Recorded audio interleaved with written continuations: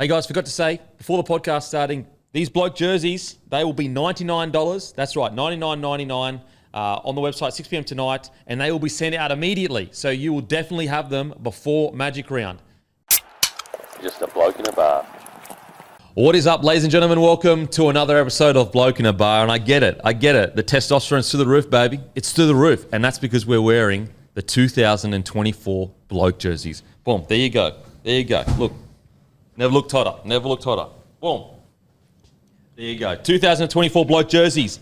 You may, if it's past 6 o'clock on a Monday, so if you're listening to this past 6 o'clock on Monday, that means we've already dropped. If you're listening to this right now, we are dropping tonight at 6 p.m. That is right. In a few hours, we are dropping at 6 p.m. tonight. There is limited supply, guys. So make sure to be there. We've got these hats.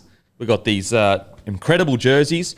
They're basically standard sizing. They're a little bit thinner than last year because I like them to breathe in the hotter weather. And obviously they got a collar. And the hats as well, that's limited supply. Plus, we've got all new, made from scratch, literally, Bloke slides. Bloke slides, that's right. Incredible. They're actually really comfortable, guys. They got this really thin base. I'm telling you, it feels like you're walking on clouds. That is all going on Monday, 6 p.m. tonight. Get the jersey because there's another big announcement.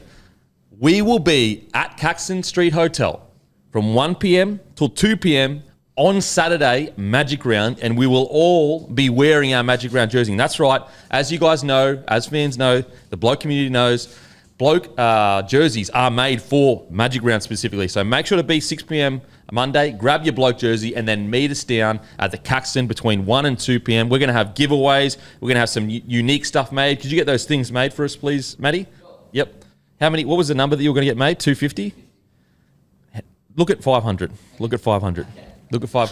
And so these things we're getting made specifically for just a little bit of fun. You'll be able to take them into the stadium and that. The great Roo, how you going, brother? I'm going well, mate. Love the jersey. I think it's your best one yet, just quietly. Ooh, just quietly? Just quietly. Better than the OG brown and orange? Yeah, I really like them. I think they're good. Okay, Yeah. I like that. Timmy? Good, mate. If we're wearing this on the Saturday at Magic Round, then this is the only jersey I need to take to the whole weekend, so I'm sorted. Just get Matty, you bring 2 jerseys, mate, just so you can steal it from me. There you go, mate. Very well. I haven't seen this much hype over a drop on the internet since I dropped that catch at the Marsh Cup. I'm right up and about this. It looks great. Make sure you get them while you can. Get them while you can. So if you're listening to this via audio, you can go to our Instagram. We've got a little video. It's Oscar bait pretty much, the video that we've made that reveals the jersey. And also obviously at 6 o'clock we'll have the image of the jersey. Or you can come to YouTube and you'll be able to see us wearing the jersey. But it's a beautiful jersey, guys. Collared, long-lasting material. This will last a lifetime. And it's 6 p.m. tonight, baby. It's 6 p.m. tonight. I know there's some good stuff on the internet, but I thought that video we posted last night was fucking unreal. Oh, yeah, because you hadn't seen the actual end copy of it all. Well, you sent us one, but it was a bit blurry, so I thought, you know what, I'm going to wait for the real deal. Okay. It was very good. I loved it. It's already been nominated for the Adelaide Fringe Festival. Go Rams. I think Matty the Waterboy was best on ground. Oh, yeah. Yeah, he stole the show. He did well. There's a lot of anger coming out. Yeah, I was going to say, are you a method actor or you really feel that way, bro? Because that was there's a lot of pent-up rage and anger there. I don't really feel like I deserve that kind of anger. If you haven't watched it, head to our Instagram or our Facebook and you can watch the video. It's basically me getting my debut jersey, but there's a few little twists and turns along the journey. Cameos, bit of talent budget in that one as well. Yeah, it cost us an arm and a leg, guys. So if you better get the jersey, otherwise we're going to go bust. Had to hire out Allianz Stadium. Hired out Allianz Stadium. Had to hire Cam Smith. Had to hire Matty Johns, and these boys aren't cheap either. So we're going to. If you don't get the jerseys, we've done our ass. Cameo appearance from a famous New South Wales Blue, Rain Kemp. Oh, that's really low. That is low. That is very low from you, Roo. All right. Let's just get straight into it, shall we? Let's get straight into it. Face the Music, brought to you by our partners at Sportsbet. Give us a follow on feed. I think we're at like 11K now. You guys are absolutely amazing. Killing it. Thank you so much for all the follows. Get there. You can, when you follow us, you can obviously copy all my bets. You can see exclusive write-ups as to why I'm betting on what I'm betting on. And also, we have the Bloke multi each week. Now, we were robbed Munster last week. Yep. He got it. Kiri, out of all the people scoring, he couldn't score. Basically, anyone who wanted to score did score against your Broncos on the weekend. And, yeah, well, that's really unfortunate. Unfortunately, Kiri wasn't one of those, so we just missed out. But Cam Munster got the job done in game 200. So Okay. Very close. Okay, so make sure to give us a feed on follow, guys. As I said, we've got plenty of stuff planned. And we might even have some cool stuff planned later in the year with the feed. So just get in early, because there's some cool stuff coming up. Hammy, what do we got there, mate? We're just going to mix things up a little bit on Face the Music today. Okay. I've got a few props here. Not Carrot Top, but just got a couple of bits and pieces. So instead of dancing today, the loser this week is going to have to get up and make a little speech that goes for at least 30 seconds to rev up their team for the weekend. So just mixing things up a little bit. Yeah? Oh, my God. How are we feeling about those 13 pluses? Look, some of us go for glory, Root. Rainiest weekend of all time. Root. Very bold. Did you do 13 plus last week? Nope, not an you're idiot. a fucking Not an idiot. coward, that's why. Real wait to hear missionary your areas. Missionary areas. Vanilla, all that kind of stuff. The Jeez excuse is Louise. coming out straight away. Mate, He was on his high horse for 3 weeks, and all of a sudden he's a bit nervous. He rode his bike here and it's got training wheels on it. That's how safe this bloke is. Missionary's underrated, Kempy. It's a great time. Yeah, you should be up and about. You've had a 3-peat. Can you do a 4-peat? Penrith Panthers. I went for glory. We'll wait and see. All right, round 9 results. So Thursday night footy, South 12 were defeated by the Panthers 42.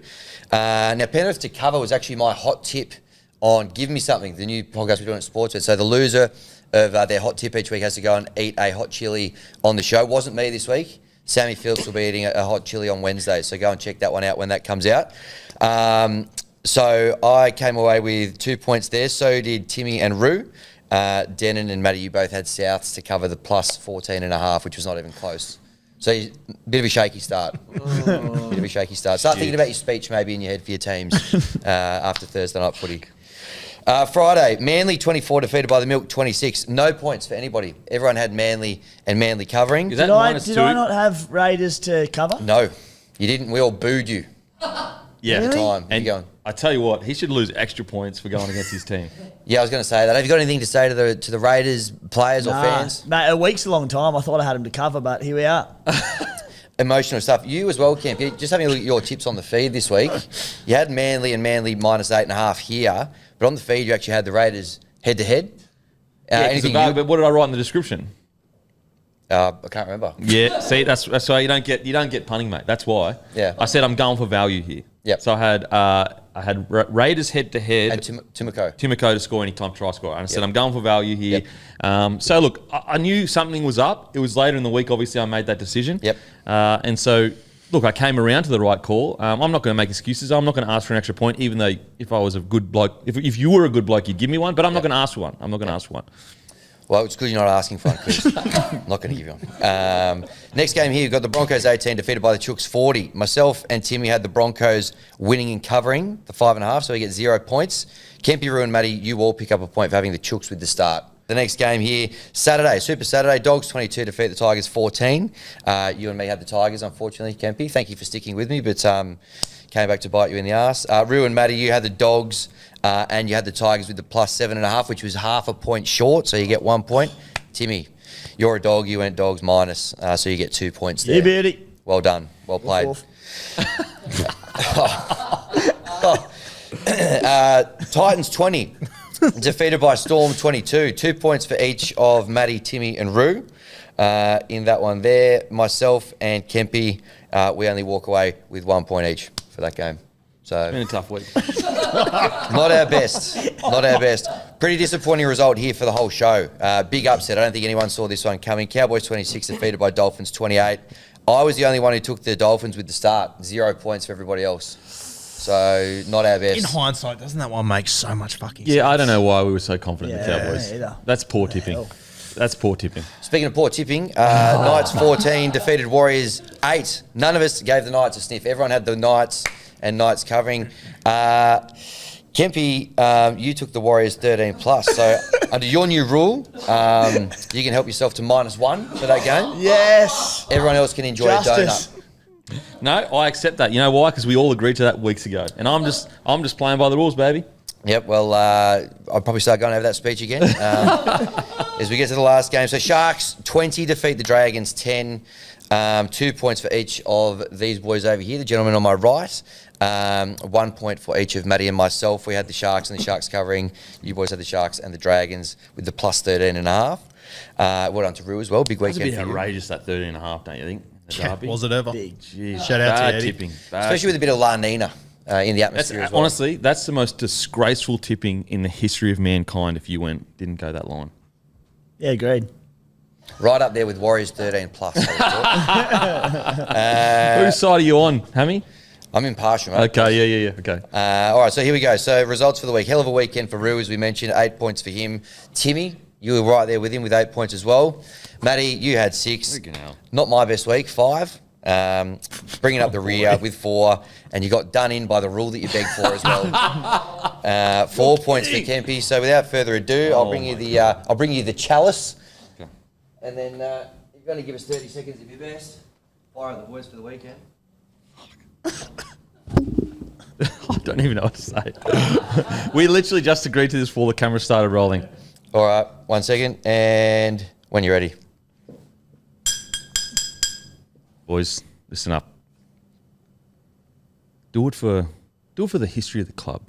Do it for blokes that have come before you. Blokes with the name that started with D and with N. Incredible winger that, made Lockie his career. I want you to dig deep. I want you to look in the mirror, ask yourself, what is a man? Who am I? Where am I? Do I even exist? Does the theory of relativity, is that real? Is it not? That's 30. That's it? That's it. You stopped him as he was starting to heat up, Hammy. Where's the nearest brick wall? A little bit of it sort of did become a little bit about you and probably less about the team, I'd say, at points in the speech. Well, I'm not going to actually try and rev him up. I look like a fucking dickhead. I thought that was about Dion Bott. Wow. Oh, man. Shout out to Dion, but Look, I had two options. I either try to go down the comedic route or actually try to rev the boys up. And I just don't know I don't know if I got that energy on a Monday morning. you sort of ended up somewhere in between. Well, I think that's what Kevin Walter said at half time in the GF last year. Really got him up for it. wow, that's rich. That's rich coming from a bloke that doesn't support a rugby league team. He supports a team that beat you 40-18. That's even worse. He pretends to support a team that gets wins. Oh, There you wow. go. Very, very lowbrow stuff there from you, from the Roo. All right, so I think that we'll do that next week. We'll see how we go, though. Yep. If you lose Face the Music, you've got to give a speech to the boys. And look, I know you guys are going to say that was a bad speech, but I'm about making them more than footy players. It's about the man behind the jersey. The man behind the jersey, the man behind the hair. Paddy's hair, obviously, leading the boys. I do think you got pulled up early there. I think you were starting early. I felt like I was getting momentum. I was just letting you know it was 30. It's just going to go for as long as 30. You can go for as long as I'm you want. getting minimum. excited next week for part 2, Kempy's theory of relativity explained. Oh, that's Face the Music, brought to you by Sportsbet. Absolute legends over there. Make sure to give us a follow on feed. You go to more, you press feed, you just type in Bloke or Denon, and you can give us a follow. Copy me bets, and yeah, have a good time. Stay tuned though. We've got Face the Music. Obviously, our tips at the end of the show. At this time next week, I will be on the feed as well. So Oh, there'll be a bit of there we go. some stuff around that. Stay too. tuned for that. Yep. Stay tuned. Get ready to eat on the feed. See my IPL tips on the weekend? I went 3 from 4. 3 from 3, in fact. Were you just doing head-to-head bets? No. Oh, really? We're talking top wicket takers. We're talking over under sixes. We're talking Calcutta Knight Riders in a boil over. The list goes. Oh, you would have been very proud of me, Mr. Cricket. Mate, it was an easy week of tipping in the IPL, mate. was- Anyone that knows cricket knows that. Nah, it was a dog's breakfast. Really separated the men from the boys this round of the IPL. Anyway, Okay, time for Bloke Beer, team of the week. Get out to your local, grab a case of beer, Bloke Beer, the beer of rugby league, beer for blokes that turn up for mates, family, and good times. It's Aussie spirit in a can, baby. Get down to your local. It's easy drinking lager. Had a few blokes enjoy the midi over the weekend saying how much they loved it, so give that a try as well. Alrighty, let's get into it, shall we? Team of the week. At number 1. It was a tight battle. Initially, I had Edwards. And then Tedesco comes out and returns serves on the week where everyone's kind of really beginning to lean to Edwards to get that one jersey. Teddy comes out and goes, hang on a sec, I'm not done yet, and plays easily the game of this year for him. I thought that was the best game he's played all year. At number 2, Taruva. At 3, Avarillo. At 4, Sebastian Chris. At 5, Asako. At 6, Nikodima. At 7, Hastings. At 8, Hazleton. Yeah. At 9, back-to-back, Connor Watson. Yes, I know he starts at 13, but he moves into 9, and I feel like that's kind of where he does some of his best work late in the game. At 10, May. At 11, Crichton. 12. The old fella, he's still got it, baby. Whitehead, breaking hearts. At 13, very, very close. A couple of us had Yo. I had Yo. Matty had Yo. But the rest of the boys had Cotter. The rest of the boys had Cotter at 13. Are there any locks in the NRL that aren't Queenslanders? Or Oh, my God. fucking That is fucking... Yeah, guess what? Because it's the toughest position, mate. It's where people I have a wanted fucking Ruben go. Cotter. Bruce really going for the jugular today. Yeah, he is, isn't he? Month out from Origin. That's very very weird areas. Did I do something to you over the weekend, Rule, or We're what? here to sell jerseys, mate. Okay, Cotter at 13. At 14, Edwards. At 15, Kickow. 16, Kofusi. At 17, Isaiah Yo. Mate, when I look at that, the one that stands out to me that people maybe didn't expect off stats and whatnot, I thought Kofusi was amazing. Mate, some of his defensive plays as well were outstanding. Just the energy he brought too. Yeah. You know what? It was the round of the old Butler edge back rolls, wasn't it? Yeah. Because like Kofusi and Whitehead, both teams don't win without those two boys playing on the edge there. Yeah.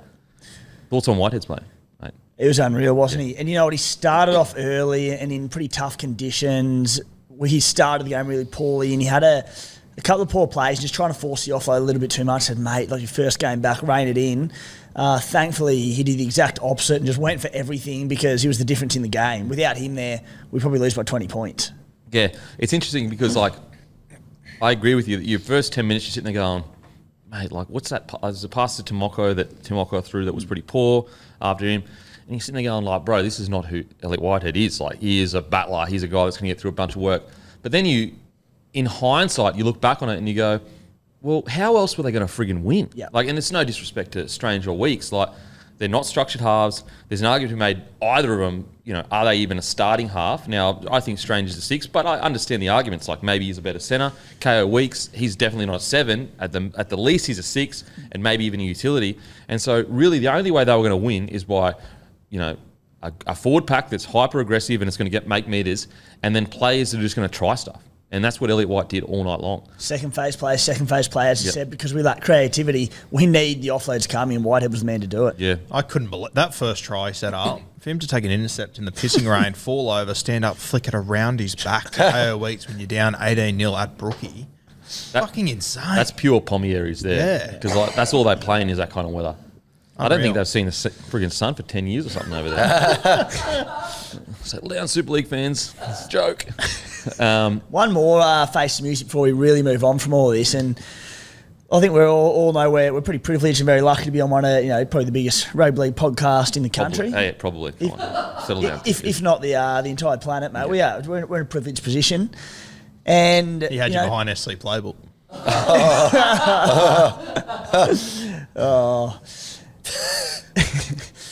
So, bloke sitting opposite me at the moment, Hamiso. Yep. He, a newer recruit to the podcast, does a good job. I think we're all very happy with him on it. But Clip that up. Saturday afternoon, and his beloved West Tigers are playing. Not only do we try and watch every game, but you've got to be watching your own team. Hammy brushed it to go and watch the Swans and the Giants game at the SCG. Didn't even watch his own team play. There has to be. That is disgraceful, and I want to recount. That's 100% more than a -1. Not watching your team to watch AFL. That's outrageous.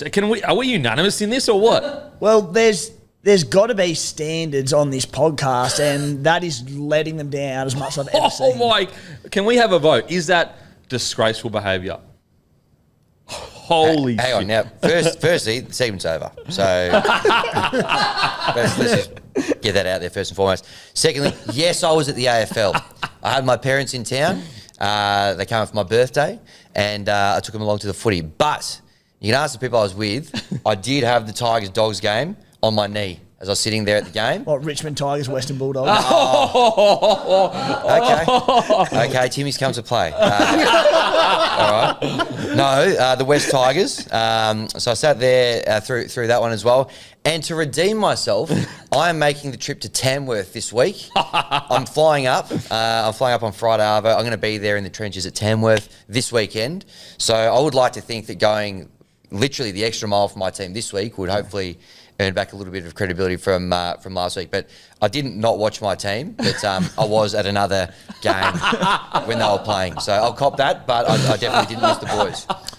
I don't want to be a story topper on Hammy, but when you're talking commitment, I'm flying to Auckland this weekend to watch the Roosters jersey flag.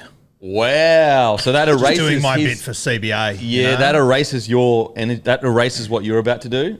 And that actually makes it so that the face of music this week is considered a no contest. That's a bit harsh, I reckon. Any restaurants, pubs, or anything that want to put me up in Auckland too, I'm accepting all offers. You know what? When you get down there, just when you rock up to a restaurant, be like, "I'm a Denton Kemp," and they'll kick you out of the country. The Kioru tour this weekend as well. Cool, Kioru. Yeah.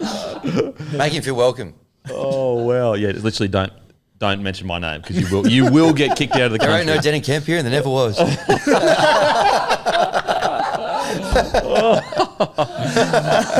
Oh, that's good stuff. That's good from you, Timmy. That's good. That's good. I appreciate that. No contest. That means I'm still on my 3 in a row run. Timmy's just a bit rattled because his beloved Giants got smashed by the Swans. Ooh. And Hey, there was a bloke in this room that was laughing quite energetically throughout that whole situation. Where were you on the weekend? I went to the Swans as well, but I went to a call stadium on Thursday to watch a guaranteed loss. And so I think that also, cancels it out. what colour hat did you wear? I wore a red and white hat. What colour are the Swans? They happen to be red and white as well. I'm just going to throw that out there. Do we have traders in our midst? Very convenient. I reckon we do. We have traders in our midst. Hey, I'm an all-sport guy. I've said that off the bat. I just, have a look at my IPL tipping form. Doesn't happen by accident. Oh, that's great. That's great. All right, now it's time for Menulog's Hungriest Player of the Week. Use code... this code will be for free delivery.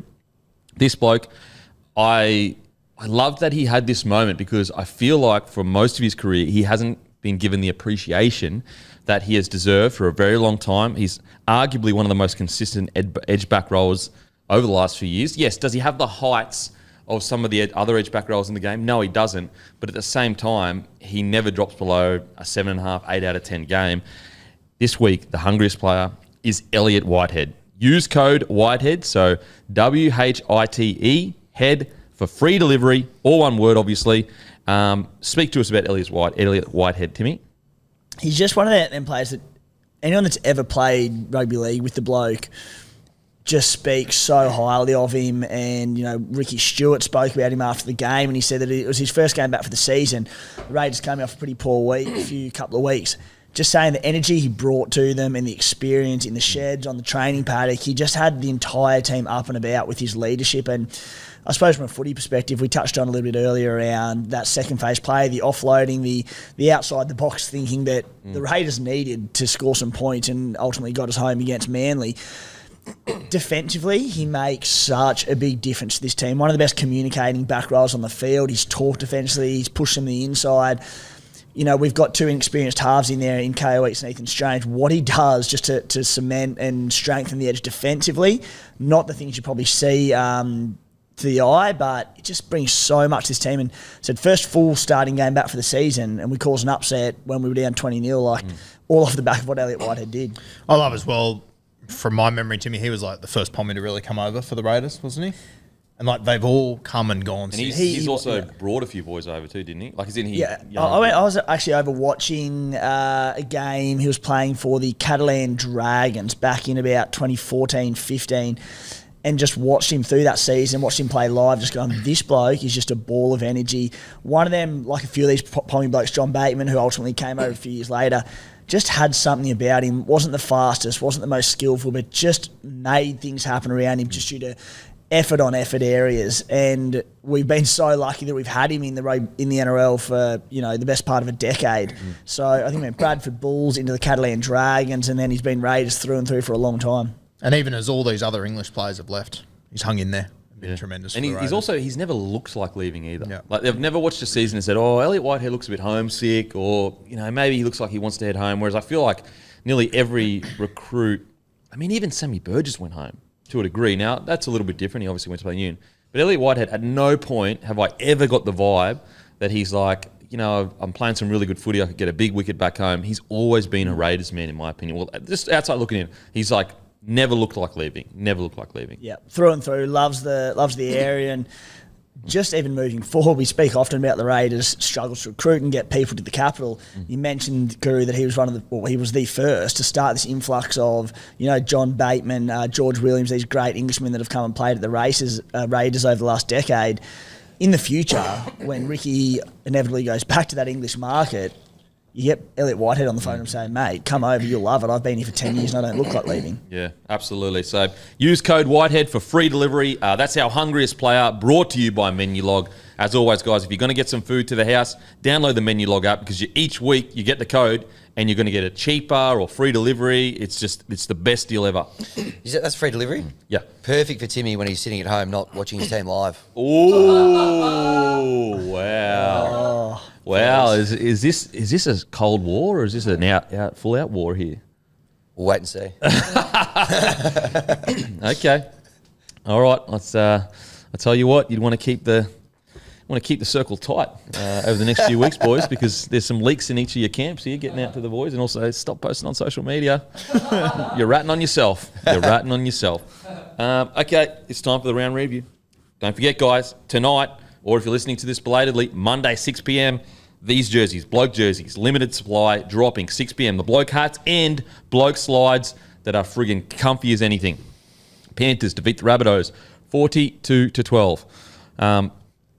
This is a really weird game, because even though they lost 42-12, it was actually one of South's better performances. It was just these big moments where they just completely switched off that cost them royally. With 20 minutes to go, it's 18-12. Granted, Panthers were playing not good, not that great. I'd make the argument that the game would have been extremely close if Edwards and Yeo didn't play as well as they did. Panthers at the moment looking a little bit flat. Understandable. They're obviously without Cleary.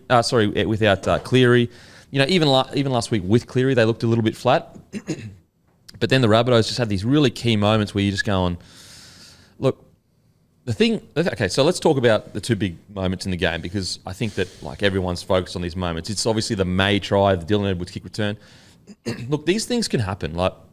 If we're going to sit here and pretend we haven't even seen some of the better sides get meters put on them in this situation where someone comes out and runs the ball back quickly. So these things happen. My biggest concern in the situation was look, even if that did happen, but the boys were chasing, I would just be like, look, that happens. The boys were chasing, this is rugby league. You got to understand, Dylan Edwards has all the momentum. You can't expect these big forwards that have been, back and forth for 10 minutes or whatever, just to start sprinting as well. The biggest concern about the play is players literally watched him go past them and didn't change pace at all. There were multiple players that watched Edwards go past and their speed didn't increase. And that's the biggest concern for me. So they've literally said in their head, not my problem. In their head, they've gone, oh, it's not my problem. It's the outside backs, or it's the guys that didn't chase as hard as I did. And so if that play happens exactly the same, but let's say there's 3 or 4 blokes that see Edwards, they start running and they get their hands on the back of Edwards, or they just touch May, but May seems to get away, I would be like, that happens in rugby league. It's a better play by Edwards and May rather than a terrible play by the defence. But it's the fact that players were just watching him run past him. And then the second, we'll stick on that play. We'll stick on that play for now, and then obviously we'll move to the other play. What do you think, Root? Yeah, it was a tough watch, that one. Didn't shock me at all who was the only guy that fucking chased. Jairo. And in both plays that we're going to talk about here, Jairo is the only one that chased. Yeah, he's the key guy. Just disappointing. And you're right, mate. It does happen, but didn't it just show the difference in intensities from both sides, though? Even the way that, I think there was a still that I took from when Dylan Edwards had tapped it. He was already on the 25-metre line, and still there was only 4 players that were beyond the 20-metre line for the South Sydney Rabbitohs. Like, just carnage. Very tough to watch.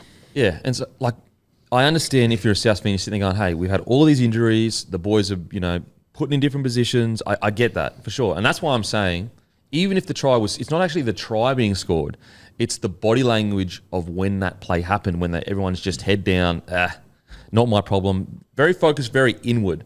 Timmy, what do you think of the situation? Yeah, similar enough thoughts there, boys, in that you can make excuses for the Bunnies in that it was, 3/4 of the way into the game.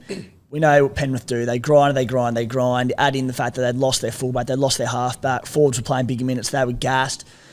But it was just so easy. Like, it wasn't, as you said, Kempy, if there were blokes half a metre away or sort of trying to get back there and they scored, you go, all right, a relentless Penrith team, a quick kick return, tap return, you can live with it. But there was no one even close to it. Yeah. Like, Edwards could have kept going. He finds Taylor May, no one near him. The effort areas were so poor, and it just ties into, and again, the boys were gassed, but they just haven't looked that fit on field all year, the Bunnies. They just look underdone, not up for the fight. Physically, they haven't looked in it late in games, and that was a prime example of it. So it was really disappointing. Well, you look at round one, they come out after half time, blow Manly off the park, and then Manly just goes, whoop. Last 20 minutes they kill it. You look at the Storm game, they get pretty much dominated first half. They come out in the second half. No, there was a period there where Rabbitohs were in it. They come out in the second half and they look like they're back in the fight, and then the last 20 minutes, blown off the park. Bulldogs, the last 20 minutes, if I recall correctly, were coming. They looked like they were, if the game was 10 minutes longer, it looks like they're going to win that game. I'm trying to think of other games. Warriors, I think they just got dominated. Warriors. They just got hammered. Yep.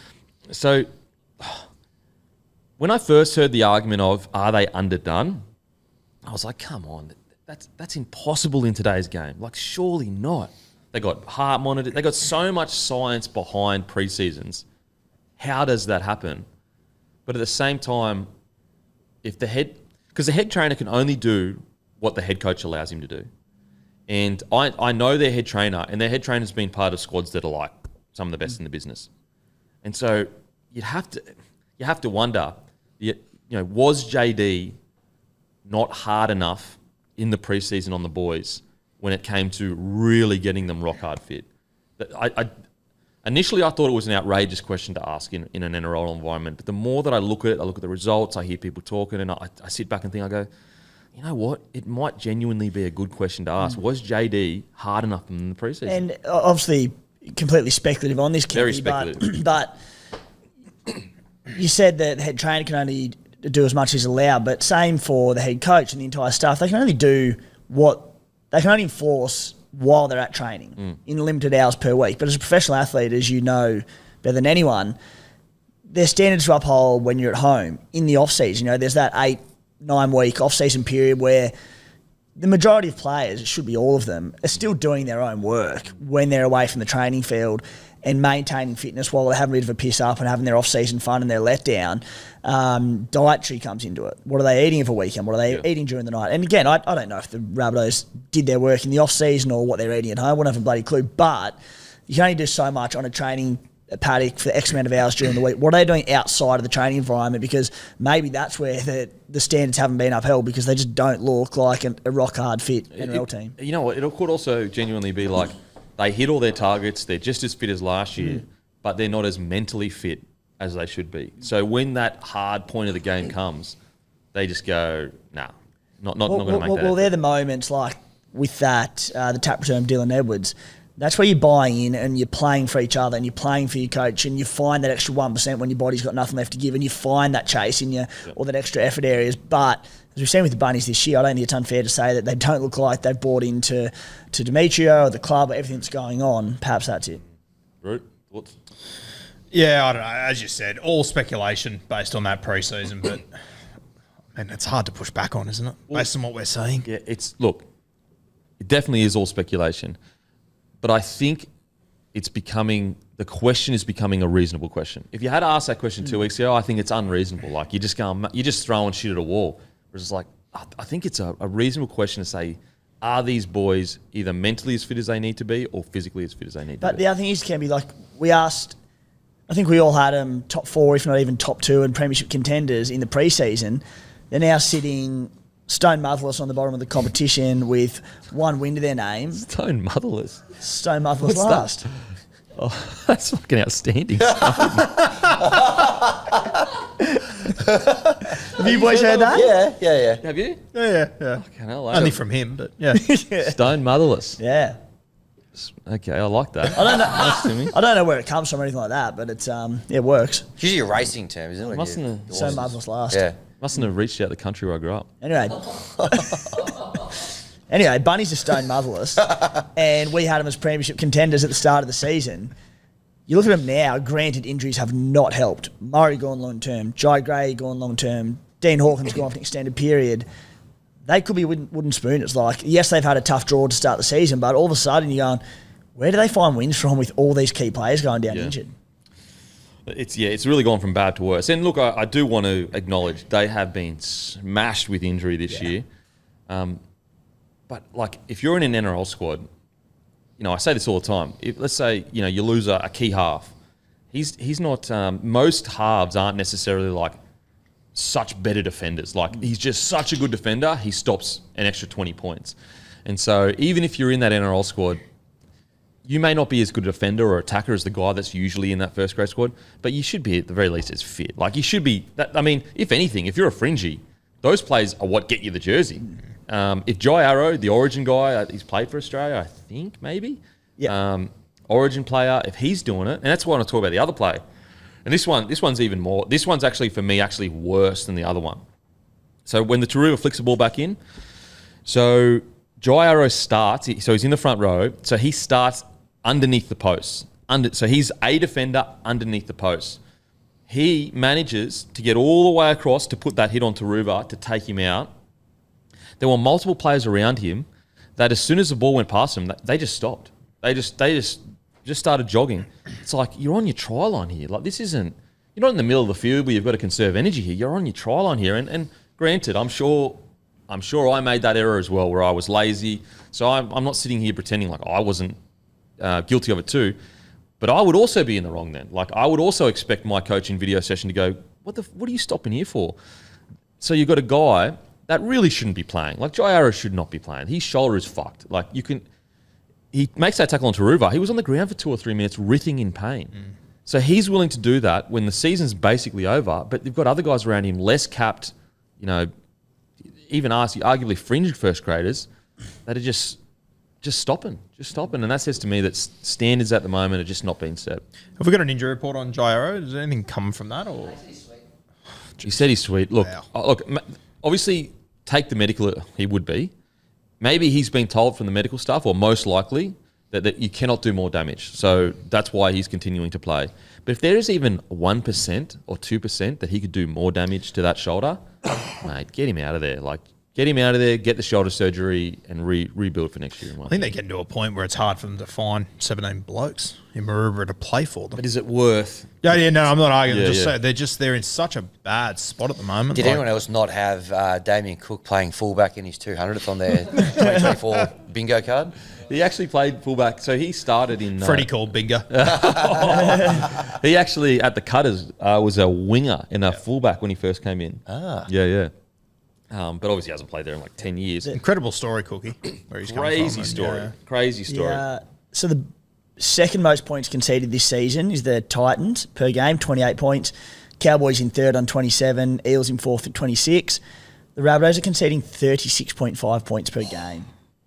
It's in like the top 5 or 6 worst ever for the first 10 rounds. What's the worst ever for the Rabbitohs, isn't it? At this 8 rounds? When you consider what they went through in the early 2000s, that's insanity. Like, actually insane. So, look, just disaster all around. Murray's out now too. So, mate, with the injuries they've got,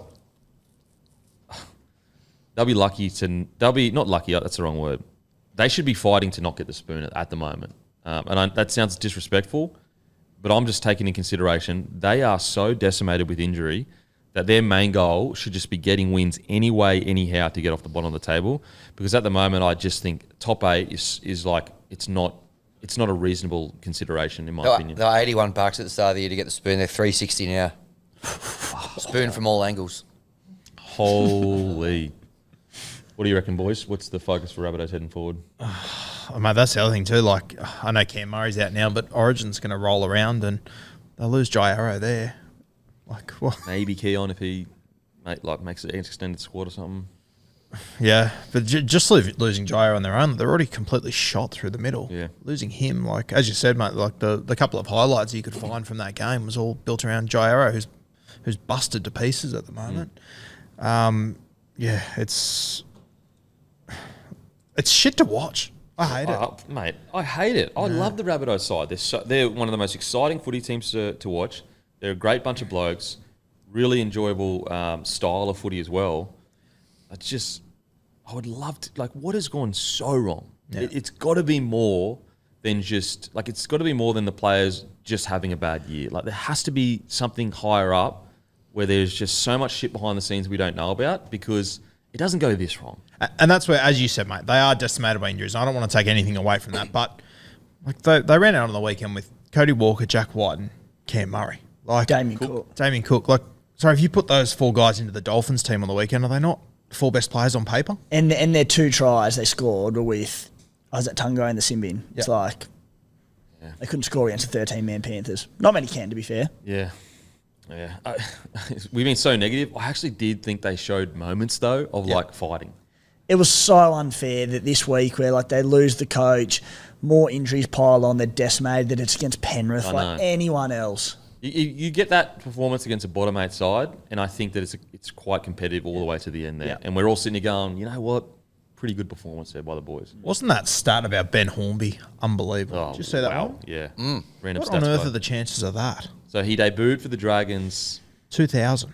against the Panthers. Yep. And he was beaten by the exact same amount of tries, points, everything that he was in his first. Well, I don't even think it was his first head coach role, because I think a few years ago something happened. He was a head coach one, but essentially first head coach role against the Panthers. Yeah, insane. Craziness. Did he take over a few years ago, Matty, or was that Johnny Morris? It was in 2022. He took over one game. Can't remember why though. Yeah, right.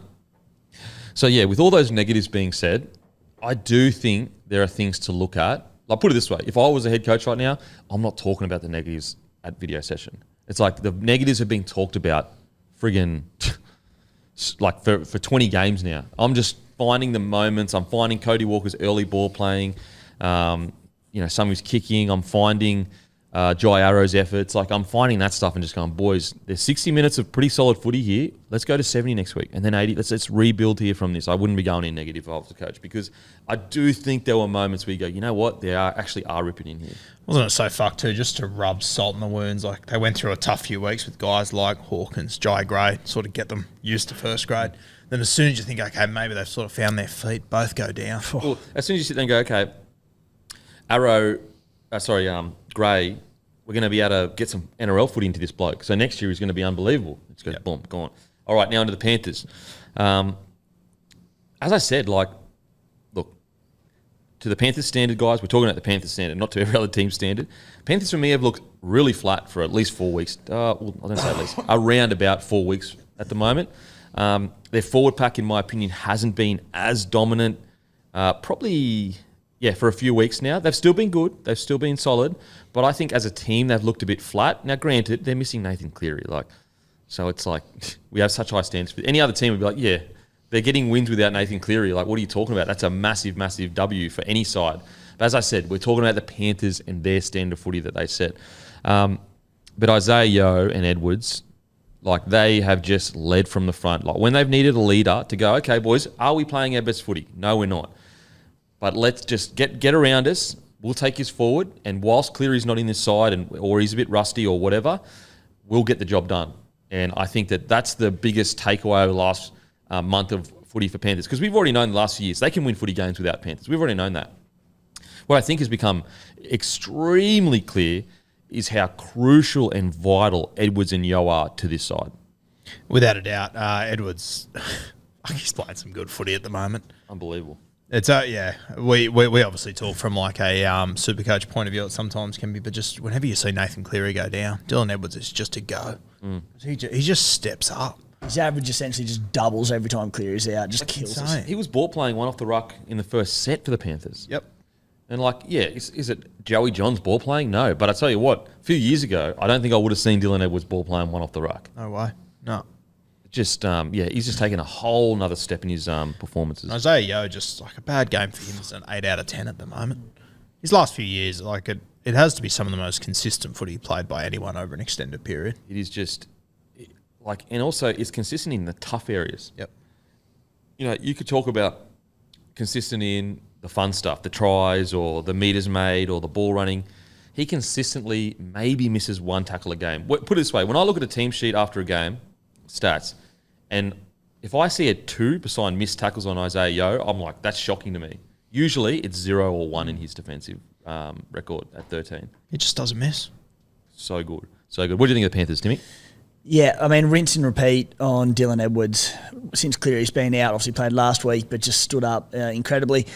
I think the big take for me in this last 4 or 5 weeks where Cleary has missed a chunk of games is that just another win to their system and their depth. We know in recent years players have come through and they've done a job, and we talk about their systems and how from top to bottom they're all running the same lines, they're all running the same shape. So it's like they step in so easily.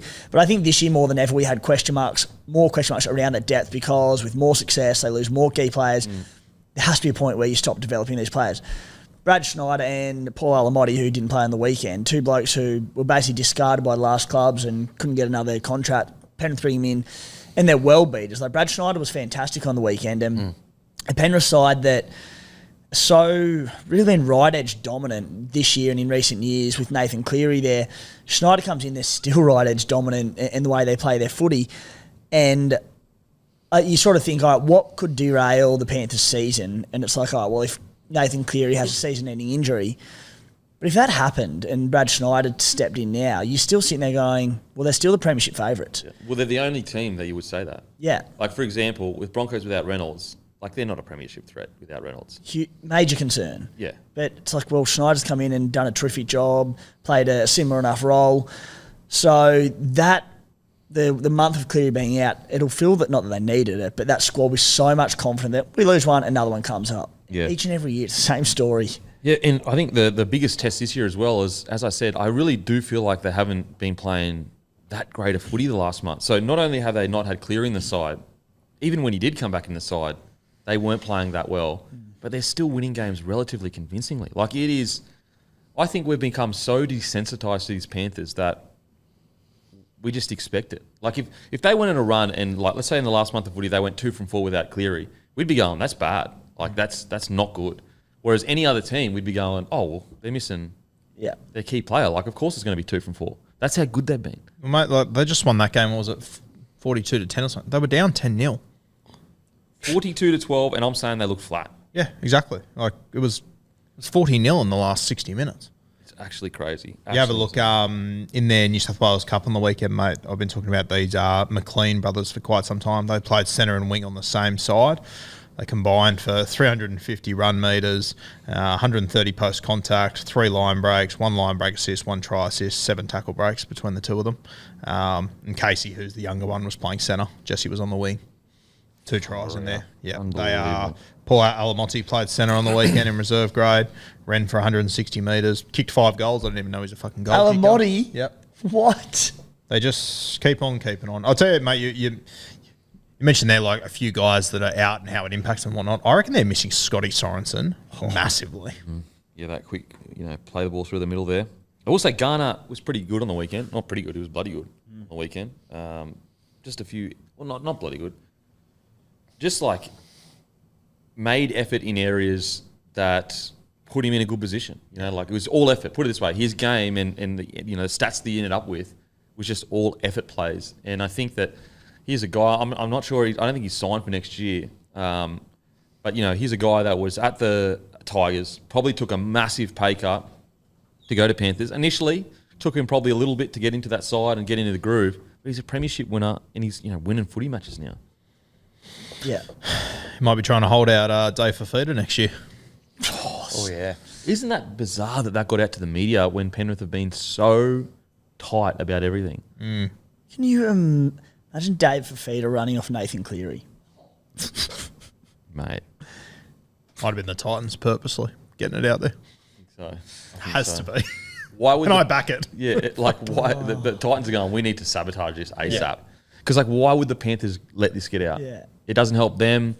You know, if you're a wide back rower or even a young forward coming through, you're going, hang on a sec here, what's going on? I was talking to a mate last night and he said, mate, if Fafita ends up at the Panthers, I might just check in on the NRL in 5 or 6 years. Just not fair. Not fair. Really quiet game from Toto. It's Really disappointing. 142 metres. that is remarkably low for him. Literally remarkably It's low. I've mentioned it a few weeks back, Kempy, but my one knock on Penrith at the moment is the inability of Luai to use his left edge. And it's, we mentioned Guru and I, the stuff you see as Supercoach diehards, you watch players that you own so closely and whatnot, and Taylor May's one of them. Leading into the weekend, Taylor May at left centre didn't have a try assist, hardly had a line back, had nothing. You saw Brian Toto, who shifted earlier on in the season from the right wing to the left wing, just hardly getting no quality early ball on the left edge. Luai always steps back Steps back inside. in every time, and you just go, they need to open up. It's all right this time of the season, whatever. Penrith will still win games, but you need to give these strike weapons out the back more quality ball. He threw one ripper of a pass for Toto last week for a try, but it's just the same thing every time. Shape out, step back in, not using it well. Yeah, I wonder if the game plan, we know their game plan is to turn that middle into a washing machine. And, when Cleary's playing, he's always dropping under. I wonder if he's directed to do that, maybe. I don't know. To tire out the forwards. It's weird. But He does it so much. I know. Though. Oh, mate, I'm just trying to look for reasons why. Because you got Taylor and May, a specimen out there. Brian Toer, one of the greatest wingers of all time. You'd be thinking getting the ball. Mate, I would love for a random stats guy or someone, don't want to put more work on his shoulders, but I would love for someone to go through Brian Toto's last 4 years and get his 27 quietest games in the last 4 years and put those stats together and see how it stacks up. Because I still think it would be incredible. I think the lowest I've ever seen him was 90 metres or something like that, one time. I think he got injured probably in that game too.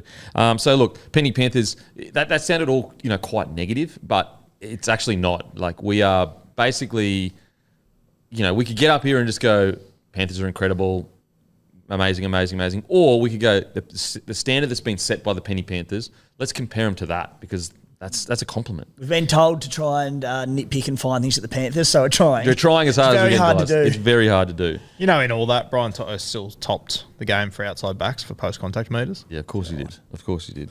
So, the Penny Panthers, there's an argument to be made they're in the strongest position of the start of the year since they first won their first grand final.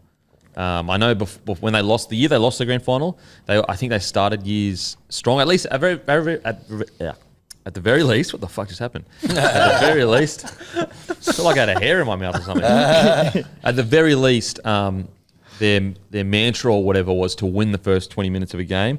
Whereas, you have to remember last year, I think they started the year 4-4. They started the year slow and we were all sitting there going, oh no, Api Coruscant leaving. That's the knife in the back that's going to end it all.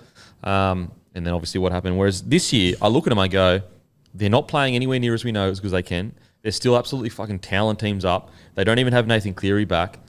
Imagine when they get Cleary back and they start playing good footy. It is just game over. I mentioned it a few weeks ago on the show that you had Taylor May who was putting out vlogs or something, and he was talking about how when he does training with Isaac Tungo and he's on the bars and whatnot. Did you see that video that Isaac Tungo put out the other day? My God. What was he doing? Just doing bar work, but just muscles on muscles on. That was hot stuff. Hot stuff. I'm surprised you haven't seen it yet. It was fucking unbelievable. You look at that and you go, okay, I get why no one can tackle this guy. Yeah. Okay. What do you got there, Matty? In the last 4 seasons, Toto's averaged 213 metres a game. And it's more in rep football. And I guarantee you it's more in finals too. 4 years. Yeah, he'd be over Averaged. that. He'd be over that in rep and 100% finals. he would be. Yeah. He's definitely over 200 in rep. That's 70 games, by the way. Fuck. That's like it's his first 70 games. Do you reckon he's too. getting dropped It's this not- week then? Because that means he's had a below average game. Just a bit of a They wake got up good call. depth there, so good Jensen- contest for spots. Was it who's the young kids? Jensen?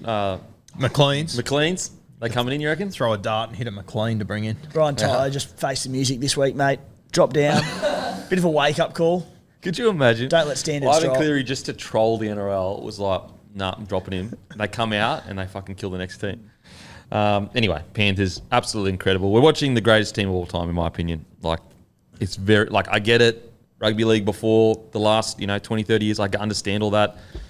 But I tell you what else do these guys need to do? What else? I think as well, the other thing in that conversation, and I had this conversation with a mate yesterday, and he was sort of like, I don't know, your 90s Broncos, your 90s Raiders. And I'm like, yeah, but the big difference is when you look at the 90s Broncos, the 90s Raiders, and who those players are, you've seen what they accomplished across their entire career. Most of these guys are 24. Yeah, I know. It's Like mental. in 10 years' time, think about what they're going to achieve and how you're going to look back on what they've already done. But the thing is this, it's like, I get it. Like, we look back on the Broncos, and I have a tendency to go, oh, that Broncos team in a one-off game, they might be able to pip them. We look back at the Storm. None of these teams got close to this dominance over this short period of time. 3 premierships in a row, and never looked like really losing outside of like, they play the Eels, dominated them. Rabbitohs put up a good fight, but most people are like, I think Penrith are going to win this one. The only team that got close where you start to go, oh shit, is this actually going to happen, is the Broncos. And have a look at the Broncos side. Like, it's just, and they didn't get, they didn't win the game. They lost just as much as the Eels lost. They both lost the so, mate, it's just amazing what they're saying. All right. Alrighty, now it's time for fan questions. And look, he looks happier than ever. Dwayne Bennett, how you Mate. going, brother? What a weekend. 2 points, still a win, mate. Still a win. Up. And it was a great win too. Great game. Did you see it? I absolutely saw it. It's up north too, wasn't it? Isn't? Yep. Yep. Yeah, so away from home, all those injuries, what a bloody win from the Dolphins. Mate, I was absolutely cheering. I was screaming at the TV. I was jumping around in my lounge room. Look, did you want this question? Because I think it's a good one. Okay, hit me. Jordan, his name is. It comes from a guy named Jordan. He's a Knights fan. Look, he wants to know who you're going to be locking in for their State of Origin debut this year. Ooh, State of Origin. So the great Dwayne Bennett fan question from Jordan, a Knights fan, has asked who will make their State of Origin debut this year in 2024. I'm going to go off the bat. I think Dylan Edwards will make his way in there during the series at some stage, whether it's starting at 1 or maybe game 2 or game 3. And in regards to Queensland, that is a tough one. In regards to Queensland, probably Hopgood with the injuries in the forward pack for Queensland. The great Hammy, what do you reckon, mate? Queensland, I'm drawing a blank, to be honest. I don't really know. They're such a settled team, looking so good. New South Wales, the question came from a bloke from Newcastle. I'm going one of his former teammates there, Mitch Barnett, I reckon, from the Warriors. Okay. I think him and AFB have That's been good. very good all year. The Warriors, we'll talk about them a little bit later. They've been a little bit up and down this year, but I like what I've seen from him. He's got a bit of dog in him. He's featured several times in our team of the week, and I think there's a few spots up for grabs in that New South Wales pack.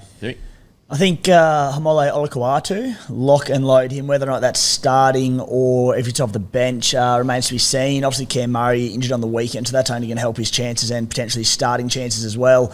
And at the Maroons, look, Guru's not on this call with us right now, so I've got to look after the big fella. I think Jermaine Hopgood. Yeah. I think with a bit of an injury, somewhat of an injury crisis at the Maroons. Massive injury crisis. Yeah, massive injury crisis. Honestly, please. I'm surprised if Origin goes ahead this year. We are under the pump, Queensland. Lost our assistant coach and our assistant to the assistant. Myself, I'm now with the Currumbin Eagles, assistant to Cam Smith. Half our team decimated. We might need one of those exemptions. Yeah. We might need to get under 19 Queenslanders. You might need to pull the boots back on. Hey, Landies, let us play. Give us an exemption, brother. You call it an injury crisis. Tino and Tommy Gilbert, they wouldn't make the Blues bench.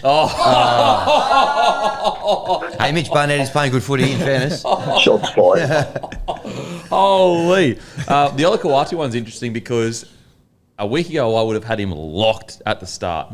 But Angus Crichton's form has exploded in this last few weeks, so much so that you're starting to go, oh, hang on a sec. He's been there and done it. He's been one of the best. Now, Olakau'atu is locked into my side regardless of whether he's starting on an edge or he's coming off the bench. But I would have had him starting definitely last week.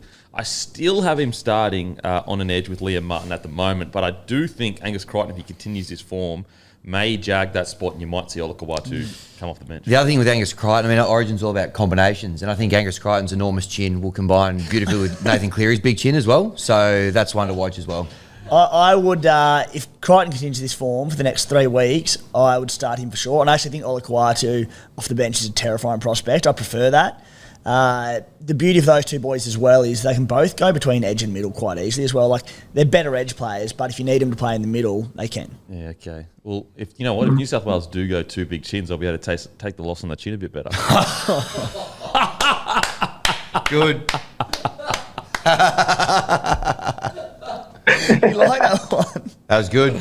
Oh, I'm here all week. So, Dwayne, this Thursday, 9th of May, it's Dolphins versus Manly. Isn't the game where the winners from the latest Finlander competition, isn't that where they get the VIP experience, mate? Mate, you're right. 5 lucky Finlanders won double passes to experience the game from the Budget Direct corporate suite. Ooh. All right, how good is that? But not only that, they won flights, accommodation, spending money, rub downs, rub ups. But best of all, they even get to spend some time with Moi. All right, all they had to do to win this all-inclusive prize was to go to finland.com.au, sign up to become an official Finlander, and enter the competition. That is so easy. But mate, I'll be around Caxton Street before the game to meet and have a yarn with some of our magnificent Finlanders, and who knows? I might even spot a random South supporter there as well. It's going to be fantastic, mate. Well, there you have it. Go to finland.com.au, sign up. Literally this week, Manly versus Dolphins or Dolphins versus Manly, that VIP experience we were talking about, the people that won that are going to experience that. So we're going to be doing more prizes throughout the season. So sign up to finland.com.au for a chance to, win some incredible prizes. Mate, Denon, it's as easy as dolphins gliding through waves, mate. Just sign up to be a Finlander at finland.com.au. Download your digital passport on your smartphone or a dumb phone if you've got one. Then keep an eye out for my special announcements. Hey, and you could be sent one of our official Budget Direct Dolphin foam fins. They are unreal. Fits like a glove or a fin. I love it. How good. Thank you so much for joining us, Dwayne. Really appreciate it, brother. Raiders versus Manly. Don't forget, guys, Monday, so tonight, or if you're listening belatedly, jerseys have dropped, 6 p.m, hats as well, bloke slides as well, and also Magic Round. We will be in the Caxton Park car park between 1 and 2, and we're getting some unique stuff made to give out to the bloke community, and this is our favourite part of the year. Seriously, in regards to, we don't do any other meetups like this. Get to see everyone, shake everyone's hand, have a little yarn, have a beer. It's the best ever. All right, Raiders defeat Manly. Now, it's Manly home game, wasn't it? Yep. Okay. It just got Raiders here first, so I was like, what the hell am I wigging out here? Apparently the Raiders have won their last 9 games the week after being held to 0. Yep. Now, so random stats guy, he put up a post of all the bounce back games they've had. Random stats guy, one of the all-time big lifts in rugby league. He's part of the SC Playbook family now. Joined the team this year. Really? Joined the team? Yeah, Okay. doing a bit of everything for us. Pottying, writing, doing everything. Oh, I like that. He's a weapon. Okay. So the SC Empire is building. Yeah, we're growing, mate. He'd be a near lock in the content creators bloke team of the year as well. Now, he might skipper. Yeah, he is the the most underappreciated content creator in the game because every big podcast sources him. You know what I'm saying? He's unreal. Whereas all other podcasts don't usually source each other because they just don't. Whereas I think on mainstream he's getting brought up on random stats guy on the it's great stuff. And NRL Physio. Him and NRL Physio are probably the most underappreciated content creators in that game. If you're putting a team together as well, actually a very handy player on the field, man of the match in the charity game at the start of the year. Can move. He plays first grade. Granted, it is rugby union, so it doesn't really count, but first grade union in Sydney is a gun. His hips do not lie. They don't lie. He also featured in the 2013 North Sydney Bears Harold Matthews team. Left wing. Oh, really? Fucking hell. Could he have been anything? Could he have been He could have been anything. Oh, wow. And he decided to be a stats guy. Yeah. You know what else don't lie? Stats. That should be a slogan. My hips don't lie, and you know what else don't? I like it. All right, let's get into it, shall we? The mighty Raiders. This is a game of genuine polar opposites when it comes to analysing it. What an incredible performance by the Raiders, and what a really poor performance by Manly. Like, you know, unfortunately for Manly, this loss, just like the Broncos loss, has been coming for a while now. We speak about it ad nauseum. You don't sort your defence out. Things like this happen. 20-0 up at one stage, 20-0 up at home with the squad they've got, playing the way they were playing, and then they end up losing to a Raiders side who, you know, I hate to stick the boot into the Rabbitohs, but the Raiders, like, they've lost their key half. They've got two guys in there that are barely halves themselves, 18 and 19 years old, like young as anything. They've got a fullback that's not a fullback. They got, like, they are struggling right now. And basically, as soon as Fogarty goes down, everyone just goes, you know, season over. And the Raiders just go, look, like, when I'm listening to Ricky's talk, especially after last week's game, he didn't admit defeat, but he was like, we got some young guys in this side, we've got a plan, and we're sticking to it. And so that's not necessarily admitting defeat, but it is saying, like, look, I understand we're not in a position to be playing anywhere near what we're going to play. But the Raiders go, that does not mean that we can't fight every game. And so they come out this week, and what an incredible win, riding them all the way home. It was amazing to see it happen all in real time, and just see it happen in a way where you're going, where are they going to get their points? Like, how? Like, they got two teenagers in the halves who are at the very least at sixes, as I said, arguably other positions, and you go, where are they going to get their points? And they get their points just from pure effort, literally just from pure effort. Incredible performance by the Raiders. Timmy? Yeah, where are they going to get their points from? It's veteran back rower, his first full game back of the season, Elliott Whitehead taking an intercept, flicking behind his back in wet conditions to score a try. And that's the kind of weird shit the Raiders do. They just hang in games more often than not. They had in the last couple of weeks, and they just find ways. Like, even in this, there was tries off intercepts, a lot of tries off kicks. There was nothing methodical, nothing mechanic about the way they scored their tries with sweeping backline movements. That's not what the Raiders are. They just find a way to score them.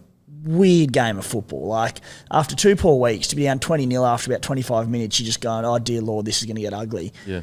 And they just find a way to hang in games and, like, completed at 85%. That's what we touched on for a while. With Fogarty out and a lack of probably spark in the back line, they've just got to complete high, play high percentage footy and just find offloads, find tries off kicks, and they can grind away and win games. So to come back and show the fight that they did in this one, it was so good to watch as a supporter, but weird game of football. Yeah, very weird game of footy. But, you know, I know all the, you know, the kicks and, you know, kind of random ways they scored, but you've got to make the effort to put yourself in the position to score those tries. You know, like, a lot of other teams wouldn't have had the grit or the fight to go, all right, we're parked down in Manly's end. We can't find a try for us to save our lives. But our effort has just put us in the position that the bounce of the ball might go our way. And it went their way. Like, they earned the right for that to happen. And they were down 20-0 in a game in the wet, in terrible conditions. And you just look at it and you go, they've got one of the best long kicking age, veteran half, Daly Cherry Evans against him. It's like, he'll kick their way home from this. They're not going to give up this lead. Like, how do they do it? Look at two Raiders halves who, in my opinion, are playing out of position, kicking games, definitely not their strength. They just found a way. You know, I'm guilty of it as well, as Tim just said. Oh, weird shit happens. It's been happening for 5 years. This is who they are. Even when they made the grand final, like, you'd sit there and you watch a game and you go, okay, Jack Whiten's put 3 out on the full. They've kicked it into shins 80% of the time, and they've managed to soccer their way to 3 tries. Like, they've been doing this for years. Yeah, so you've got to put yourself in the position And for that to 100%. happen. You make your own luck. The best example of that is Hudson Young, one of our most durable players the last few years and probably our best player for a few years on the trot now, comes up with the match winner. He does this time and time he's and done time it again. so many times. Because yeah. he keeps putting himself in the position to do it. Yeah, absolutely. Absolutely. I want to give Ko Weeks a rap, you know. Would have been pretty hard being brought down to the club, essentially tacitly given the, you're going to be our 6 with Fogarty, gets beaten by a teenager to that jersey. I mean, I know he's also young. And so it could have been very easy for him to sook, put his head down, like, this is what I came here for. Now I'm playing bloody New South Wales Cup. If I'm going to play New South Wales Cup, I may as well be back up in where I live. He came in, and was it pretty? Was it, Joey Johns at his best, just tearing teams apart? But he had a red hot crack. He did the best with the tools that he has, and it was bloody good. It was bloody good. He just got it done somehow, some way. He didn't try and play like someone that he's not. He just went, you know what? This is the kind of player I am. I'm going to put that best foot forward, and he nailed it. You can't knock him. Yeah. Yeah, for sure. Yeah. Once again, is he the perfect 7? No, not even close to it. But this is how Ricky builds his footy. Jack was never the perfect 5'8" either. But they build around what I think that's what I've always loved about Ricky is that he coaches the team he has, not the team he wants. Mate, he had nearly double the kicking meters DCE had. What? Like, most bizarre thing ever. And you sit there and go like, K Weeks, terrified him having him in the halves moving forward long term because even though he had some good moments in that, he just looked to me like an out and out fullback, not a halves player. Yeah. But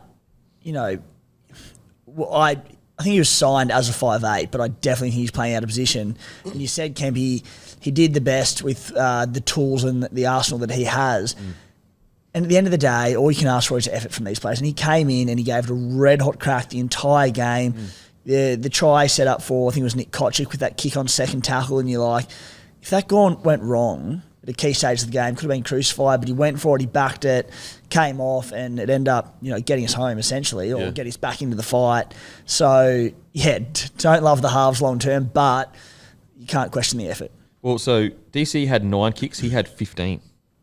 So DC 9 kicks for 296 metres, and he had 15 kicks for 426 metres. So, I understand, sometimes the game doesn't work out, so that you actually get a lot of kicks or long kicks or whatever. But at the same time, I don't think any of us would have been sitting here going, he's going to have more kicks in DCE and he's going to kick more metres. No one would have predicted that before a game, especially in wet weather footy. And maybe it turned out that way because, DCE didn't need to kick because they just kept scoring for that first half. But at the same time, they both played 80 minutes.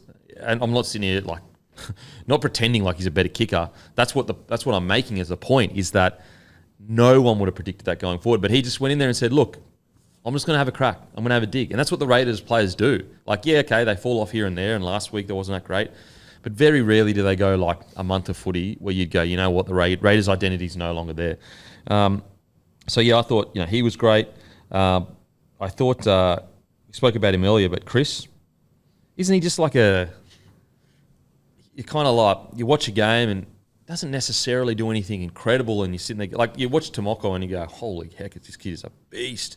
Well, you watch Chris and you go, yeah, okay, and then you look down and you go, mate, the bloke's ran for 200 metres, and you go, where did that come from? And I feel like he does that most games where a lot of his stuff is accumulative. It's a lot of real, Tomoko can have plays where it's just that's a game-breaking play.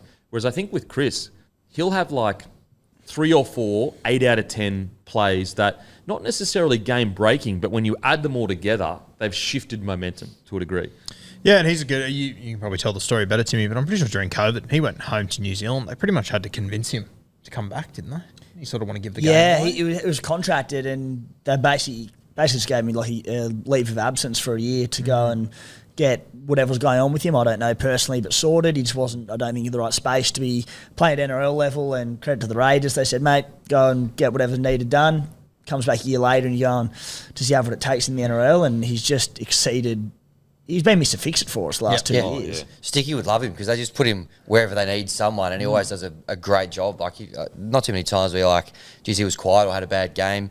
He just does whatever he's needed to. And every time they have injuries or whatnot, I always hear these whispers of, except Chris could play 5'8". I'd love to see it. Just see what happens. Even when he was getting moved to fullback, I was like, nah, I don't know about that one.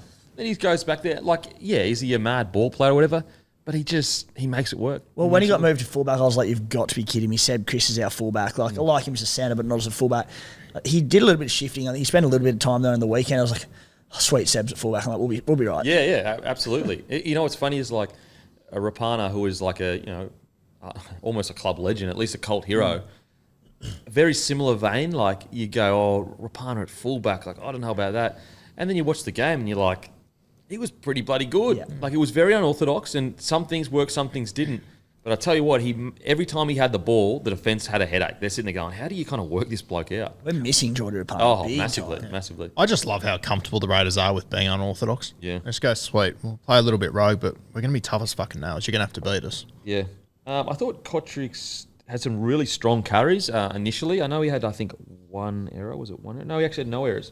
Maybe it was an offload that he did. But anyway, I thought Kotrick, for a guy that a few years ago was the winger, kind of fell off a little bit when he went to the Bulldogs, came back. I thought he was all right at times. I thought he was excellent. I thought even defensively, him and Timoko on the edge, they jammed and shut down a lot of situations where they were just swinging to, I think it was Brooksy's edge, and they'd hit Tommy Turbo out the back. They just picked their times to jam every time. They shut it down just about every time. So I thought Nicky Kotrick had one of his best games in a while. He was a real handful as well, especially towards the end of the game. Very hard to tackle. Mate. Got his arms loose a few times and got the ball away, but I thought he looked really good. Yeah, I remember the year when he had more tackle breaks, I'm pretty sure, than Teddy. He was a kangaroo winger. Yeah. It was unbelievable. Yeah. And he's still, I think, 24. He's really young. When he made his Origin debut, I think it was like 20, 21. He's 25. Oh. So he's still really, He's really 25 young. now. Yeah. So he's got plenty of footy left in him. Morgan Smithies, 43 tackles, 0 misses. Jesus. This season, he's made 339 tackles and missed 9 in his first season in the NRL, playing big minutes. Wow. And when he's not playing big minutes, they look bang average. I thought Trey Mooney had quite a bit of impact when he came on. I thought he was really good in contact.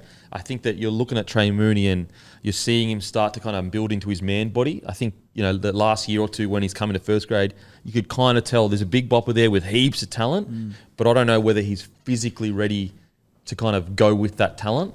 I think the more we're seeing of him, lately, like especially on the weekend, like he's winning most of those contact battles, which is what you would have expected when he's coming through. I'd love to sit down with someone from the Raiders and hear their plan for Trey Mooney. So, I've been looking at him the last 2 weeks going, fuck, he would be a perfect trade bait for another side. Mate, if I'm the Doggies, like, mate, what are you doing? What are you doing? Like, Corey Horsburgh's going to return over the next few weeks. They've got other guys there, like Ata Mariota's going $1 million, Emre Gould looks good. Sami Solo, every time he plays, I love him. I've just been looking at Trey for a few weeks thinking, geez, surely he'd be the perfect guy to try and do like a player swap or whatever it might be.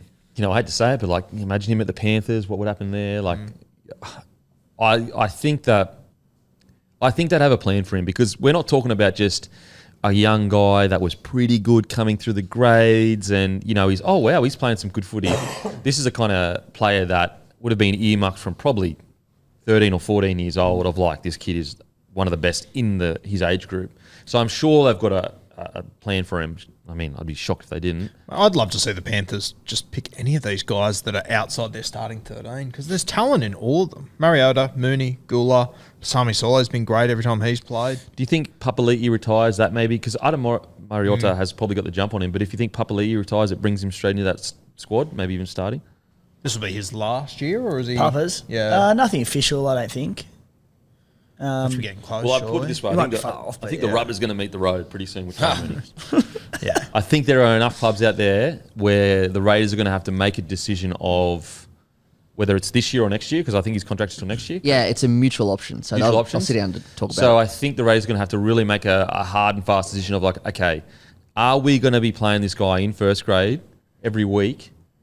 In 2025? Because I'm assuming Trey Mooney and his manager are sitting there going, okay, I want to be patient. I love the club. It's been great. But I'm assuming by 2025, they're probably going to want to be in that starting 17 each week. Definitely. So for rugby league's sake and for the Raiders' sake, I'm a big fan of the Raiders. I hope he stays because I don't think we've even seen close to how much he's going to impact games when he does. Well, there's a reason the Raiders, despite not giving him a lot of game time because of the depth in our forward pack, there's a reason they've held on to him and they aren't releasing him to go play first grade more regularly elsewhere. Like, they obviously have a high opinion of him. Yeah, for sure. I think that once he gets his real man strength and kind of, I guess, just knows. Sometimes you watch front rowers, and I think Tarpon is a really good example of that. Like knowing when to take that tough carry where it's like aggressive and heaps of post-contact meters, but then also knowing when to use footwork, knowing when to find your front. Like he's so good at kind of picking his moments. And I think when Mooney gets that real good balance of that hyper-aggression mixed in with I'll tip on here or some footwork there, or instead of running at someone, run in between players. I think he's going to do some big damage. Big damage. When's Jordan Rapida due back? Is he not too far Wouldn't away? be long, yeah. He wasn't out like long term. So. Be interesting to see. Obviously, Coach Ricky Stewart rested Chevy Stewart on the weekend. He didn't play reserve grade either. They've got a bye this week coming. The week after that, they play the Friday night at Magic Round. Interesting to see what Ricky does there. It says round 11, which I think is Magic Round for Rapina. Yes, it is Magic Round. Yep. Okay. So you think Chevy might get called back in? Oh no, I'm just wondering what Ricky will do. I mean, he came out and said that he's rested him this week. So do you give him 2 weeks to prepare to come back into first grade? Oh, or- I think he's with Chevy. He's probably. I'd be surprised if he gets called back in for the next few weeks. I know Ricky said he's resting him, and look, if he says that, then that must be the truth. But I think there is a world where he said that to protect him from being, dropped or whatever. But he might be looking at Chevy going, you know what, great debut, struggled in the next couple games, just need probably a little bit longer in New South Wales Cup, and then I'll bring you back up. I think that's my opinion anyway. Like really good debut, probably a little bit early for him in first grade. But he's definitely got what it takes to be a first grader. Yeah, the only thing that makes me question is that he didn't play him in New South Wales Cup on the weekend. Yeah, potentially. You could bring him back in. What do you reckon, Timmy? Do you reckon he brings Chevy back in, or? Honestly, don't know. I don't know what he'll do. Be interesting. I if I'm a betting man, I think he doesn't. But hey, I've been wrong once before in my life. So Once? When was that? Just Warriors once. 13 plus? well, that was without the information that I needed. I didn't know it was going to be fucking hurricane out there. I didn't know that the Warriors weren't going to fucking turn up. I didn't know they weren't going to get off the bus. That was under the assumption Warriors got off the bus. Clearly they didn't. When's the time you've been wrong the most? Picking you, mate. Yes. Not unfair. Okay, on to Manly. Great, incredible win from Raiders, and just showing us that we always talk about team cultures and club DNA and jerseys and all that kind of stuff. They have a DNA. They have a club culture to rely on, and those 17 blokes on the weekend fulfilled that incredibly well. On to Manly. Extremely disappointing. It's one of those games where you're going to look back at the end of the year, and if let's say they're like hovering around the top 4, and you're going, why? Like, how did we not win that game? Then you go back to the Eels game that they lost, and you're going, that's 18-0. We were 18-0 up there. I think there's been 3 or 4 games where they've been minimum 16-0 up, and they've lost those games. That is a real problem for Manly. Like, that's not just a one-off situation that happens. That's a genuine issue. That's a genuine concern. And we've been speaking about it quite a while. Their defence needs a mass. I don't know if it needs an overhaul, but it needs a shot in the arm. Something needs to change because their defence is just nowhere near where it needs to be. They should, with the players they've got, if they get 16-0 up, you shouldn't be coming even close to them in a game of rugby league. At least if you're not a top 4 side. Really disappointing. And I know as a Manly fan, you're going to sit there and go, yeah, well, hang on a sec. We scored 24 points and we were 20-0 up. And so we can score points and we can be in it. But it's like, I'm not talking about Manly as a bottom 8 side anymore. I'm talking about them as a top 8 side. And so if you're okay with them kind of having this really inconsistent year where they're up for 2 or 3 weeks and then down for a couple of weeks, then sweet. But I'm looking at them going, if you make the right tweaks, you're a top 4 side. You're genuinely a top. At the very least, you're challenging for top 4. So really disappointing week for Manly, in my opinion. Yeah, completely agree. And we sort of spoke about last week. Are they the real deal or not? And there was parts in this game where I thought, okay, maybe they are. Yeah. But then you walk away from this one, and it's just another example of potentially why they're not. And I'm far from convinced this Manly side. And I know they beat Penrith a couple of weeks ago. I get that. But I'm far from convinced that come September they're going to be able to beat the top sides. Do you get the feeling they're kind of hanging their hat on that a little bit? Like, potentially, yeah. I don't. It's just they look to me like a team that, yeah, they look like that. Okay, we've got a couple of big scalps this year. Roosters, Penrith. We're good. We're good to go here. Whereas, like, they're further. Well, not further us from good to go, but at the moment they're playing like a team that will be fighting for a spot between 6 and 10. But on paper, and when they click, they are a top 4 side, and that should be the expectation. Each week, the consistency should be there. I know Penrith are they're the end goal for every team. So I'm talking about the Penrith Panthers. But what do we always say about the best teams? Even when they play poorly, they still find a way to win, or they still keep the score low. Forgetting who was on again. Like, for example, with the Dogs on the weekend, they didn't play that well. Like, they really didn't. They looked, in my opinion, they looked nowhere near as concise and, all that stuff. But at the same time, they do look like a side that has a minimum standard that they refuse to drop below. And guess what kept them in that game? It was just ball control and their defence. Really strong defence and ball control. And you look at Manly, and unfortunately, they're going into games basically saying, this is a shootout. This is a shootout. We'll score more points than you want. It's hard to do that over a whole season. What do you reckon, Timmy? Yeah. Naturally, I think Anthony Seabold will be very disappointed with the result, because it's not a game they should have let slip, and they should have been able to close it out, particularly with the experience of Cherry Evans, the kicking game of Cherry Evans, and just the massive lead they had. But I'm probably not as critical in terms of the performance because of the way the Raiders scored their points. They conceded one line break all game. They conceded tries off the Elliott Whitehead intercept. They conceded tries off kicks. I don't like the majority of tries off kick / intercept. So defensively, I don't think it was as bad as it looked. Yes, they let the game slip. They need to work on a few things, but I don't think it was probably as bad as it is being made out. Yeah, I don't know. I disagree. I think the fact that the Raiders had you camped in your half with the game on the line, like, the Manly should be able to blast through that. Absolutely, just go, yep, we'll take that pressure and just take you down the other end and just keep you there. They've got Daly Cherry Evans, Tommy Trbojevic, Jake Trbojevic. I think it's really disappointing. What do you reckon, Hammy? Yeah, I think it's very disappointing as well. I can't really work out. They're winning so many games that you don't really expect them to win, but then they're losing all the ones that you would expect them to win. Very difficult team to work out. They had 12 more missed tackles, 35-23 than the Raiders the other day. That wasn't great. They had more errors as well. I think KO Weeks found a little bit of joy going to the air a little bit. They weren't great under the high ball a little bit as well. So I don't know, there's just a couple of things that are like pretty basic things that they're kind of getting wrong a little bit, which would be helping very much. But look, I don't know. That just very disappointing. Raiders gritty though, so credit to them. Yeah, and look, if this was against a top tier side, you'd go, yeah, okay, these things happen. But unfortunately, this is like no disrespect to Raiders, but they're missing Rapana, Fogarty, Horsburgh, and it's a pattern too. Yep. So what is it? That was 16-0 up against, 18-0 up against the Eels, 16-0 up against the Warriors, 20-0 up against, hey? Yeah, have a look. Like, it's a genuine concern. As I said, that's from me looking at them as a top 8 side. If you're looking at them like, yeah, they'll be lucky to get in the top 8, then you go, okay, well, this is their style of play, this is the way they play. But even players like Tommy Turbo, I thought he was pretty poor, to be honest. Like, it says one error. Position a couple of times, which is very un-Tommy-like. Un-Tommy-like. It says he only has one error. I could have sworn he had multiple drop balls. Yeah.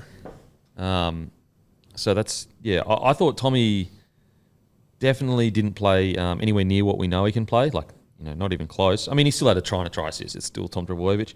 Saab under the high ball, he struggled a bit, didn't he? Had quite a few errors. 3, I think. Garrick was pretty good in attack. So that's a win. That try, the early try of Tommy Turbo's with Luke Brooks was beautiful. Just divine. And So, the way they obviously went like KO Weeks, who'd come from Manly, and they had a clear early game plan to get at him in defence as well. Like, he spent most of his time playing at fullback at Manly, whether it was NRL or New South Wales Cup, straight at him, but they couldn't have pulled that off any better. Well, if you go and you watch the week before that, the Raiders versus the Sharkies, there's a try that Nico Hines scored. And if you watch the way that KO Weeks defended on that play, Nico Hines is sort of, instead of straightening up, he went at the angle, but he could almost see the number on his back. He just turned his entire body, and you could see the fullback was floating on the outside. I reckon they watched that play and went from there. It was perfect. Yeah. So Manly were up 12-0 against the Eels and also up 18-6. They scored first against the Dragons. They're up 16-0 against the Warriors. They scored the first 2 tries against the Titans. Now, they won that game, but the Titans still come back. And then obviously on the weekend. So it's a trend. Yeah, it's definitely a trend. So that's the negative stuff out of the way. The positive stuff, though, is that attack is slick. Like, it is slick. As you just mentioned, that Luke Brooks try assist. Like, what a benefit to have Brooksy at the club now where not everything is on DCE. Like, that's where, when you're a defence and you're looking up and you go, okay, DC is on this side, Brooks is on this side, and you're going, I don't know where they're going to throw the ball. So it just creates more and more space. So I think that the positives for Sea Eagles is that attack is just like slick as anything. Like, it genuinely, the attack for me is some of the best in the competition. I would say right now they're a top 4 attacking side when you just watch them.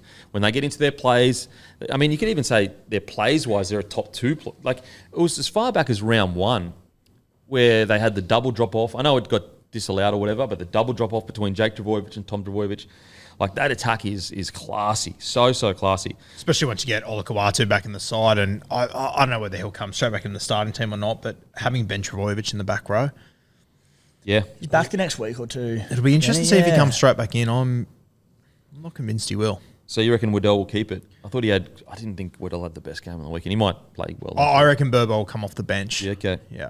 I thought Waddell on the weekend, couple of errors, like really poor errors. I thought outside of the weekend, though, he's been pretty good so far this year. Agreed. Okay, so as I said, very disappointing loss. But the positive thing for Manly is, like, there is no question as to what the concern is. Yeah. They fix their defence and they're a premiership threat. I believe that. It's just a matter of, can they do that? One weird thing on the weekend, Ruben Garrick, usually safe as houses off the kicking tee, missed 3, I think. Yeah. Yeah. And a couple of sitters too. Very uncharacteristic. So hopefully they can pull it together. Now, I think it was a couple of weeks ago where they had a similar-ish situation. I think Manly's gone off the rails a little bit. And then they came out, and who'd they play? And they fucking killed it. Oh, man. Penrith? That game? Maybe it was Penrith. I don't know. But they came out and they killed it. So, it's really early in the year. They got plenty of time to fix the problems. But Warriors over there, or whoever it was, yeah. Yeah. They got plenty of time to fix the issues. It's just a matter of, Yeah, they lost to the Dragons and then beat Penrith the next week. Yeah, so it must have been that week where they came out. I think we're going to be saying it all year with Manly, though. They're going to have their big wins. They're just a team, like, they're going to... I feel like because they play so expansively and use the footy, there's going to be weeks where it doesn't go right, and they're going to have their poor losses. And they said, Kempy, they'll probably be in that, probably 5 to 8 range come finals time.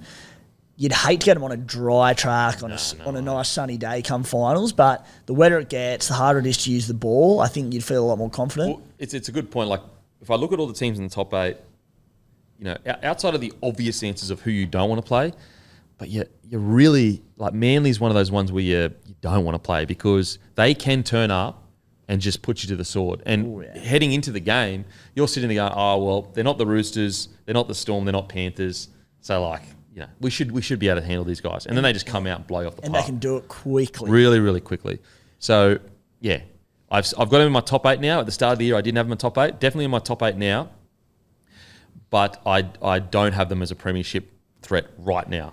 It's going to be an interesting few weeks for them. They take on the Dolphins this week, who are going great guns, at Suncorp. They then play the Broncos, which is a home game, but it's Magic Round, so it's at Suncorp. They then play the Melbourne Storm at Brookie. They have a bye. Then they play the Panthers. And then by that point, Turbo and DC are going to go to Origin camp.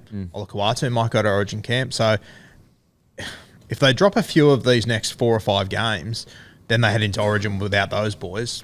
It could get interesting. Well, if I'm Manly, I'm looking at Dolphins and Broncos as very winnable games. Yep. Broncos obviously missing Adam Reynolds. Dolphins, Manly are a better side than Dolphins in my opinion, and I think Dolphins are above them on the ladder though. Yep, Dolphins are 4th. 4v5. What a game. Yeah, what a game. Dolphins are, Manly I think are a better side.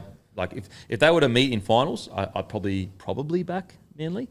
So I'd be looking at that month of footy and going, okay, can we go 2 from 3? Because as you said, you need to get through that origin period when you lose. They need to bank wins now. Yeah. They've let a few slip that they shouldn't have, including the weekend. But still, the good thing for Manly is they're further along than we thought they were going to be. And there is definitely potential for them to become a premiership threat, in my opinion. And the other thing, touch wood, of course. No, don't want to jinx anything. Just Tommy Turbo's fit. He's got through all the games, played every game, hasn't looked to be any concerns, moving freely. So thankful for that. Yeah, absolutely. So disappointing night, but at the same time, there's plenty to look forward to in the year. You know, like they've got the side that can do some, make some moves in that top 8. It's just a matter of getting that defence sorted. All right, don't forget, guys, tonight, Monday, 6 p.m. So if you're listening to this after Monday, it's already happened. If you're listening to us directly right now, it's tonight, 6 p.m. Bloke Jerseys, Bloke Hats, and Bloke Slides. Be there or be square. Roosters defeat the Broncos 40-18. Our LDV T60 power play of the week is Angus Crichton for his powerful performance against the Broncos that included 2 tries, 2 line breaks. The LDV T60 has 160 kilowatts of grunt, which makes it one of the most powerful utes in its class. Auto from 38990. Drive away for ABN holders, 7-year/200,000 kilometre warranty, whichever occurs first at that price. Why go second hand when you can have a brand new LDV? That's 38990 drive away for ABN holders.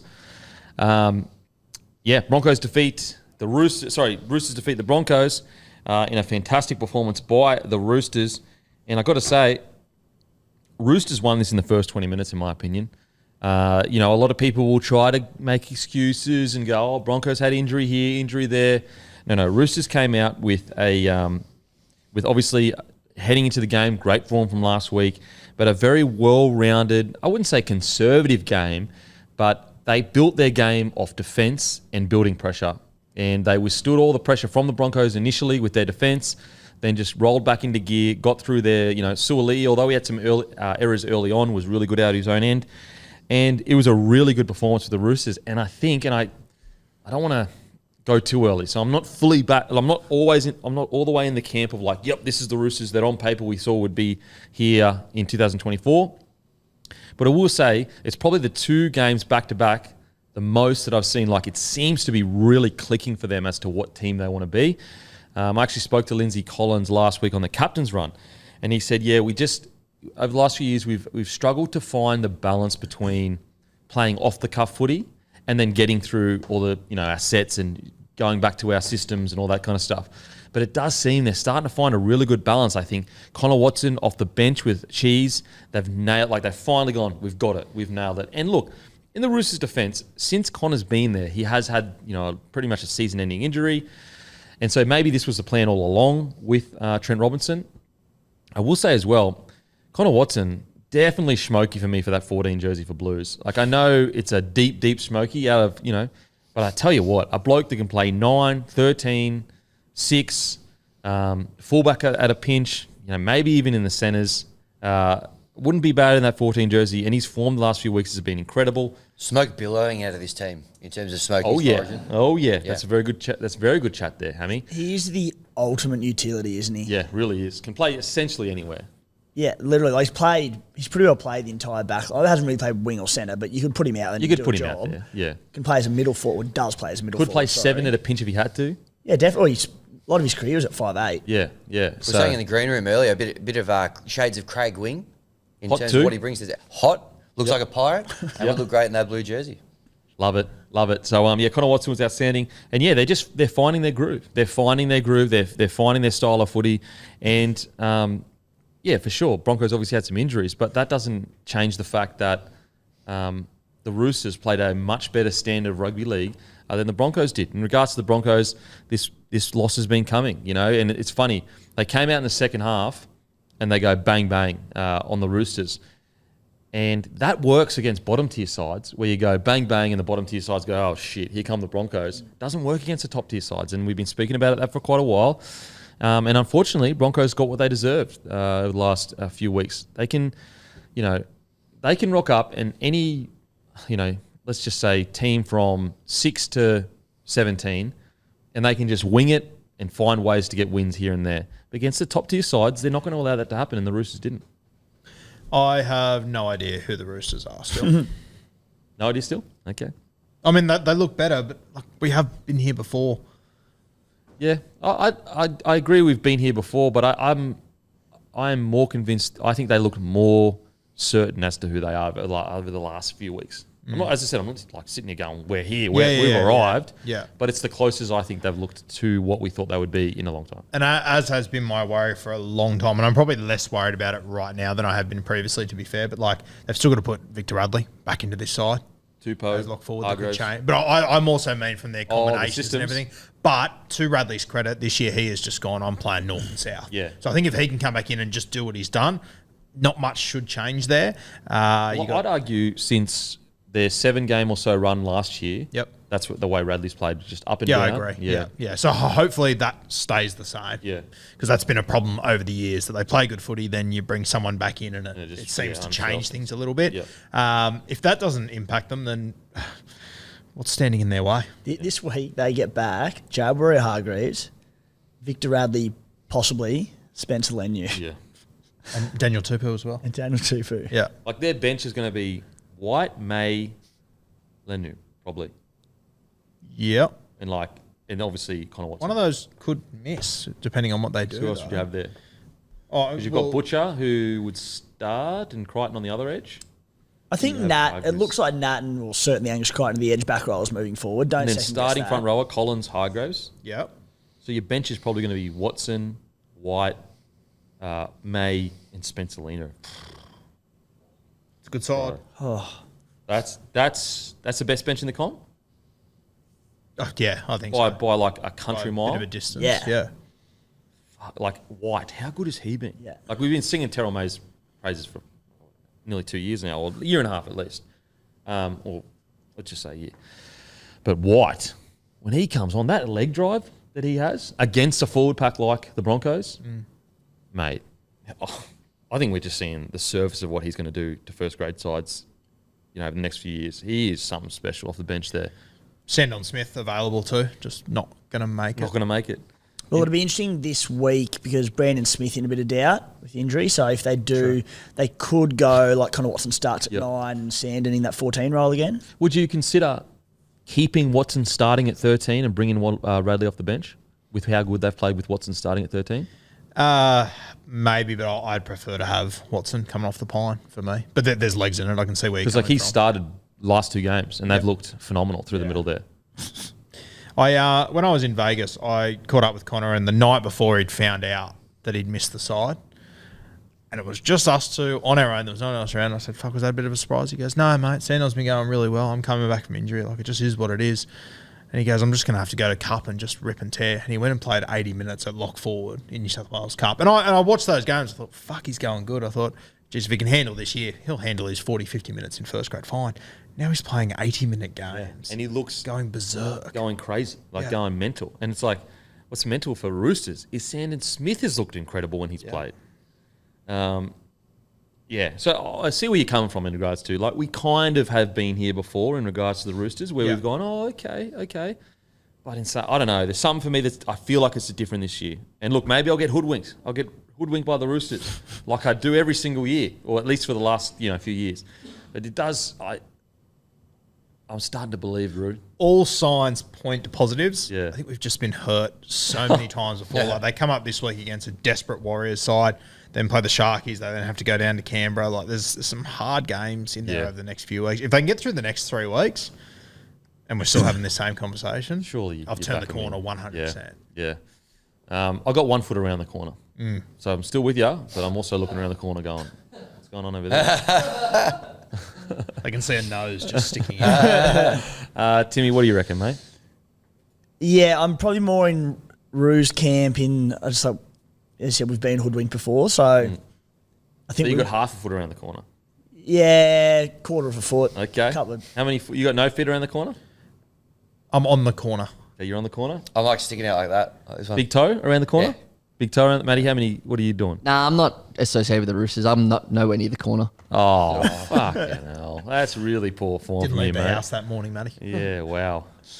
but look, the last 2 weeks have been outstanding, and you can even say, no, Adam Reynolds went off, but they were leading something like 18-6 at half time. Reynolds went off after half time, so they're just so weird. 2 weeks ago, we were talking about there's got to be genuine question marks over Trent Robinson. Now you're going, they're probably premiership favourites. It's true, though. But, I guess I understand if people go, well, hang on a sec, 2 weeks ago you were saying this. But it's like, that's within the context of the last few years, is like they've been so close to becoming the team that we thought they would be, but then they just fall short. And so that's why it's this knife's edge of Trent Robinson going, okay, can he do it? And then they go and play the games they've played, and you go, okay, he's doing it. So you have to go, there's no pressure anymore. What do you got there, man? Just a bit of a stat. The Roosters, because of their big 2 wins recently, have now scored the most points per game on average of any team. Wow. Now, if you want it... The fuck? I know, bizarre. Super bizarre. Yeah. Now, if your argument is, mate, we need to see them against top 4 sides, and Broncos didn't play like a top 4 side on the weekend. So if you want to be nitpicky with that and say Broncos aren't a top 4 side, that's fair enough. And so if your argument is, I need to see this against Penrith and I need to see if they can do it against the Storm, then that's fair enough. That's fair enough. They've got to win a premiership. But with the information that we've got so far over the last 2 games, I do feel like because we've got to remember as well, they are sitting, where are they sitting on the comp now? 7th or something like that. Yeah, So they're 6th. They're sitting 6th. In the past, they haven't been sitting 6 by round 8 or so. They've been friggin' 14th or whatever. Yeah, they've been quite a ways out of the 8. So then you look at it, and look, mate, I'm sure you can go back a couple of years and go, well, hang on a sec, they were sitting 6th here. But what I'm saying is, at least compared to last year, the start of the year was a disaster. This year, they're doing much better. Who's more likely to beat Penrith in a finals game, do you think? Roosters or Melbourne?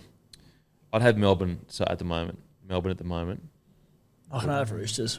You'd have Roosters? Just because of the pack. Yeah, okay. I think their packs can match Penrith more than the Storms can. It's very good, but the Roosters pack, you just mentioned their bench, that, if they put 80 minutes together, will be unrelenting.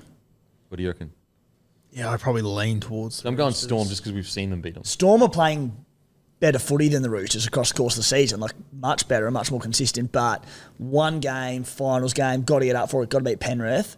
I just think they have more firepower in them. I don't think the Roosters have beaten Penrith in like 3 years or something. More. Of course, you know that stuff. Who in a one-off game? Who are you picking, Roosters or Storm? Storm $6 to win the comp. Roosters $7 to win the comp. So it's just a bit of food for thought. Look, maybe right now, maybe Roosters. Storm, if they've got Pappy fit and healthy, maybe Storm, but they're pretty close, aren't they? Both teams full strength. Both teams full strength. I reckon the Storm. Okay. Yeah, Matty. Obviously, I was talking shit before. I do think the Roosters are definitely premiership contenders now. But in saying that, I would pick Storm in that situation. Yeah. Okay. Okay. Now let's talk about some performances. Lindsay Collins once again. What about the catch that he put over his head at the end of the game there? Like the game's won. He's back there. Incredible. 7 tackle set. Amazing stuff. I saw that happen really quickly, and I was sitting with my brother. I go, "Who the fuck's that?" And he goes, "Who do you think it is?" 100%. And it's just like the small plays he has that almost have nothing to do with being a front rower. He does them every time. I'll tell you who else, and he had a bit of a mixed bag the other night, but mate, when they have mass injuries and they can bring this Junior Palga into the side, fuck, he's a good player. Bloody oath he is. Gets through a lot of work, really good footwork, a tackle breaker, really good. He's the kind of player that will probably stay in that squad for quite a while because he's not going to break the bank. But at the same time, if you're him, you're sitting there going, okay, usually an outside back, one goes down, I'm going to get selected. I know they haven't been good last few years, but they could win a premiership. He's not one. He's 2 or 3 injuries away, that kid. Yeah, when they're full strength, when you got Billy Smith, when you got all these guys, Daniel Tupou running around, he might be the best 5th choice, 6th choice centre in the game. He's wild. Yeah, I really rated him last year when he was in for. Was it last year he was in for quite a bit? Yeah, had a few games. Yeah. Okay, Teddy. I thought Teddy was outstanding, and I really thought he balanced the ball playing, the ball running, taking the ball at the right times, and just worried the Broncos pack relentlessly. And also just his decision making in regards to when he decided to take that one off the right kind of carry. I thought he was phenomenal. 21 runs, 265 metres, 63 post contact, 9 tackle breaks, 2 line breaks, 2 line break assists, 3 tackles, only 1 miss, no errors. Mate, that was his best game all year. And just when you think you've settled into the pecking order of fullbacks, Teddy goes, no. We're not done yet. What a performance by Dame Tedesco. Yeah, fortunately, however you want to look at it, for me, I just think it's more of a headache now. He's opened the race right open again. Yeah. It's crazy. Every time you count him out, he just goes, no. And once again, Edwards couldn't have done much more. Nah, he really couldn't have. Like, he was locked in my team of the week, and then Teddy does that. It's the first time since about mid last year that I've actually gone, Teddy could still be our fullback for the Blues. I'm not picking him just yet, but he couldn't have done any more in that. Mate, as the current captain of the side, if he can just put together a good few weeks, he's well and truly in the race. Yeah. I understand the Edwards argument, but I'm a bit surprised how many people are just ruling Teddy out altogether. Well, I'm with you, Timmy. After the first 4 or 5 rounds for me, so I had him in the race before the season started because this is James Tedesco we're talking about.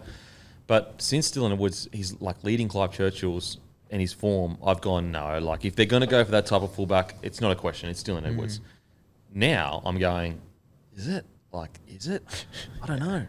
Big question. It's a big call to come in and sack your captain and a legend. Sure. I'm not saying it's the wrong one, but it's just a big call to make. Oh, 100%. I think a lot of people have just sort of, I'll just leave Teddy out. It's like, it's a big call. And also, he has dominated Origin before. Yeah. He has dominated Origin before. So it's you're right. It is because I do think everything's stacked against him though. New coach, last 2 years obviously didn't win. Yep. But I tell you what, he's absolutely in the frame now. Absolutely in the frame now. I mean, in saying that, I personally think Slater made bigger decisions last year. Yeah. Gagai, Ponga. Jeez, like, we don't even talk about those decisions anymore. Like, that was seismic. Let's keep not talking about them. Oh, yeah. So, yeah, Teddy, he's back. Incredible game. 20. We've gone twice. Holy, Jesus Christ. Okay, we'll just get through this quickly. Yeah. Who else stood up for you Angus guys? Crichton.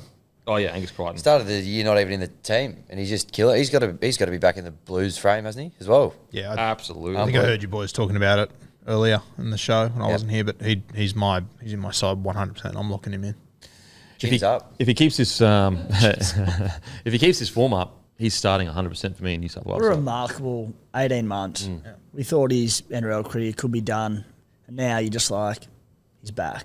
Yeah. And probably starting edge back rower for the Blues. Mate, some of those, when he was running the ball on the weekend, it just reminded you of how good, like rugby league, it's such a fickle game. You forget so quickly how good some of these players are. But the strength in contact, they couldn't take him down. Like every single time he ran the ball, it was like panic stations on that edge there. And it just threw you back to when Angus Crichton was out and out, no questions asked, the best back rower in the competition. We're also talking like 18 months ago. Yeah. Crazy. Has he got a contract at the moment, or is he doesn't. still? He doesn't. I tell you what, if someone had taken a gamble a month ago, probably would have got him for pretty cheap. Yeah, because there's like the chat's all going to union, but there's been nothing official of signings or anything, has there? No, nothing for sure. They now got a $3.5 million war chest, the Chookies, so he might give himself a nice little pay rise. I was here in 4. Yeah, 4 or 5. Goodness maybe in me. 6. Well, he was looking pretty good. 156 metres, 41 post contact, 2 line breaks, a line break assist, a try assist, 7 tackle breaks, and a try. 2 tries. Unbelievable. So good. Here's Connor Watson stats. Try assist, 12 runs, 119 metres, 3 tackle breaks, a line break, 2 line break assists, 54 tackles, 1 miss. Oh. Fucking hell. That's a knock. He's a good little smoky, isn't he? I worry that the Blues. I think the Blues will go with 2 hookers that I think will cost him. But form-wise, he's hard to deny. If he plays like this all the way up to Origin, mate, Like he's almost built to be a 14. If one of those hookers was to go down over the next few weeks, he'd jump up the pecking order very quickly. Like Appy's injured at the moment, so Yeah. whatever's happening there, you could go a lot worse than Reece Robson, Connor Watson at 14. Obviously, Cam McGuinness is also a shout at 14 or 13 maybe. But yeah. Okay. Now, onto the Broncos. Really disappointing loss. Now, before the game, I actually had quite an even game. I didn't know why that the Roosters were nearly $3. $3. Obviously, the standout poor performance was Reece Walsh with all those errors. And, the thing with Walsh is that when you play as good as he does, it's very hard for the haters to have a voice. It just, he makes an error and then he does something that's like that no one else can do. And so a hater's sitting there going, damn it, I want to hate on this bloke so bad. But I'll just get crucified in the comment section. The concern with Walsh is that if this continues, the haters will have a reason to hate. And they are going to be large, they're going to be loud. And the same people that built you up and treated you like a superstar and had all these headlines and they love you to death are going to tear you down even quicker. And so he's just got to find a way to just fall a little bit less in love with the big play and back in love with the tough stuff in rugby league. Now, I'm not saying he's not tough. He is tough. But the conservative part of rugby league, he's got to fall back in love with that, like he did Origin Game 1 last year where he just went, I'm just going to do the tough stuff and the big stuff will come. Because at the moment, I do feel like he's fallen a little bit in love with, okay, yeah, I had 4 errors, but I had 3 try assists, so it's all good. Can we get 3 try assists with no errors? I think that, yes, I understand that the Broncos are going to play like this. This is their style. They'll spin it from anywhere. But Kevy Walters has been pretty vocal about it, especially over the last month, that we need to find a good middle ground, or the Broncos need to find a good middle ground. And I think that entire roster, they need to just find a good middle ground. I think also, if you are a superstar player like Walshy or Ezra and, some of these guys that are in the side to put points on, I think sometimes you have to ask yourself, put it this way, when I was at the Broncos, and I'm absolutely nobody to these guys. These guys have played way more games, done way more in rugby league. But we always had a big thing about respecting the platform that the forwards had laid for us. And sometimes I feel like, yes, I understand it's the outside back's job to put points on, but they're not actually taking a step back and going, this Broncos forward pack, every single game lays an outrageously good platform. We have to respect all the tough stuff they do for us. And sometimes that is holding the ball rather than doing a crazy play. So, yes, have I been saying that this is going to happen to the Broncos if they keep playing the way they are? Yes, it is. Doesn't mean I enjoy that it happened. No, obviously not. So, yeah, disappointing for the Broncos. Talk about finding that middle ground. Enter Billy Slater. Same thing last year. I have no doubt Reece Walsh is going to get to Origin and he's not going to make a fucking mistake. Well, I'm just focused on the Broncos right now. Please do it to the Broncos first, please. Timmy, what do you think? I think this game had been coming from Reece Walsh for a while now because, as you said, Kempy, he makes 3-4 mistakes in a lot of games and he gets away with it because of his unbelievable attacking ability. He scores tries and sets them up, but against a team like the Roosters, who were unrelenting in this one, unfortunately, it went a long way to them losing the game because they defended him really well. They rushed up from the outside in on him quite well, cut down his time to make decisions, and he came up with the wrong decision more often than not. I think it's going to be a really good wake-up call for Reece Walsh because he was getting to the levels of it just looked like he felt that he was indestructible in that, all right, I'll make 3 errors, but I'll set up 4 tries. I'll have 4 major attacking plays and I can get away with that. But it went south in this one for him. He came up with a lot of very, very poor plays. And if it's a knockout finals game against a gun team, he can't afford to do that. At times he'll get away with it, but he's really poor. Just a few plays like chipping early for himself, early in sets at key moments of games and turning over. Like tackle 1. Yeah, and just it wasn't even remotely on. It was just backing himself and doing it.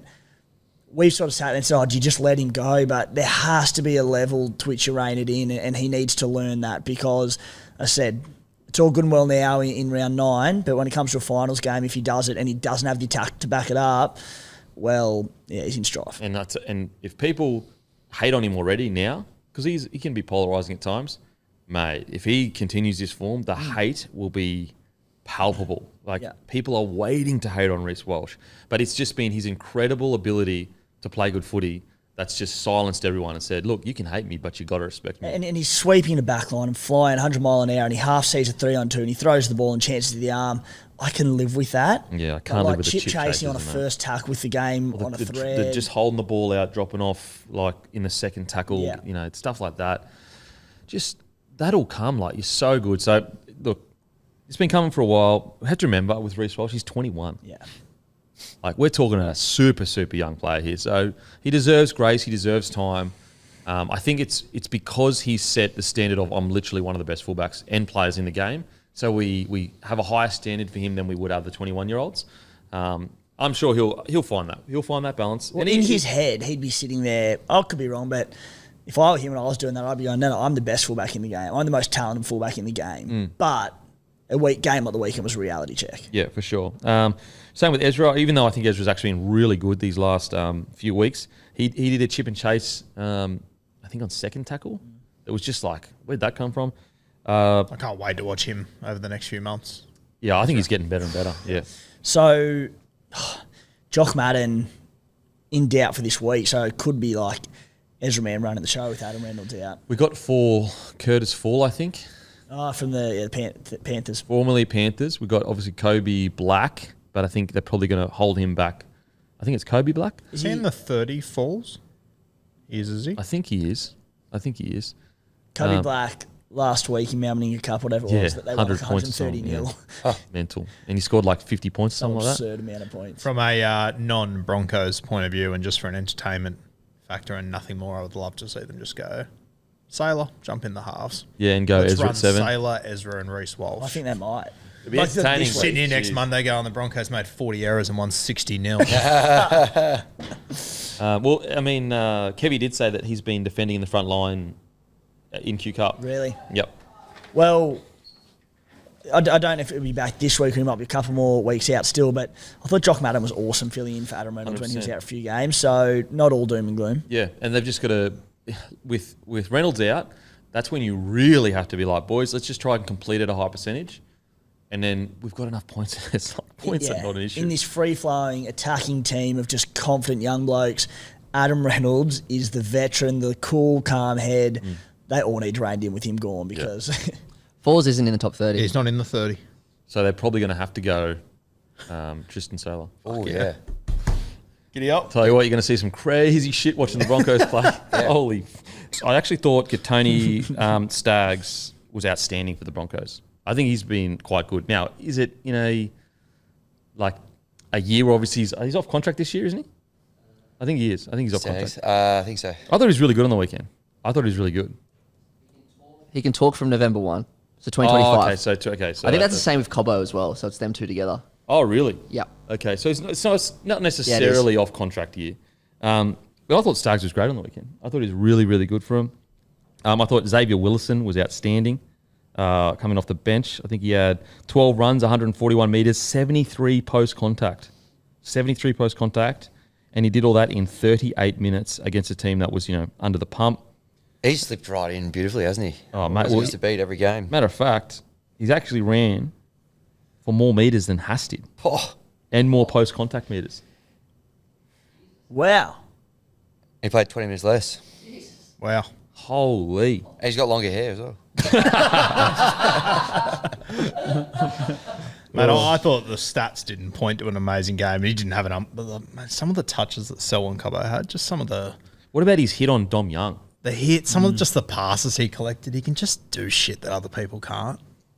I feel like he just plays almost as good as he needs to at times. Whereas when he turns it on, you're just like, what? Who's doing this stuff? Who's doing this? His hit on Young, I was like, you knew he was strong, but that strong. Yeah.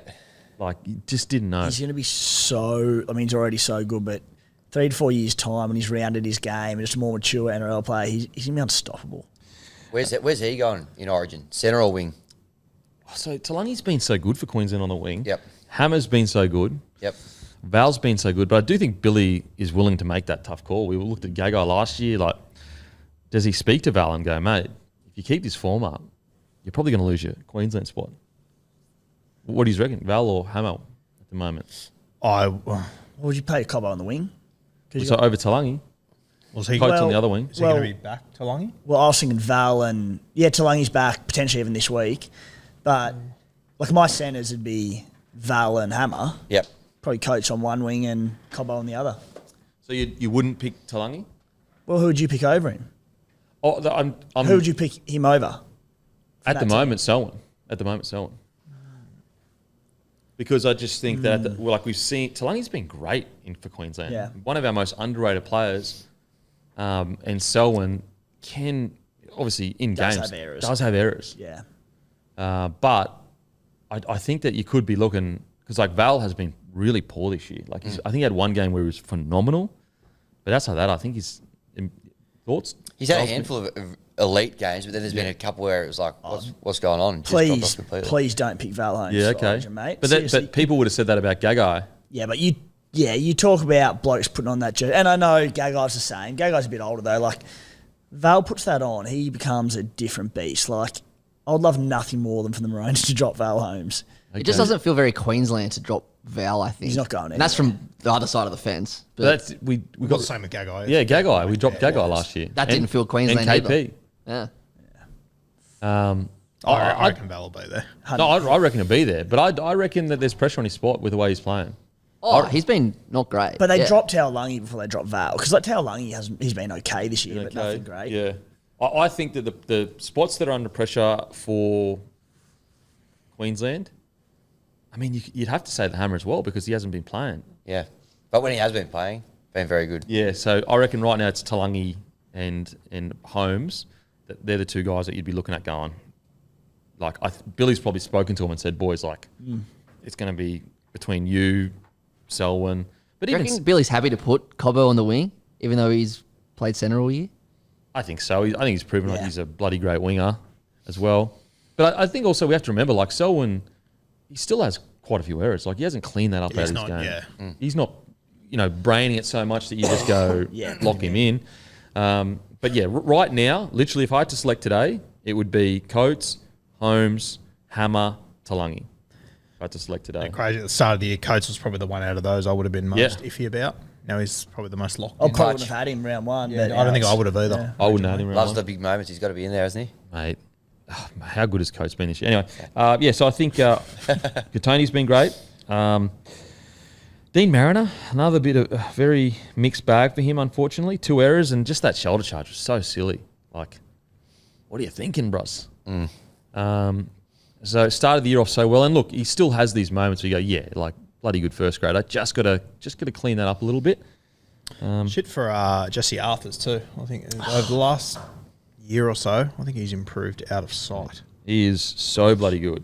Out of all these stars in the Broncos side, he really doesn't get the appreciation he deserves.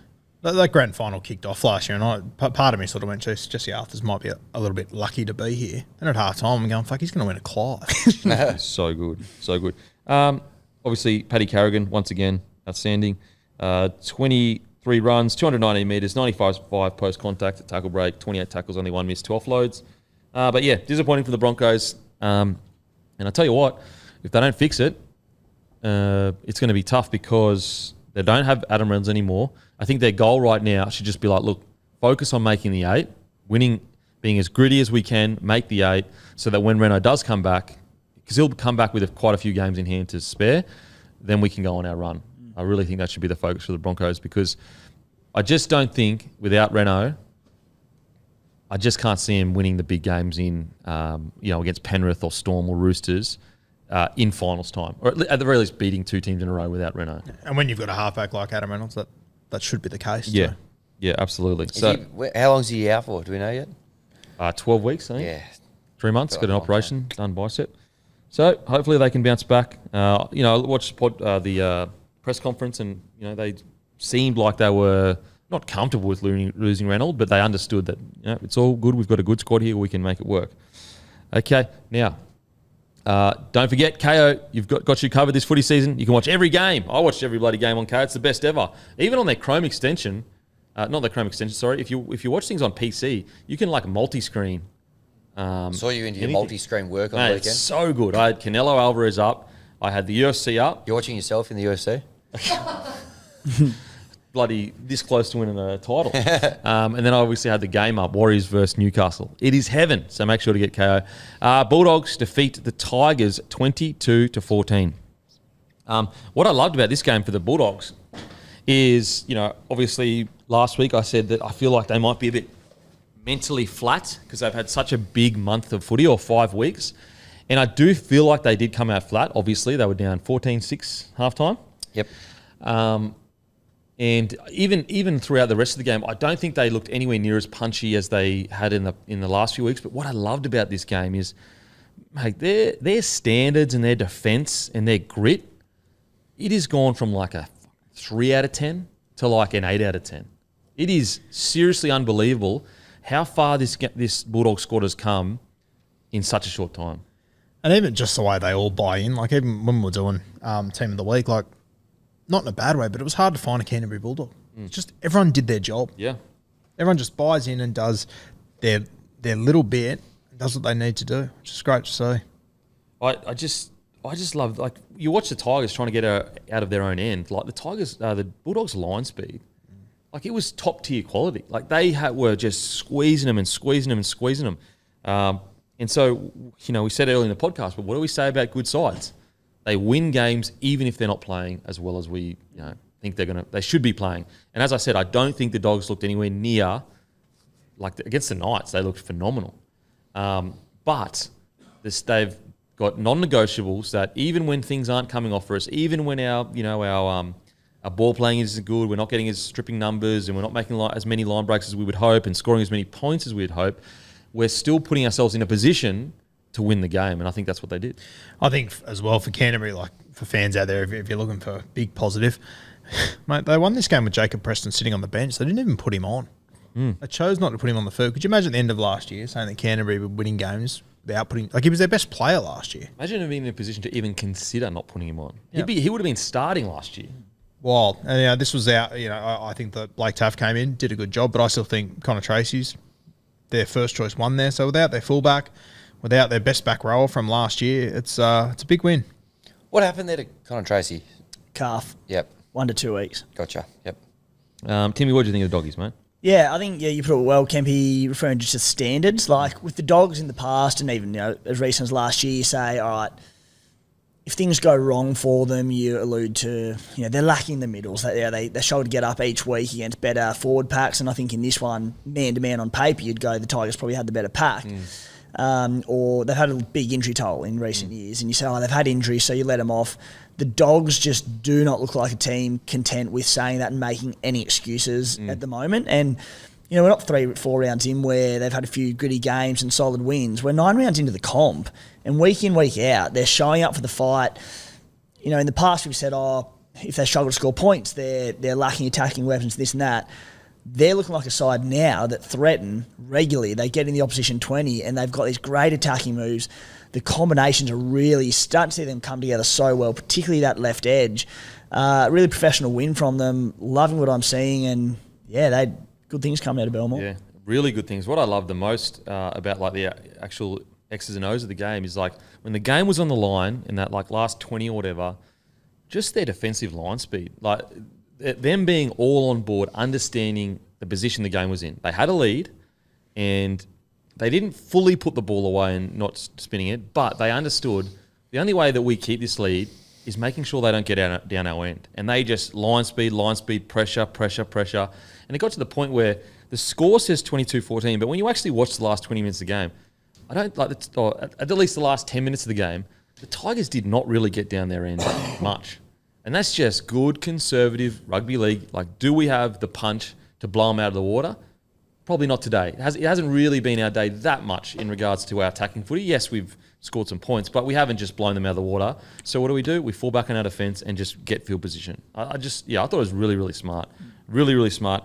And really, really good signs for the Bulldogs because, if they come out and they had a play a couple of weeks ago and they just blow the Tigers off the park, you could kind of go, all right, we're in a bit of a purple patch here. That's really good news. And obviously that would be better. But the silver lining here is even when they're probably not playing as well as we know they can, they're still getting the win. And still, comfortable is the wrong word because it was relatively close. But at the same time, I did feel like I wasn't really nervous for them in the last 10 minutes. Like, I don't know. I wasn't sitting there going, okay, momentum shift here. I felt they had the game kind of under control. Now, I understand there was a lot of penalties and we'll talk about that. But yeah, I liked it. But let's talk about the refereeing. Unfortunately, just really poor refereeing. I don't know how Aiden Caesar didn't go off a 10 after that hip drop. I understand he didn't end up landing on Curran's legs, but holy moly, if that wasn't a textbook hip drop, I'm not here.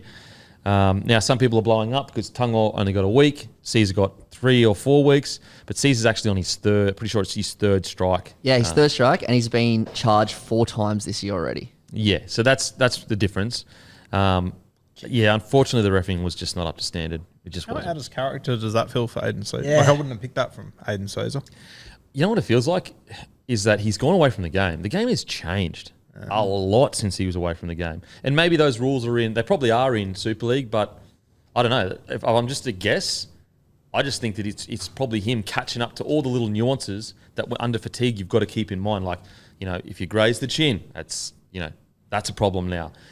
If you lift your legs and leave the ground, that's a hip drop now. Whereas 4 years ago, you just that's just how you played. Yeah. There was one small difference as well. Tungo's was grade 2 and Caesar's was grade 3. So they have rated it to be worse. And even though Tungo had a worse injury, Caesar's was worse. I'm trying to remember the Tungo one, but I don't think his feet left the ground, did they? He sort of just... Oh, he swung around, but he didn't seem like he actively jumped into it. Yeah. I thought watching him, Caesar's was well worse. Oh, 100%. The only difference was he luckily didn't land on Curran's leg. But yeah, unfortunately, the reffing for me, I just didn't think it was great. I mean, for example, there was one call where the ref called a head-high penalty, and then you watch the replay with Papali'i, and it didn't get anywhere near his head. It was actually on the ground where he hit his knee. Just some of the calls I just thought weren't great. That season one's wild to have no sin bin and then come out and hit him with a 3 or 4 weeker. Yep. We had a bit of a chat about it in the green room beforehand, boys, but I just feel like this year there has been, particularly the last few weeks, and I know Guru alluded to it, and they mentioned there was going to be a little bit of a crackdown on certain things, but that whistle, I go to bed at night and it's just ringing in my head. They are blowing penalties and 6 against for everything. They're just looking for excuses to slow the game down and blow penalties. Even if it's not 6 against, it is penalties that are stopping the game. Oh, it's doing my head in a bit. It's tough to let the watch. boys play. It's really tough to watch. Yeah. Really tough to watch. And I think it hurts. The rugby league's in such a good position right now. The quality of the game's awesome. I think, the rules they've brought in recent years to make the game flow, I think have been great.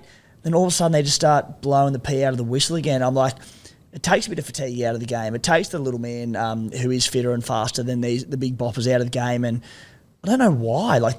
Anything that they can blow a penalty for, they do. And it's frustrating too, because in a month's time we'll get to Origin, they won't blow the whistle, and you go, "Fuck, this is rugby league." It's so bizarre.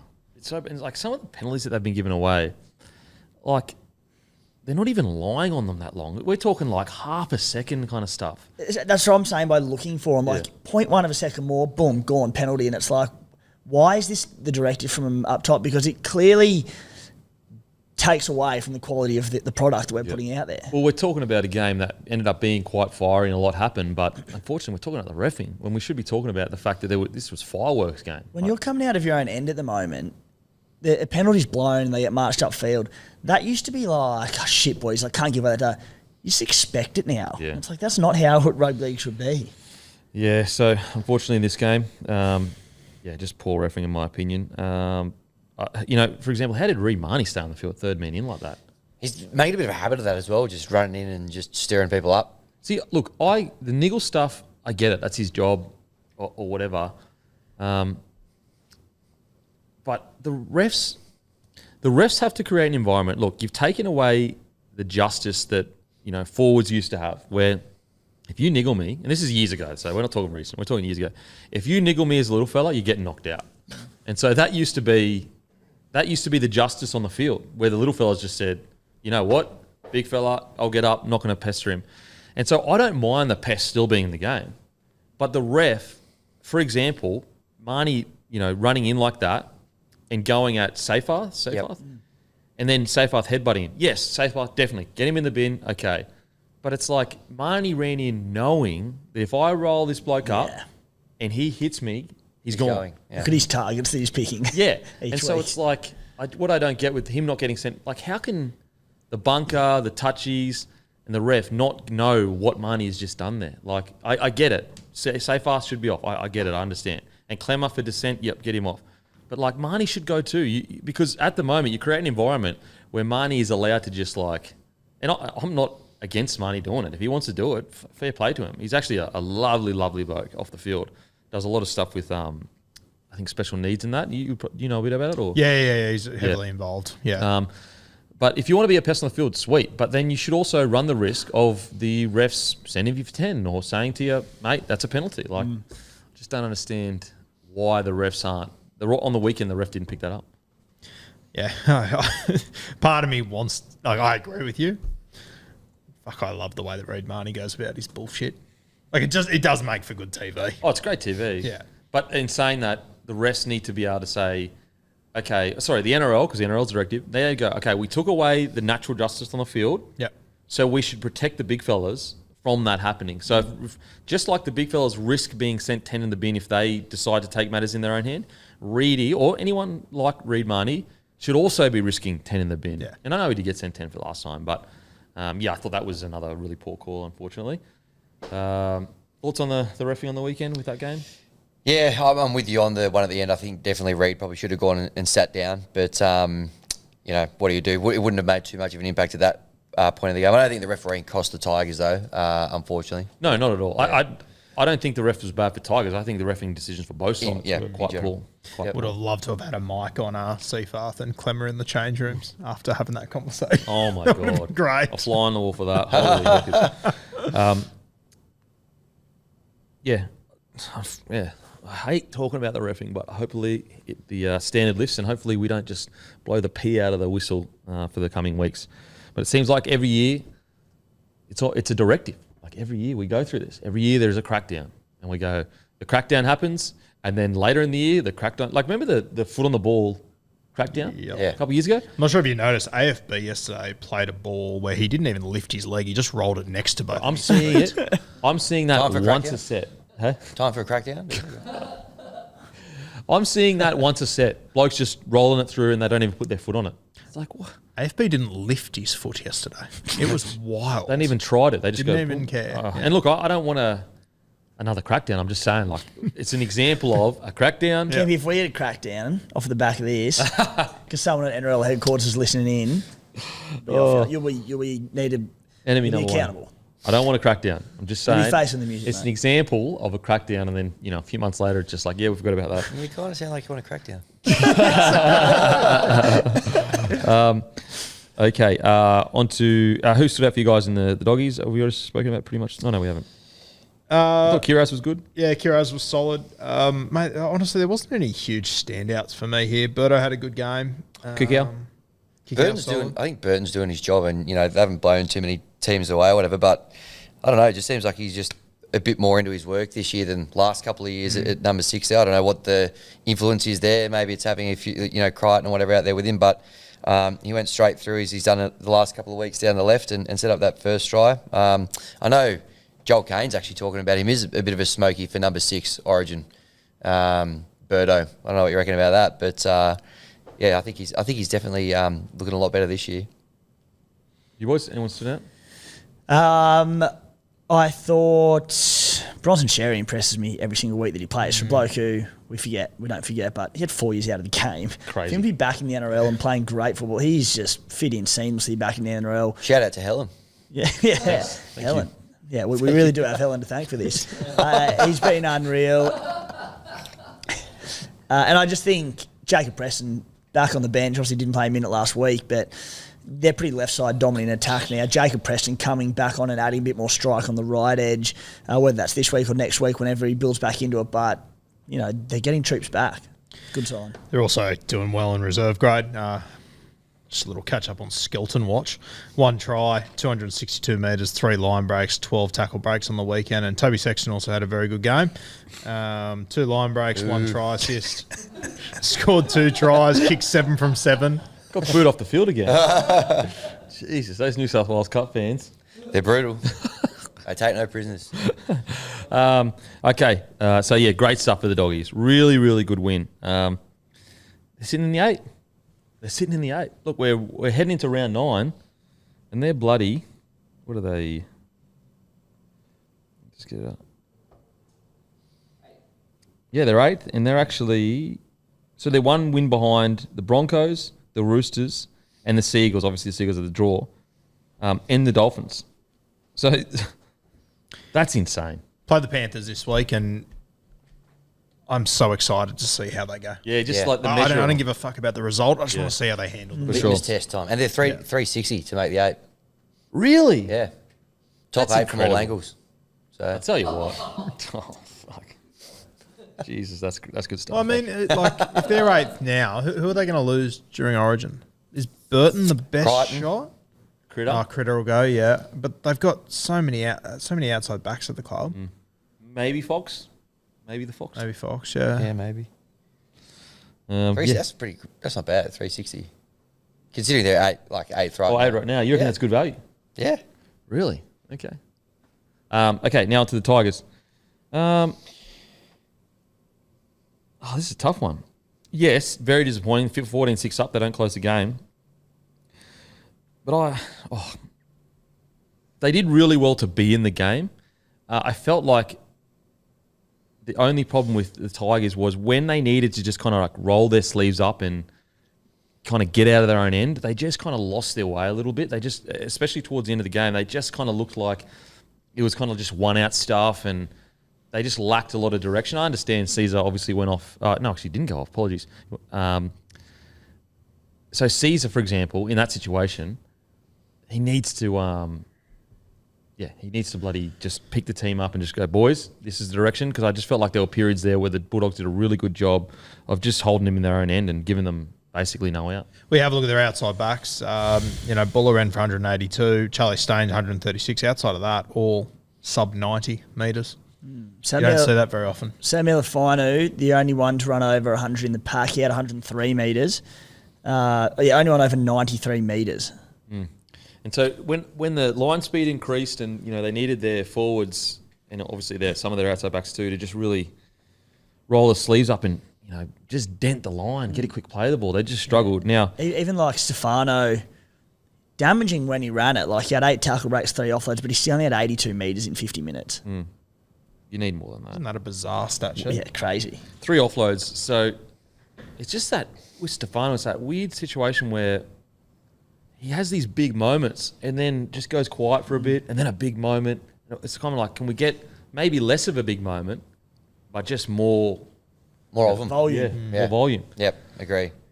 We started pretty well. I think before the game as well, Benji said they're going to ping it around a bit and go towards They're going on their left edge, your right edge. They cut them tore apart a couple of times. And one or two, they obviously got the first try, which was pretty good. Charlie Staines, great length of the field effort, but went that way again. 1 or 2 little handling errors probably cost us another try or two there. There's a little knock on from Brent Naden, but we looked good there. But second half, we didn't score a point, and that, that obviously hurts. Weren't able to put him away. I thought Lockie Galvin was pretty good again. Oh, mate, seriously. Yeah, he's a standout. But He ran for 130 metres, Galvin. Like, how he even has the balls to run in the NRL is beyond me. Like, And that's what I guess, is disappointing when you look at some of those other players. You're going, how's Lockie Galvin running for 130 metres? Yeah.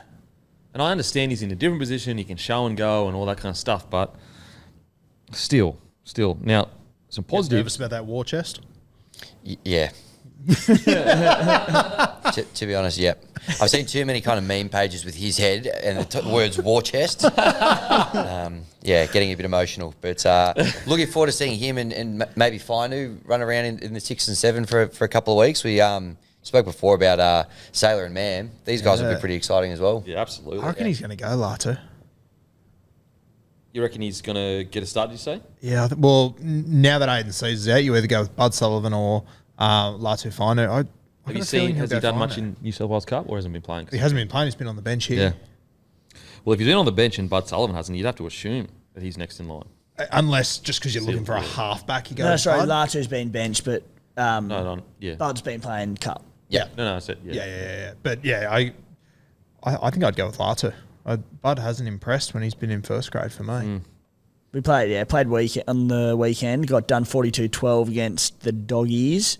Yeah, no tries, no try assists, no line breaks, no line assists. Not saying he played bad, but statistically speaking. Yeah.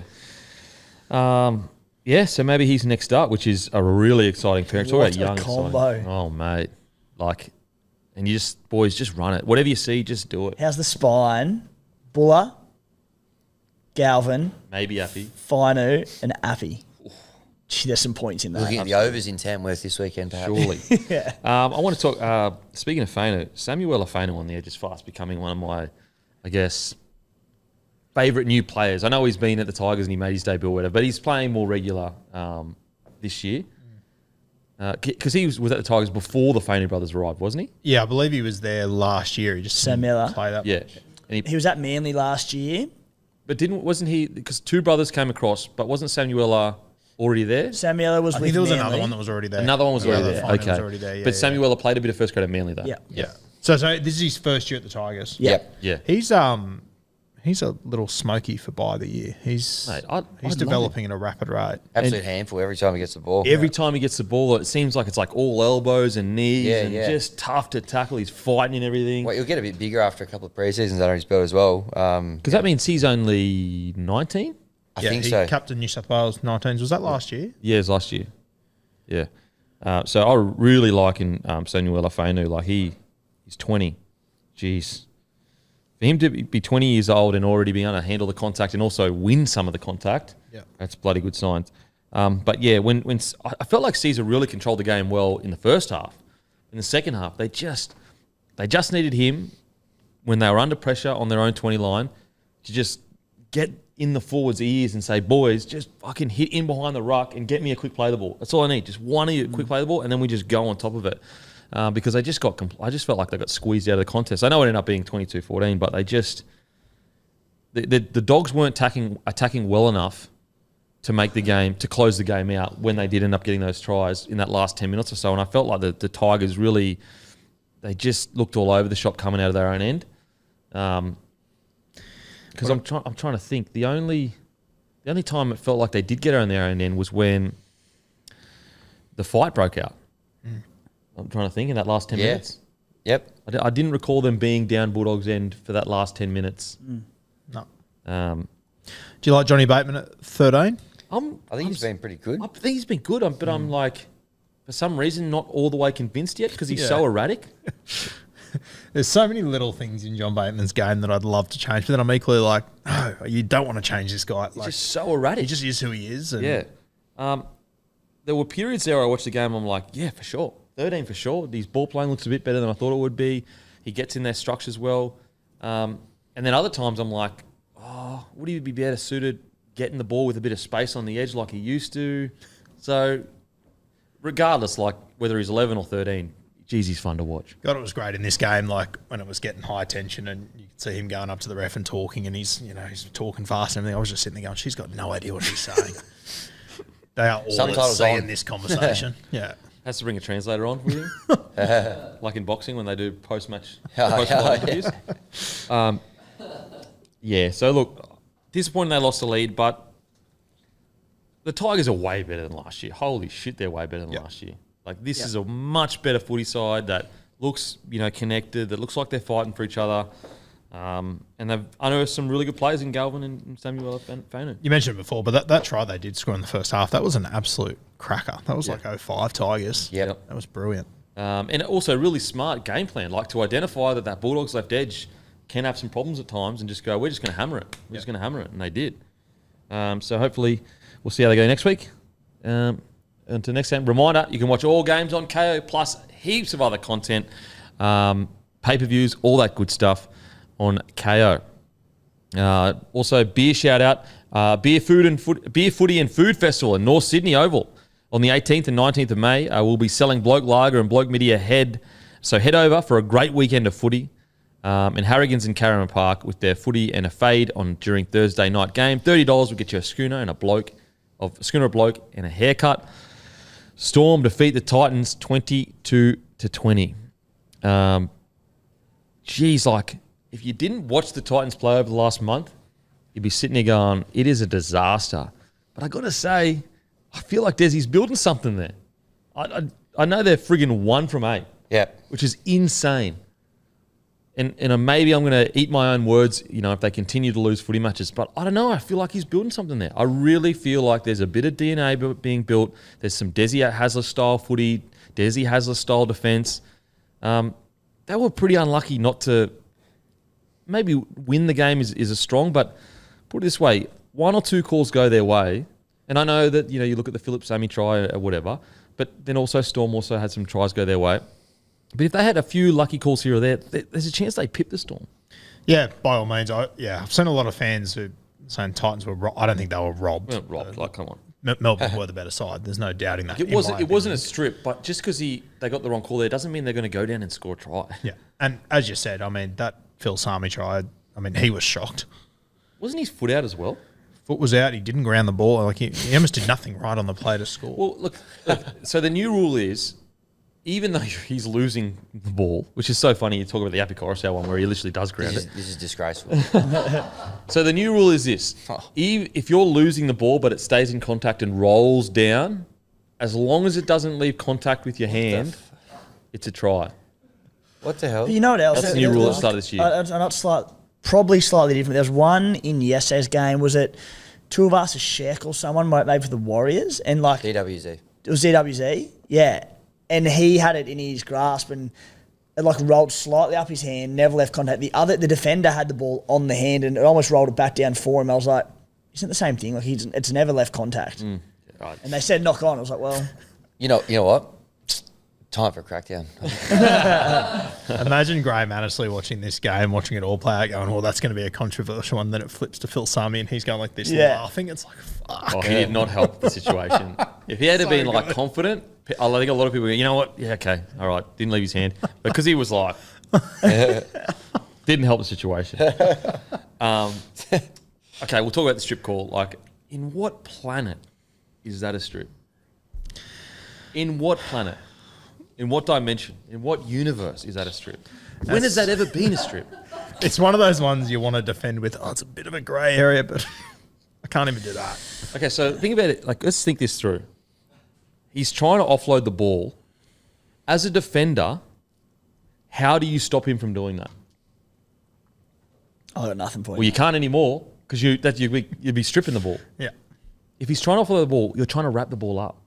And so I'd be really interested to see like who was in the bunker, whether he'd played NRL before or even rugby league for an extended period of time. Because like anyone that's played the game knows that that's wrapping the ball up. You have to wrap the ball up. Is he supposed to let Meany offload it? Just, I don't know. Anyway. Okay. Let's talk about, we'll talk about Titans first, shall we? Titans. As I said, I feel like there's a DNA being built. I thought Philip Sami was outstanding, obviously with the try that he scored, but I thought he was outstanding. Jeez, he's a handful when he gets going. Got to Team of remember, the week, was he? what? I think he was team of the week, wasn't he? Taruva and Yeah, I don't think. So, I think okay. he was in Just missed conversation. out. Yeah. Honourable mention to Philip Sami. yeah, honourable mention. But yeah, so with this side, we've got to remember Tanner Boyd went off 8 minutes into the game, Yep. and they nearly beat the Storm. And mate, I even felt like in the commentary, no one even noticed. I didn't notice until Brian Kelly picked up the tee. Mate, I was sitting there and they went to Tanner Boyd on the thing with ice on his wrist, and I was like, holy shit, he's off the field. And yet they just got on with it. And you mentioned, mate, obviously building DNA and everything, and I completely agree on that. But my God, it's been night and day since AJ Brimson moved to fullback. Yep. And there is you can't ignore that. And also, that's a coach's decision. Yeah. So for all the praise from Desi, we have to sit here and go, mate, you got that wrong 100%. I'm at the point, even when Jaden Campbell's back, mate, I can't move AJ. Nah, agree. Not a chance. So with Tanner now out, just Tom Weaver straight in, or would you be tempted to do AJ to 5'8"? I'm not moving AJ anywhere. AJ, no fucking way. Yeah, no, I agree. It'll just be Yeah. he's shown that he was happy to play AJ at 5'8" already. Yeah. Oh, I'm with you boys. I'd keep AJ is fullback. the most important player in that side. Yeah, I'd just bring Tom Weaver straight into the halves, but Yeah. I wouldn't be shocked if he played him at 5'8". Oh. It'd be like comparatively speaking, it's nearly as crazy as moving Cleary to a different position for the Titans. That's how important he is at Yeah. fullback for the Titans. To this side. Yeah. You wouldn't consider moving him to left centre at all? Mate, you know what? Put him at 14. Impact. Impact. Mate, he's in such good form at the moment that, if we got to Origin and Reece Walsh was out and you guys picked him, I'd be like, fuck. I don't know. Maybe I'd rather Walsh. Like, he's just, like, in the team he's in that isn't going forward most of the time, he's incredible. Yeah. So bloody good. And just the consistency in which he does it. Yeah. Because he's at the smallest club in the competition. You just don't hear about it. Like, Brimo's been doing this for years now. Like, years and years, he's had these consistent... Yeah, I know he's had injuries here or there for sure. Like, but when he's playing footy for a long period of time, very rarely do you go 2 games where he hasn't been one of the best players on the field. And when you see AJ and you see him on social media and everything, he's so relaxed and so laid back that, like, you almost expect his football to be like that at times, but it's the complete fucking opposite. Yep. You look about their contrast in their first 4 rounds of the season to their last 4. They lost 13 plus their first 4 games of the season.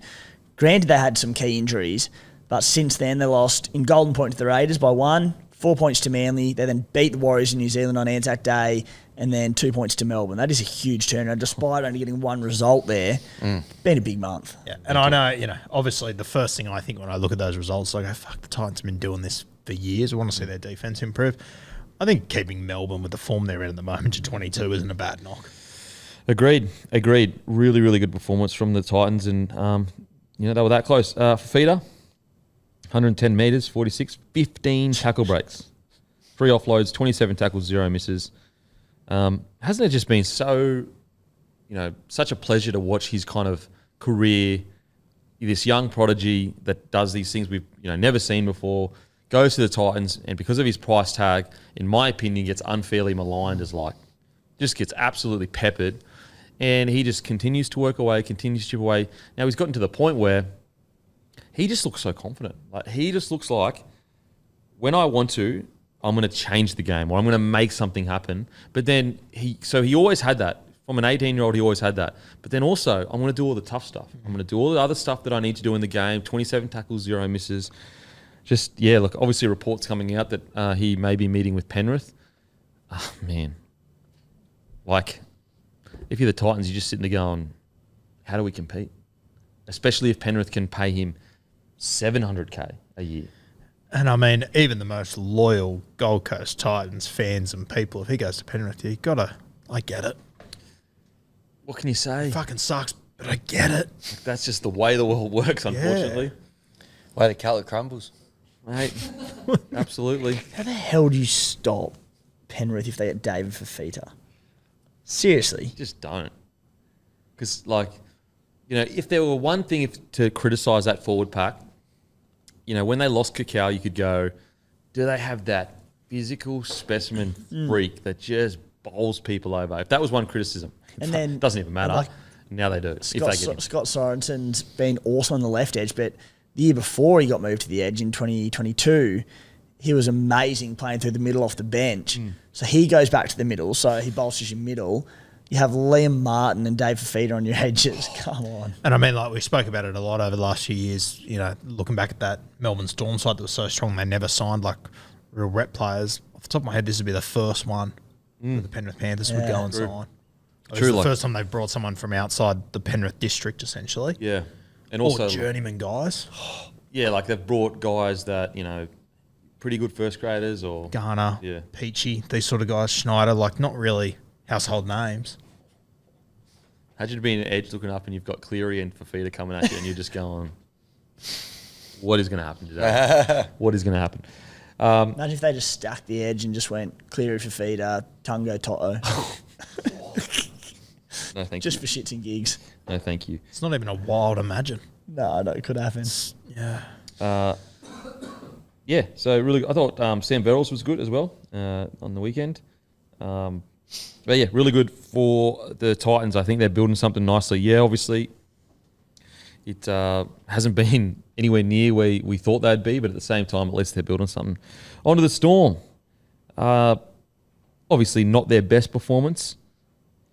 It's a mixture of two things. Storm, not playing as good as we thought they would play, but also I think Titans played a lot better than people expected. Storm completion rate, 78%, which is okay. I guess the surprise for me was they had more runs than the Titans. So they had 171 runs. The Titans had 170, yet the Titans ran for 1,510 metres and the Storm ran for 1,395 metres. The Titans also had 493 post-contact and the Storm had 444. The Titans had 6 line breaks. The Storm had 4 line breaks. The Titans had 43 tackle breaks. The Storm had 21.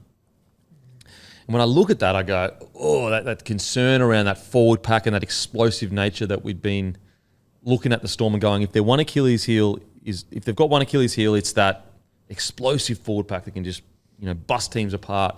Now, it's only one game, but that's that worry rearing its head going, sometimes they can fall into those games where they just, for some reason, they get out there and they just don't have the big dogs that can just skittle teams. Or they do have the big dogs, but they just don't skittle teams. And that's, I guess, a little bit of the concern for the Storm is when they get into finals footy and everything ramps up a notch, can they go to that next level? I think they can by the end of this year, but I do think it's a fair question after the performance on the weekend. I think they can, but if we are looking back at the end of the year going, that was the problem, it won't shock me at all.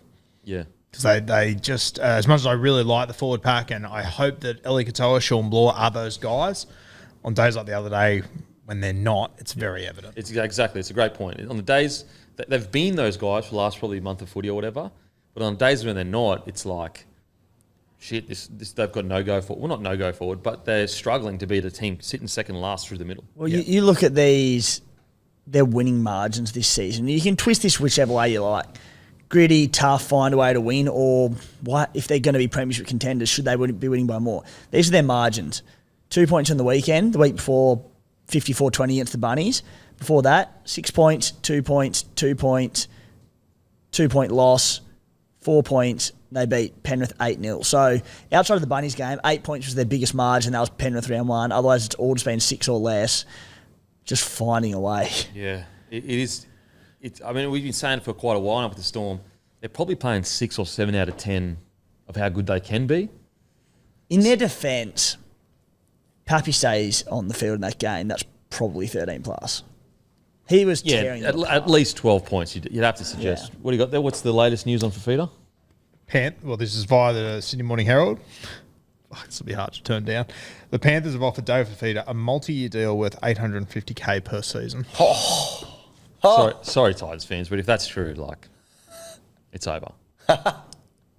Like, are we being all real here? Like, Yeah, fucking oath. Yeah. Well, not over, but because he'd get. What? tell me what you Titans could possibly offer that bloke. Well, I reckon they'll come out and offer him 1.2. He's already done that. Yeah. You're like $850K, and let's say he signs a 3-year deal, It's $1 million difference over 3 years. A lot of money. but he's already been on, yeah. and also he's what 24. You're almost guaranteeing yourself a premiership. Seriously, like, it's how fucking mental that Penrith side is. You get to play outside of Nathan Cleary, who was already on the trajectory of GOAT. Well, he's putting it, like, if he was to go there and stand outside Nathan Cleary, like, he's putting himself in the potential of being one of the best back rowers we've ever seen. If he lands in that spot, playing finals footy every single year, no one can fucking tackle him at the moment. Yeah. Imagine when he's in that side. Well, it's the best real estate arguably ever. Like, obviously outside Joey is fucking great real estate, but at the end of the day, Cleary's numbers are just stacking up and up and up and Mate, up. if he gets him outside him, it's going to be a bad decade for people that don't like Nathan Cleary. I tell you what, it is going to be really interesting. Like, it really will tell you, I guess, where Fafita's head's at. And this might be a little bit unfair, but if he takes the 1.2 to stay at the Titans, I guess you're kind of saying, look, there's two ways you could look at it. He is really, really keen on taking the Titans to their first ever premiership, or he's like, you know what, life's good. I'm playing good footy. I'm playing Origin. I'm getting paid $1.2 million to do it. So if he stays, there's an argument he's that's where his head's at. If he goes to the Panthers, he's saying openly, I want to win a comp. Like, I feel sorry for Titans fans. Sorry, guys. I don't see how he stays. I know that's going to hurt for Titans fans. Can you see how he stays? No, honestly? I would tell him to go. If that's the real 100%. offer? Yeah, I think he might be going. Mate, if that's in the ballpark of the offer, even if that's mate, for $750K, I think I tell him to go. $850, if that's really the offer. Guys, I know that's $1 million over 4 years, 3 years. If you can't live a good life after what the money he's been on for so long, and he's still only 25 years old, an extra $1 million's not going to change it. You know what I'm saying? Like, the extra $1 million is not going to make you all of a sudden live this crazy life that you've never experienced before. Like, when you've already earned millions. Well, it'll come down to his love for the Gold Coast Titans. As you said, Kempy, how badly does he want to take this team forward? Because if he really passionately does and he loves that club, he can do it and get an extra $1 million. So And if that's that's why I could the see him staying. reason, fair. But if it is, life's good, I don't like it. Well, I mean, from a footy fan, it's like, yeah, I don't like it. But from a bloke fan, I'm like, man, I get it, bro. Like, you know, earn your money, play good footy. That's all good, baby. Nothing wrong with that. Yeah, fuck. Shit. Just think of that Panthers side. And now they're going, okay, with the Fisher-Harris conversation, Did they already have this in the back pocket? I hope he doesn't. I really don't. Just because Penrith will be like, for the sake of the cheat game. code. Yeah, they just. How do you stop that shit if he goes? Even if they lose another 2 players, like seriously. And I mean, if it's not Penrith, I'm sure the Roosters will come knocking. Yeah. I hope they don't because I want to see Tino and Fafita do something great. Like the first ever professional team to win a premiership on the Gold Coast. It's a bloody it's a Bermuda Triangle up there. Burleigh Hill. You know what? Titans, take him to Burleigh Hill and begin contract negotiations there. And he'll look around and go, you know what? I'm not leaving, baby. I'm fucking leaving. Fuck, I hope he doesn't. But in saying that, I do get slightly aroused thinking of him outside Nathan Cleary. Fafita has until Thursday to activate his 25, 26 option. we're getting an with the answer. Titans. Yep. That's why I think it's a little suspicious because Penrith wouldn't release that because they're not even allowed to table an offer now. Okay. So do you think it's the Titans Yeah. trying to muddy the waters? In saying that, then I don't really know why. I find it all a bit weird that the deadline's in 2 days and they've apparently offered him a deal. so do you reckon it may be Titans? So do you think it's Fafita's management trying to get more money out of the Titans? Maybe. Maybe. I don't know. Surely Fafita's management's sitting there going, he's already got 2-year option. He's on reportedly 800 to 900K. He took a pay like underneath. Surely the manager's sitting there going, look, if we put Tino and Fafita both on $1.2 million, like this team's going nowhere. No disrespect, but you having those 2 players, that's like, what's that, $2.2 million of your salary cap each year on 2 forwards? Your pack, yeah. Jeez. Oh, rugby league, the gift that keeps on giving. Okay, anyway, back into it. With the Storm. So I'm still high on the Storm, though. I still believe that this is a team building into something special towards the end of the year. This was just almost like an echo of, if things go wrong, this is where it's going to go wrong, in my opinion. Pappy being injured is like devastating. What is it, 6 to 8 weeks is he out? Could be 4 to 6 now. 4 to 6 now? Yeah, a little bit. So it's 4 weeks. That's not too bad. Like, Yeah, it still not bad. friggin' sucks for the poor bloke. Tell you what, it's going to get some. Also under an injury cloud, your boys. Fa'alongo. But Fa'alongo. If he gets a month-long stint, I hope he's okay because this opportunity is so golden for him to play fullback. What about the try he scored? Oh, yeah. Can we talk about that? Unbelievable. Absolutely, we can talk about that. That try that he scored. Hey, we're about to get R-rated, guys. Take the kids out of the room. Little Guru's doing overtime.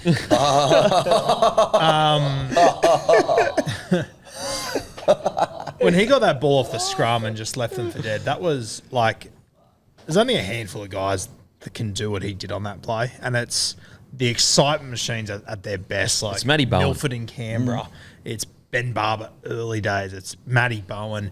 Like I think it was Harley Smith Shields, the poor bastard. He didn't get him the right postcode. And I don't hold that against Harley Smith Shields. That's why they like pure speed just kills. It just kills. Like, how do you defend that? My favourite thing about it was they had this big setup to the right, all the shape. They're ready to go. Sweet, they're going to have a crack at him here. It was just 2-on-2 on the blind side, and they go, just give him the ball. Yep. And they intentionally set up on the right to give him more space on the left. Yep. And they just said, you're not going to stop. And what I love the most about it, so he gasses just to rub it in. He gasses Harley Smith Shields, and then peripheral vision. He's done it so many times. He knows that wing is coming to jam in. He just goes, boop, right foot, and then just springs in the air. Just special stuff, man. Fuck. Especially when he does the dive, and it just feels like there's no one else in the stadium around. It looks like he just springs in his boots. Yeah. Spectre Gadget kind of stuff. Yep. Very impressive. Who is he going to play for the Blues or what? What's going on? So Born in Samoa. And he grew up in Victoria, I'm he's pretty Victoria sure. through So and I through. think he's a Queenslander. I think. Is that how? I think that. Yeah, well, I spent goes- 10 years in Victoria and I'm a Queenslander too, so... There you go. There you go.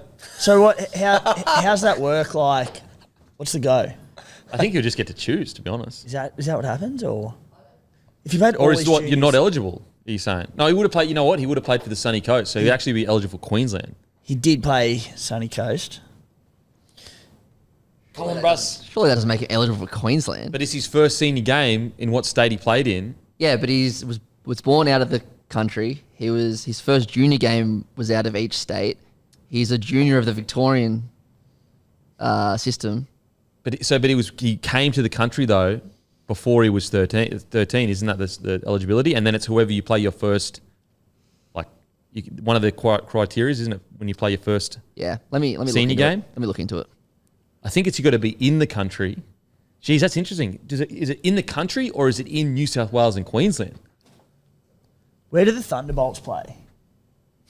Victoria. In Melbourne. Out of Melbourne. Yep. What comp? Yeah. Yeah, they play in the New South Harold Wales. Matson SG Oh, so okay, Ball. then he would be played New for the South Wales. Thunderbolts Yeah, he played Harold Matson SG Ball in Melbourne, for Melbourne. in New South Wales. But it's in New South Wales Cup. It's in New South Wales Cup, yeah. Still but playing it's for representing Victoria, Victoria. though. Yeah. It's representing So- Victoria. but So, yes, he would Sunshine have played Coast- away games in New South Wales, I guess. So Sunshine Coast Falcons, when he was playing for them, he was actually playing for a Queensland side. Watch this space. Watch this Let us space. know in the comments. Who should he play for? Who should he play for? Queensland. Very exciting. Anyway, Because like the age thing is, yeah, that's interesting.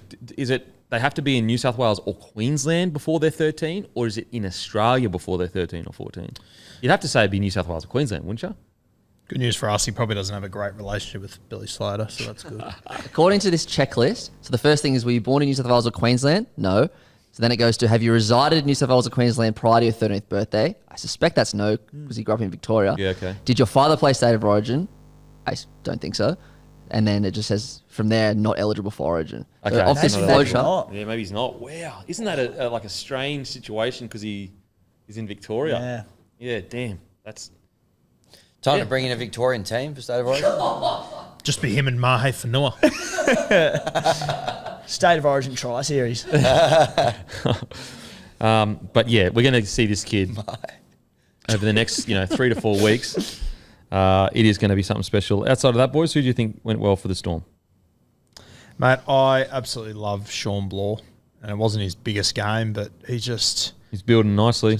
oozes class, and I know he's a guy that, he's obviously not in the Origin conversation now, but I reckon this time next year, I think we'll be talking about him as a potential Blues bolter. Okay. Is that your CBA for 25? Well, mate, he's been a CBA for No, about your Blues 6 CBA, fucking sorry. years. It's Your Blues wild. CBA, because you did the Cotter CBA, Queensland, and you did the Hopgood CBA, Queensland. For New South Wales, I'll go Sean Bloor's a little smoky. Okay, I like that. Anyone else stand up for you guys for Melbourne? No enormous standouts, to be honest. Jerome Hughes felt a pop in his cork 10 minutes into the game, and because they had other injuries or something, he played through the game. So that's huge. He's in doubt this week. He's a little bit concerning, Hughes. He hasn't since the first year where they won the comp, 2020. I kind of feel. Could you check his games played? Because maybe it's like the Renault situation where it looks like he hasn't played much footy, but then you actually look at it and he's played like 20 plus games each year. I feel like he's played a lot of footy, is my vibe. But Yeah. My vibe is he's in and out injured every now and then. so last 3 years, 22 last year, 21 year before, 24 year before that, and then 19 year before that was COVID. So over 20 each year, basically. Okay, so it's kind of like the Renault vibe where he might be out for a week, but then he's back. Hasn't really had long-term injuries. A lot of little ones. Yeah. Okay.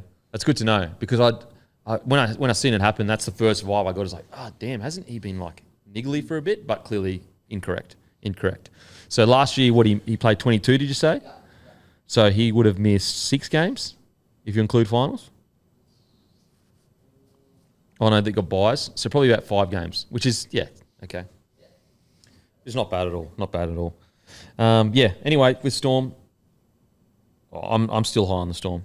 I really am. I know that we saw some like concerns or whatever, but I'm still really high on them. I think that they're going to be a problem come final. 7-1, hard to knock. Yeah, absolutely. I think as well, when you play the Titans, they're a bit like what the Sharks used to be. The Sharks used to drag you into a gutter close game. I feel like the Titans, they just drag you into a shootout. Yeah, and they can kind of like ambush you to a degree sometimes. Like they do have a tendency. Didn't they beat the Storm last year at home? Up there, 40-36 or something. Yeah, some weird game. So, yeah. Now, on to the next game. Don't forget, guys, the drop tonight, Bloke Jerseys, limited supply, and Bloke slides, and Bloke hat, Monday, 6 p.m. That is tonight. If you're listening belatedly, obviously Monday the 6th. Cowboys lose to the Dolphins, 28-26. And kind of like what me and Roo said at the start when we were tipping, we're going, why were we so confident with the Cowboys? Like, what evidence did we have aside from some big wins at the start of the year that these guys weren't going to make this a shit fight? So they start the game off really well. And then essentially each time the Dolphins got down on their line, they scored. Like literally 3 times in a row, they got down, boom, scored. Cowboys ring momentum back. Dolphins eventually get back down, boom, score. Like 3 times in a row. They're actually, obviously Manly are doing better than the Cowboys. But they are similar-ish to the Cowboys where, so like Manly and Cowboys are quite similar where when it clicks, it's some of the best rugby league you'll ever watch. But then this defensive side of it, it just needs to be sorted. And yesterday, it is going to keep biting them in the ass, and we're going to keep coming here each week where we go, holy shit, the Cowboys are back. And then the next week, we go, oh, I don't know. And then the next week, and it'll just be this roller coaster all year unless they sort their defense out. The Dolphins, on the other hand, yes, obviously they leaked as many points, but when you look at those two squads next to each other and then obviously all the injuries, I know Chad Townsend was out, but when you look at the injuries the Dolphins had, the fact that they can go up to North Queensland and get the win, I think that's outstanding. Boys, what do you reckon? Just having a look at the ladder. The Cowboys have conceded the second most points in this competition. If South Sydney didn't exist, that'd be worst. Bizarre. And they've conceded 245 points. I think have they had a bye in there, the Cowboys, or maybe not yet? Not yet. Like, it's a lot of points. And, you know, I'm sure that they do care. I have no doubt about that whatsoever. But when you watch them defend, it's almost like they don't care. They're just happy to... You know what? It looks like to me that they don't have a defensive system on their try line. Obviously, they do have it, but they're definitely not playing... Like, okay, for example, I watched the Sharkies, and their defense on their line was outstanding. And I watched the Cowboys, which, ironically, I think we were all sitting here saying the Cowboys are probably... could kick on more than the Sharkies this year. But I feel like the Sharkies have taken the direction you would have hoped the Cowboys would take, at least early on in the year. So points differential, so points against, Sea Eagles have 200, Raiders have 204, Cowboys 245, Dragons 234, Titans 226, Rabbitohs 292. On points conceded per game on average, they're third worst. So Rabbitohs 36 points per game, which is terrible. Titans all the way down to 28, and then Cowboys 27. And who's the next ones too? Then Parramatta 26, and then Dragons also 26. And the next one? I've only got top 5 here. Top 5. So they're still sitting 10th, and they've won 4, lost 5. But with how poor their year was last year, unfortunately, when you look at them and go, they've still got the same problems as they had last year. Super up. When they're up, they're up. When they're down, they're down. It's getting to the point where it's like changes may need to happen at the end of this year if this can't get sorted. I find them so frustrating, mate, because I absolutely love watching them play. Each week I look forward to watching them play just when they've got the ball in hand. And I just think, fuck, you don't even have to be the best defensive side in the competition. If you can just be somewhere in the middle, they're a serious threat this year. They just can't seem to get it together. And I mean, like, and I know it's the Dolphins and we all, sort of go, oh, yeah, but Wayne, like, the amount of guys they are missing in that side right now, the Cowboys at home should have been able to contain that mob. And they just let sides walk through them. And it just looks so far from where they need to be. Like, sometimes you look at a few late tries, right? There's tries off kicks, this or that, and a few tweaks. And like they can find their way back in it. They'll sort this defence out. They look so far from a cohesive defensive unit at the moment. It's going to take major changes. I think that if this continues for the rest of the year and they miss the 8, I think big changes need to happen because they're not reacting. The year they did really well, at the end of round 9, they'd conceded 102 points. So they've conceded 150 more points than they had that season. But remember when they went really well, what was the talk out of their preseason? We've had one of the toughest defensive preseasons we've ever had. And so the only thing I can think of is like, there's 2 options. They've continued those tough preseasons and they're burnt out, or they've eased up on the tough preseasons and that's why they're not as defensively tough as we would expect a Cowboys team to be. It's just frustrating. Yeah. I do think if this continues for the rest of the year, I think Toddy Payton's going to have to make some tough calls, really tough calls. Helam Lukey back in for his first game from injury in the weekend, 29 minutes off the bench. I think he hopefully comes in, starts this week. he'll make a world of difference to them, attack and defence, just getting through the work that he does. He's a good defender. You know, at times I think, all right, are they too robust? Are they too big? Like, do they need a bit more mobility through, like, in the pack? He'll do that for them big time. Finny Fuaki probably goes back to the bench. He can come on in shorter bursts, be a more explosive player. I think it'll make a huge difference. Is McLean out for extended time? I'm not sure. Hammy last week. Would he only do played Hammy 15 or? minutes in this game. He played 15 minutes. Don't know. The thing is like, look, Taumalolo, a little bit better. 12 runs, 121 metres, 55 post contact, 18 tackles. He did that all in 43 minutes. And then you look at Griffin Neame. These numbers are a lot better. 13 runs, 139 metres, 66 post contact, 34 tackles. Reece Robson, 94 metres, line break assist, 45 tackles, 0 missed end-to offloads. So you look at that and you go, that's much better than a few weeks ago where they just got completely steamrolled. But just that defence on their line is just so bad. I would love to know, like, what is it? Is it the players not buying into the system, or is it the system is just not good defensively on the try line? I don't know. Yeah, I don't know either. So, yeah, I mean, all the obvious things, they need to sort it out. Tommy Dearden, I thought, was outstanding. I thought he was really, really good. So, like, they did have good performances. Well, in attack, the same every week. Take your pick. Drinky was awesome in attack. Dearden was brilliant. It's just defence every week. What about when the halfback, Jake Clifford, put up that bomb and Trey Fuller let it bounce?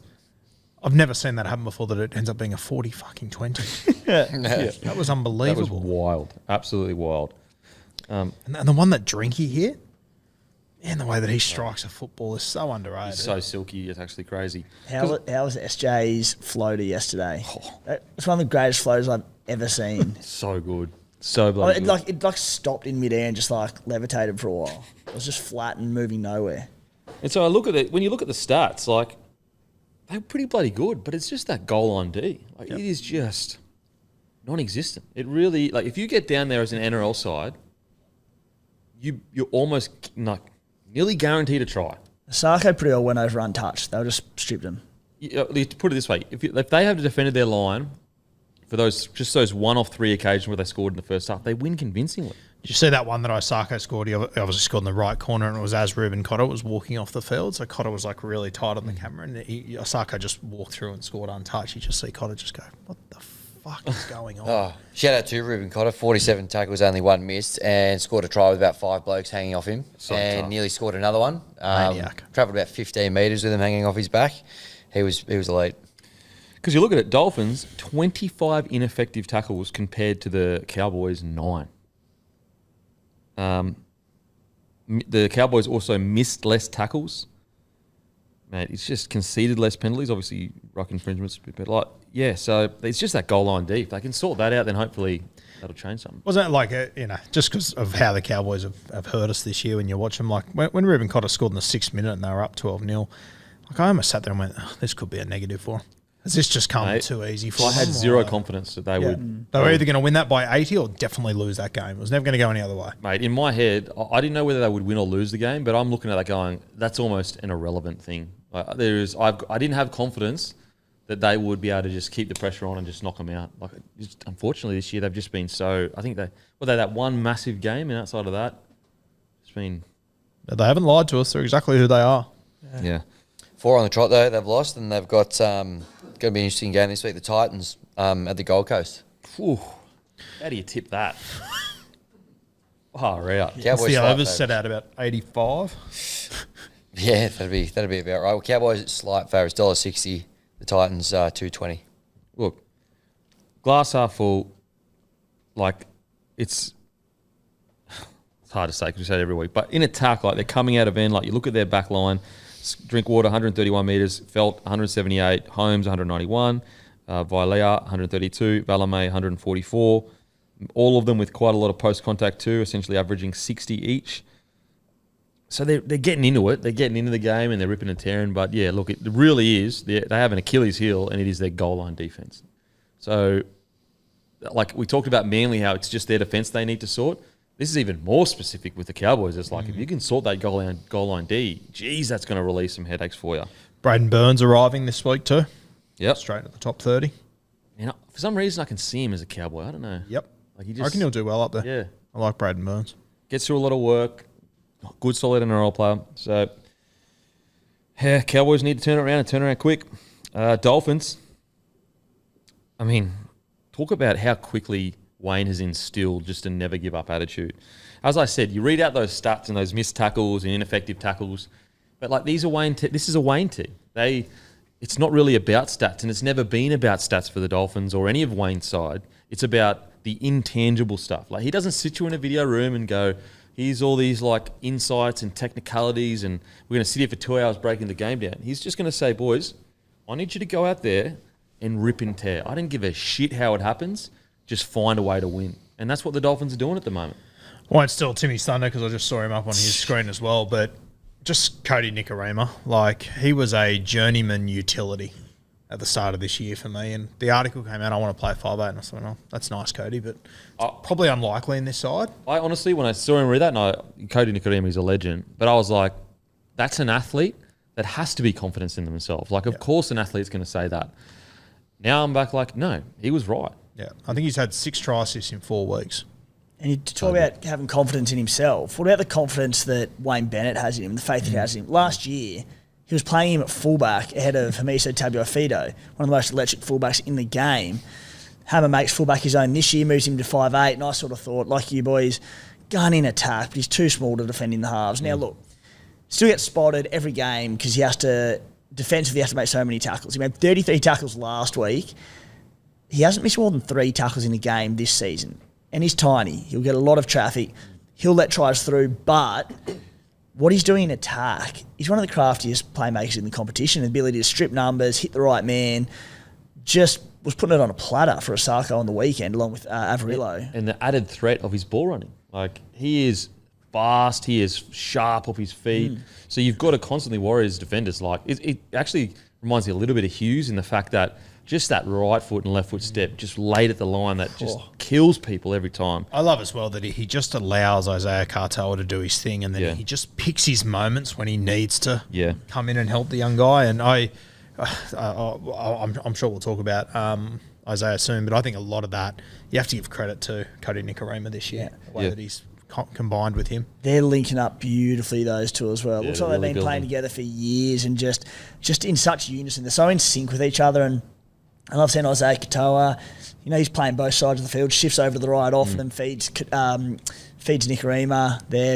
They're fun to watch at the moment. Mate, Katoa for me is like, it wasn't even his best game on the weekend, but at 20 years old, looking that slick, that confident, mate, when we start hitting 24, 25, he will be able to, you go and look at Cleary now, and I reckon it was about probably 2 years ago where, not even 2, maybe a year and a half ago, where you go, he's starting to believe he's the best in the game. And he went from a really, really good half to a half that knows he can dictate terms with certain plays, knows when to pull the trigger, knows when to build pressure. And I'm excited, and I hope it's similar-ish with Katoa, where he gets to 24, 25, and he's just played so much footy at such a high level that he understands just the right time when to pull the trigger, when to build pressure, when to make those plays. Because at the moment, his career is just like, he's just stacking on it, stacking. Each game, there's all these little things you're seeing where you're going, mate, there are halves that are like 27, 28 that don't have, we always talk about it, but the sign of a good half is a half that looks like he has time with us. Like Andrew Johns, it literally looked like he was playing in slow motion at times. He just had so much time on his hand. And with Katoa, he does. He looks like he's got a lot of time every time he runs a ball. Without knowing exactly what Wayne's doing next year, if he does end up at the South Sydney Rabbitohs. Jeez, if you're Blake Solly and the Rabbitohs, aren't you saying, Wayne, hey, any chance? Oh, mate. For the Dolphins' sake, I really hope they don't. And I hope Wayne... Well, he's locked in. He extended this year. Good. Yeah, Katoa did, yeah. I hope Wayne leaves a lot of those guys there to keep building. The Dolphins probably looked at it and said, if Wayne isn't coach this year, we need to identify who's our key players. Katoa's our key player. Yep. We're extending before he leaves. Because if we don't extend, you just know that he's probably going. I thought Averillo was really good. Yeah. He was really good. Another guy that, when he first did make the side, you're like, oh, he's down in the pecking order. But ever since then, it seems like Wayne's really backed him in, and he had a try, 2 try assists. Just looking slick, really. Couple offloads, just really. He's just a well-rounded player. I know defensively he can be found out sometimes, but in attack, like he can offer. Some games you can watch him and go, geez, isn't he just a really good centre that can get his ball to his winger? Doesn't overplay his hand ever. And then other games you're like, holy, he's gotten through a bunch of work. And then other games you're like, well, he's actually a lot quicker than I thought. He's not necessarily like the best at one thing, but he is really good in a lot of areas of Avarillo, in my opinion. Yeah. Defensively, his thing. Like even at the Doggies, we knew he could attack, but defensively in the front line, he struggled at times. He's missed 2 tackles in the last 3 weeks. So really sorted his D out under Dwayne Bennett and the coaching staff up there. And if he can maintain that and keep a regular spot in the NRL, like what he can do in attack, as you said, Kempy, he can hit you in so many ways. Yeah. He's really quick. Yeah. He's got great footwork, good passing game. I really hope he can make a fist of it defensively because he's got a big future if he does. Yeah. And what a great guy to have in your back line for injuries and that. Can play fullback, can play wing, can play centre, could play 6 or 7 at a pinch. Like, I know we don't Played want halves with the Dogs. Yeah, we know he can play half. So it's like a really important person to have in your back line that can cover multiple positions, can play 14. It helps with squad balances these days. And, mate, they've got so many guys like that. Like, if you have injuries anywhere, you and 8 can just about cover anything. Maxi Plath can play a range of positions there. It's a really well-balanced squad, the Dolphins. Maxi Plath played the full 80 on the weekend. Yep. It's very good. It sort of shocked me when I was reading through Felice Kafusi's stats that he only made 18 tackles. It felt like he made 17 bell ringers. Yeah. Yeah. Kafusi is such a good example of stats on everything. Yep. You go through his career, very rarely are you going to find a game where he's had 7 tackle breaks, 2 try assists. You're never really going to find that with Kafusi. He's a guy that you've got to watch the game of rugby league to see how he impacts it because he is just high quality. His defence is... He's got to be up there with some of the best, arguably a top 5 all-time back rower defence like we've ever seen. When they came out last season and just blew expectation out of the water, the one bloke that stands out for me was Felice Kafusi, and just the intensity he set with his defence, flying off the line, putting on shots. Statistically, there wouldn't have been anything amazing there, but great example of it. And the other one, Marky Nichols, the GOAT. Thought he was terrific. Found himself in open space, the big fella as well. He unsung hero. Flying. What do we make of Kafusi's hair on the weekend? Hot. Yep. It's hot. You a fan? He's bringing it, he's given hope for the dads out there. Yep. The reverse Devon. You can still be cool if you're a dad. Yeah. That's what he's saying. He's saying, look, maybe physically you've completely lost it, but at the same time, you can still be hot, baby. As a father, will you be adopting that haircut as well? I'm thinking about it. I don't know if it, when it comes to, perspective and ratio, I don't know if my head is actually shaped to have that out the back. You're heavy on both sides. One way to find out. Just on Felice Kafusi, quick story I haven't told before. One of my mates, when Felice was first picked to play for the Kangaroos, that was in 2017. They just won the comp in 17. He had the big afro, big bit of gear, playing in the back row, and they were at a function, and all the other Kangaroos walked in and said hello to everyone. No one introduced themselves.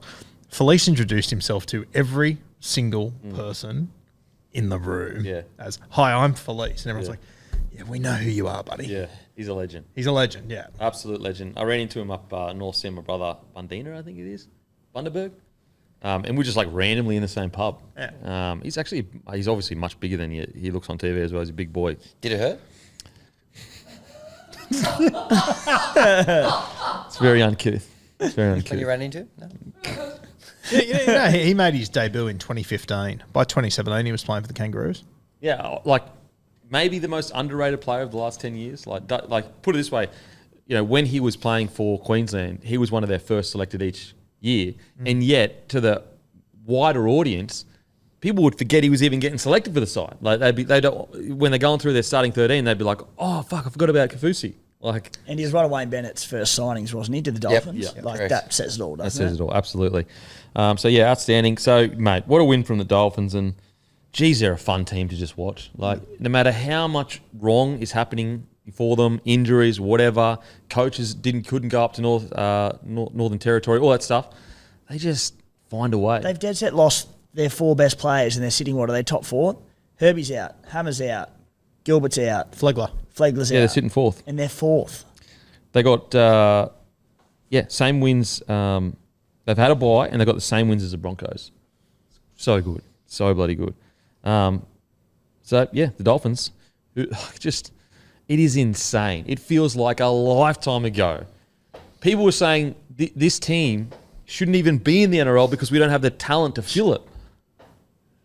So that was the yarn. That was the yarn. This, we don't have the talent to fill it. The 17th team, it's going to be a failure because they're just going to come last every year. They're bloody sitting fourth. So what I do, and I hope I'm wrong, obviously, but I almost feel sorry for the 18th team. Yeah. Because they've just set such an unrealistic standard coming into this Across the board too. From an administration, from the branding, it's been really fun, but just the way they've played. Stan Doco. Stan Doco, which Cutlets. is outstanding. The Cutlets. Oh, that's their number one. That's a standard that will never be matched. Yeah, no. Yeah. Oh, yeah. Goodness me. Okay, so great from the Dolphins. All right, Knights defeat the Warriors 14-8. I was really, really impressed with the Knights' performance this week. Was it, a classy, crazy win with some, incredible building of pressure and tries or whatever? No, but did the weather dictate that? Yes. I actually think the biggest concern between the two sides is the Knights played smart wet weather footy. They got the ball, kicked early, and they let their defence do the talking. Whereas the Warriors, all the way, even to the end, the game's on the line, they get that call or, tap or whatever, they go to one side, go all the way to the other side. And it's just like, why are you playing side-to-side footy when A, it's honestly starting to become predictable, but B, you've got such an incredible forward pack, punch them through the middle and then get some quick play of the balls. Whereas I thought the Knights just said, okay, yeah, the Warriors are flying high, and yeah, on paper, you'd probably say the Warriors form-wise, individually the players, better than the Knights, especially without KP. But the Knights just said, we're just going to play wet weather footy. We're going to be tough, we're going to be gritty, and we're just going to wait for you guys to make the mistake. And I think that's exactly what happened. I was really, really impressed with the Knights' grittiness. Yes, it's not the level at which they were playing with KP at the back there, but it was signs of the way they were playing in that run they had last year, in my opinion. Yeah, for sure. And we've questioned, the forward pack and their underbelly for a long time. And even when they were on that good run last year, there were still moments where I questioned, are they going to be able to do it against the top sides? And I thought they were really good on the weekend. I thought, we obviously made our team of the week, Jacko Hastings. I thought that was a really good example of wet weather footy from halves, even just the way they moved the ball around the ruck. And you're exactly right, Ken. Be like, the Warriors, you pointed it out last week, I think it was, like when that slingshot format on the right side doesn't work, they're just sort of lost. And, Dylan Walker crashed over for a nice try where they moved the ball around the middle and they took on the Knights' middles, and they just never did it again. It's bizarre. And that's like in my notes, I had that. I was like, you got a forward pack with Adam Fnell-Blake, Dylan Walker coming on, Wade Egan, Mitch Barnett, incredibly great edge back running, and you just keep spreading it. Punch through the middle and just get some quick play of the balls that you will literally fall over the line. And when Walker scored that try, I thought, okay, this could get a little bit ugly here if they keep doing that, and they just never went back to it. It's genuinely bizarre why the Warriors all of a sudden have fallen in love with just spinning the ball constantly to each edge. What I don't get is I watched that game. I've watched their footy over the last couple of weeks, and even me, I'm looking at that going, I know exactly what the answer is here. Stop spreading it so far and just so often bang down the door, and then if you want to spread it. But the amount of times Charles got it out the back and it was just running into a brick, guys, change the tactic. I think what's ironic is that the same thing I think happened earlier on in this season with the Newcastle Knights with a pretty poor start to the year. Because they were so rapid and so effective using their left edge last year for the last 10, 11, 12 rounds of the season, they fell into that same thing early this year, just going, we'll just go left, spread it early, spread it on a second tackle, we'll score, we're elite. That's not how it works. You have to earn the right. And we've spoken about that. I thought the Knights, they kept it a bit tighter, particularly in the conditions, as you said, Kempy. They played through the middle, the points came, not a lot of them, but enough.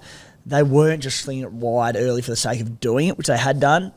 The Warriors were, as you said, couple up the middle and then bang to the right. So it's robotic and predictable. Yeah, I've got a bit of a theory around it as well. I think last year, for the most part, it was Murata Niokore playing on the edge.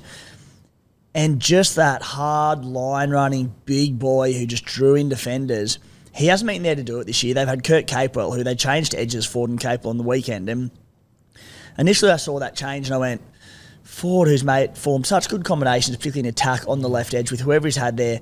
What a weird thing to change it. But Kurt Capewell is, he's more of a, give him a bit of early ball. He'll have a hop, skip around it and find something off the back. But he doesn't probably run the hard line to tie in defenders opposite him. So I reckon they put Ford over there with the thought of doing that. It didn't really eventuate, but it's just a reliance on the right edge, isn't it? Yeah, it's just strange because they got intelligent footy players in that side. Like last year, yes, their edge play was really good, but it was built off the back of punching through the middle and getting the defence on the back foot. Whereas this year, it just seems like they are so in love with that success that, honestly, I couldn't count the amount of times Chance came out the back and there was literally no options there. And that's why I don't hold great fears for the Warriors. And that, all right, they're in a slump. Hard to ignore. Defensive, they've been quite poor, particularly on their edges. But, they've got these very basic attacking systems where it is very heavy, very dominant through the middle. They're one of the best packs in the competition. The pack hasn't overly changed. They're getting blokes back from injury. Capewell could be gone this week now, but because they play pretty high percentage footy through the middle and then go wide, I think they'll adjust a few things and I think they'll be fine, but they need to do it because they haven't. I mean, I tell you, a bloke they're missing a lot is Metcalf. Yeah. Just straighten the ball up. And because I kind of feel like, so they play really well through the middle, they roll down really well, but it's like it's in between their edge back rowers and their front rowers. Like that's the areas you need to punch on the field, like they're called tram lines, to create numbers on whatever side you want to go on. But I feel like with the Warriors, they're skipping that part entirely and just going out the back, instead of going, boom, short ball, go again, short ball, go again. Like you've got guys like Adam Fanua-Blake, like SJ should be pulling Adam Fanua-Blake in and going, we're going 1-2 on that third tackle, Adam. I don't want you to make any post-contact meters. Get me a fucking quick play of the ball. But they're just not doing that. Like it's genuinely strange. And I'm with you, Timmy, in regards to, I know a lot of fans are like really negative on the Warriors, and let's be, they haven't won a game of footy in a month, so that is super concerning. But I'm not sitting here. I'm still got them in my 8 for sure. Like I've still got them in my 8. I think they can fix this problem really quickly, but they just got to stick to a game plan and understand, just build the pressure. Yeah, you don't sit there and go, their attacks are shambles, their defence is shambles, they need to make wholesale changes to stop this slide down the ladder. It's only pretty small tweaks and, as you said, building pressure and probably simplifying things a little bit, earning the right to go wide and use that unbelievable right edge rather than expecting it to happen. Mate, I'd go as far as going, look, I'm not a coach, but I'd go as far as going, boys, don't even think about a spread. For the first 20 minutes, I just want you punching massive unders line and drop unders and short lines, all between the tram lines. And just after that 20 minutes, or even a half a footy, come off, and I guarantee you that defensive side, whoever you're playing, is going to be rattled. And then we can talk about spreading out. Because I genuinely believe if they just stuck in between the tram lines, most tries, they would just fall over the line. Adam Fanua-Blake, he can't be handled. He gets through the line every time. Mitch Barnett, nearly every time. Ford, he's a great line runner. It's just very surprising. What do you reckon about the Wires, mate? Well, they're in a spot of bother, I reckon, the Wires at the moment. You mentioned they haven't won a game in a month. Next couple of games, they got the Chooks, the Panthers, and then the Dolphins. So there's not going to be too many easy ones there in the next couple of weeks. But and they've lost against bottom tier sides, unfortunately. And at the end of that run, they go into a bye. So you could be looking at 6 or 7 games on the trot going into a bye. And then that's when you start going, uh-oh. Yeah. But no, look, they looked a bit scrappy. They didn't play the conditions well, as you said. Quite a few errors as well. I noticed Chance was a bit uncharacteristic. I think he dropped it 2 or 3 times at the back there. It was a bit of a grind, this game, to be honest. It was a tough one to watch. But the Knights definitely handled it better than the Warriors, for sure. Which is bizarre, because if I'm talking to those two sides, I'm thinking the Warriors are absolutely pounding the Knights in the rain, because they're just going, they're just going, boys, all right, this is sweet. Yeah, we've got some good outside backs. Our forward pack dominates teams. Yep. And yeah, they just didn't. Very, very strange. Very strange. I'd love to know what their thought process is. I'd love to know why they are so glued to out the back. Okay, we didn't make it there. We'll go back. All right, back again. Out the back. I understand structures. I understand sticking to systems, but again, stick to the system in the middle of the field. Very, very bizarre. In regards to performances, Adam Fanua-Blake, again, fucking hell. 20 runs, 194 metres, 93 post-contact, 3 tackle breaks, 32 tackles. Barnett, 138 metres, 62 post-contact, 2 tackle breaks, 31 tackles. Even a guy like Egan, I was surprised. Like, where the footy, mate? In the rain, around the ruck. That's heaven. Blokes slipping everywhere. Fatigue. It's a grind. But he barely ran the ball. He honestly hardly ran the ball. It's like Yeah. And there wasn't many times he looked threatening either way, Egan. It really surprised me. One guy I thought did do well was Dylan Walker. He obviously scored the try, but just the injection of him around the ruck I thought was very good. He defended well as well. But yeah, Toya Harris went about his work as he always does. Yeah, mate, it's very hard to look at positives out of that Warriors game. Not because they got absolutely smashed or whatever, 14-8, just because they're so far away from the team they should be right now. Like, they should just be putting teams away with what they've shown. And I mean, I agree with you. I've still got them in my 8 too. But if we get to the end of the season and they're 9th, my God, it's going to be a hot field for the Warriors to pick which one was the worst fuck up by them. Yeah. Because they've let a lot of games slip over the last 5 or 6 weeks. Yeah, very true, very true. I mean, even you go back to round 1 now and you start to look at it in a bit of a different light. You go, fuck, should have put that away. Holy shit. Wasn't round 2 the same? Didn't they look unreal in round 2 and they got done as well? Yeah. That game against Melbourne that they let slip literally on the last 3 play. minutes, yeah. 3 minutes to go, they were down by 2 tries. Up by 2 game tries. was the same, yeah. Yeah, look, really disappointing. A few tweaks here or there. I just reckon they've got to go back to... It's funny, they already play a very simple game, but I think they should just go back to that around the ruck, Egan using Fanua-Blake and Mitch Barnett for out-the-back plays, but just in tight and just build and build and build through the middle. And then maybe it doesn't have to be every single set, out to that side, out to the right side, or out, you know what I mean? It doesn't have to be every single set. Just I've said a few times, just predictable to the right. It's like they forget they have a left edge there with Roger Tuivasa-Sheck there. Which is weird because right to left is a better... Most people are right to left. They lay on the left every single time and then swing back out to the right. Try laying it on the right. Like, SJ swings and plays both sides incredibly well, but it's just all set up for the right. Like, start using your left edge, boys. Yeah. Yep. Hey, speaking of letting it slip and not handling the conditions well, one bloke who was guilty of both of those was Ronald McDonald at half time. Had an absolute nightmare in the wet conditions there. Well, he didn't turn up to play wet weather. Didn't have the long studs in. He was going side to side. He just and it showed. So Hey, get your long studs on. Jeez Louise. Yeah. Surely. So with the Warriors, it's weird because it doesn't matter how you slice it. It doesn't matter how they've lost it or how they look as a team. They friggin' haven't won a game of rugby league in a month. And they're sitting 14th. Like, jeez. You can slice it how you want. They're 14th. This is a side we had in the top 4. This is a side a couple of weeks ago we had the second likeliest to win the comp. How quick is this game, Sean? Oh, man. $34 to win the comp now. So 34. Yep. That's huge. huge.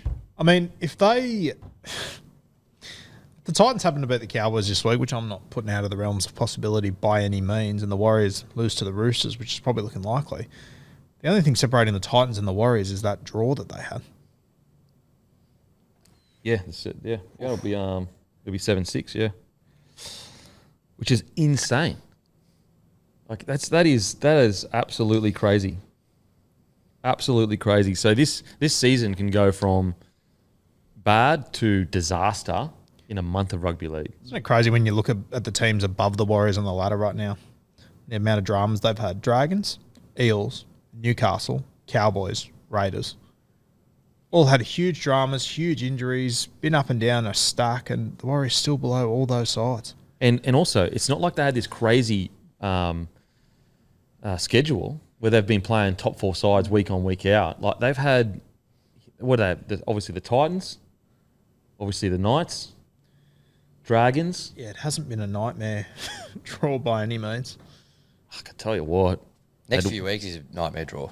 Yeah, genuinely Yeah, nightmare. it's to come. You know what? Next month of footy is season defining for the Warriors. I mean, they had the Sharks, they had the Melbourne Storm, they had the Raiders when they were doing well. But they've had the Knights twice. They've had the Bunnies, Seagulls, Dragons, Titans.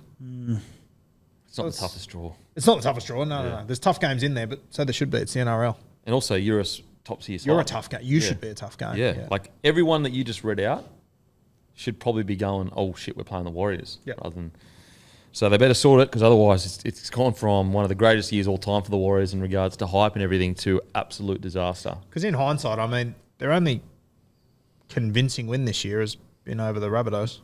Yeah. Oh man, it feels like a lifetime ago. I'm sitting there looking at the Warriors going, they are it. It is happening. Yep. Now I'm sitting here going, holy crap. They could be sitting friggin' 16th in a few weeks. We could be midway through the year and they're 16th.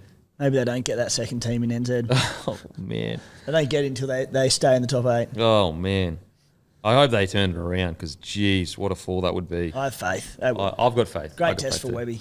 I want him in Vegas too, so let's get it sorted. Get sorted. On to the Knights in regards to performances. As I said, I really like this performance. Like, yeah, you're not gonna look back to that performance and be like, wow, what a memory, what a game. But I do think you're gonna like after watching that game, it could be the catalyst they needed to go, okay, this is the footy side we are. We're gritty, we'll hang in there, we'll play to the conditions, we'll do what we need to do to get the job done. And that's exactly what they did on the weekend. I really liked what I saw from the Knights on the weekend. And that's coming from a guy that's been super disappointed from the Knights this year. I thought they were really, really good and gutsy.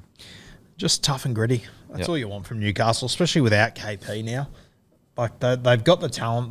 They've got a halfback that can just lead them around the park at least. And if they can just defend well, they will put themselves into every single game. They've just got to show up week to week. Yeah, absolutely. What do you think, Timmy? Yeah, look, scored 2 tries, had 3 linebacks in the whole game. Doesn't read terrifically, but it was pissing down rain. Yeah. It was bloody tough conditions to play footy in, so that's fine. It was that defensive grit. 10 minutes to go in the game, up, must have been 6 at the time. They defended their line, getting peppered from all corners, 3 in a row, forced Sean Johnson into a 5th tackle kick, thinking back-to-back sets, kicked across field for RTS. Gagai got over the top of him and took 2 absolute rippers. Dropped the ball coming off his line after that, but they did 3 in a row. Jaden Brayley made a tackle on Fanua Blake, a metre out from the line, just chopped him, which was remarkable. He made another one the last couple of minutes on, I don't know if it was SJ or Ford or someone, but he said not like pretty to the eye, but just tough, and that's what we've wanted and we've been asking for from the Knights pack in particular the last month or so. Yeah. Some standouts. I thought Bradman Best had some really good moments. I just kind of like reminded you, like, you know, what is he, 21 now, 22? Maybe a bit old, maybe even 23. But just reminded you, like, he's more than just like a solid 22 centre. Like, he's a game-breaking centre. Like, he can do some pretty special stuff. And for how big he is, far out, he's quick. He is so quick for how big he is, it's a joke. I don't know if it's the ultimate compliment to Anari Tuala, but I could not believe how much the Warriors kept kicking the ball to Greg Marciu. Yeah, true. Yeah. Just kept the ball away from Tuala. He ran for, what did he run for? 71 metres. Yeah. They must have said, we don't want Marjo on that second tackle run. But yeah, I thought Bradman Best, obviously Dane Gagai. Mate, Last couple of weeks been very good, hasn't he? he's just one of those guys that like make you love watching footy. 10 tackle breaks. 10 No one's tackle talking breaks, about it. 32, 33 years old. And he's just, every game, no matter what, you know he's having a dig. And he has every reason not to have a dig. There's obviously whispers that Roosters are interested in looking at him. They love a gun at the end of their career. A former Origin player at the end of their career, don't they? They love it. But if I'm Knights, I'm keeping him. Like, far out. Give him at least another year or two, surely. So, yeah, Gagai was good. Hastings, we've already spoken about him, but I thought, you know, this game, this is why you were brought to the club. Yep. It wasn't for crazy cutout balls or chips and chases. It was playing to the conditions, smart footy, and just getting the job done. I thought he was really, really good. I said a number of weeks ago, and he's obviously got injured since and whatnot, but I think he's due back in the next week or two. Tyson Frizzell, I'd be playing him through the middle. I think Kai Pearce-Paul and Dylan Lucas, they're playing great on the edges. I don't know if I'd be changing it. I don't mind that shout because him through the middle adds a lot of speed that they don't actually have in His that. leg speed is wild. Yeah. And like, you look at that rotation with Asai Rose and Thompson, they're not necessarily known for their explosiveness. I don't mind that shit. Adds a bit of mobility in around the ruck as well. Yeah, I don't mind it either. Especially when at the moment you're running with a bench of Jed Cartwright, Brodie Jones, Jack Hetherington. Like, I'd happily just sub one of those boys out and just put Tyson Frizzell there. Yep. Would you start Saifidi, Daniel Saifidi and Frizzell? No, I think I'd bring Frizzell off the bench. I reckon I'd leave Frizzell like how Canterbury uses Josh Curran. I reckon I'd bring him on. Yep. 25 minutes in and then just leave him out there. Yeah, and don't get him through all the shit work. And you know, I'd even be more than happy to play him sort of in that 13 role. I personally think Adam Elliott. 80 minutes a bit I too just long? think he's not playing 80.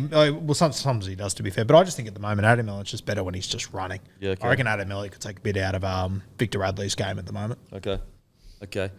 Yeah, I don't mind that shout. Frizzell through the middle. I'd tell you what, it would create a different facet to their forward pack that they haven't had in a long time. Yeah, the only issue with Frizz through the middle, like if he plays as like the lock, just there's no real ball playing element there. If you're playing ads as a front rower, I think like the way I like Phoenix Crossland coming the way on. I was saying, the way Phoenix Crossland's been coming on as a 13, I think has been really effective for them. He's had a great impact. Yeah. I like Crossland at 14. Playing 13 because that keeps him in the squad as well. Yeah. Because as soon as you put Frizzell that can go in there, there's no reason why Crossland should be in the squad. Yeah. Whereas I like Frizzell at front row because he's got a little bit of tip on. He's got that footwork, but you don't want him thinking about linking stuff up. You just want him fucking hammering the ball. Between Frizzell, Adam Elliott, Crossland as well, all of a sudden it is becoming a bit more agile, a bit more lateral moving pack, which I think they could use it. Yeah, I really like that shout. Gurut? Knights? What do you think about the Knights, mate? Well, yeah, they were good. I was just going to say on Hastings and how well he managed the game in the wet. Second game in torrential Serengeti floodplain style conditions this year that he's won basically for the Knights. They had that game in the pissing rain against the Dragons early in the year 30-10. They won that one as well.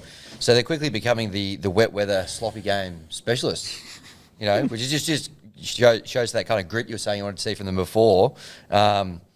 Yeah, I mean, pretty impressive that they got it done again. But yeah, Jackson Hastings is a big part of that. What about number 21, Thomas Can't? Yes, he can. Well, Mike Thomas can. Are you a can man? Adrian Brown for boxing fans. You'll know what I'm talking about. Yeah, so look, great win from the Knights. And this is the DNA. This is the Steel City Knights DNA. They keep doing this.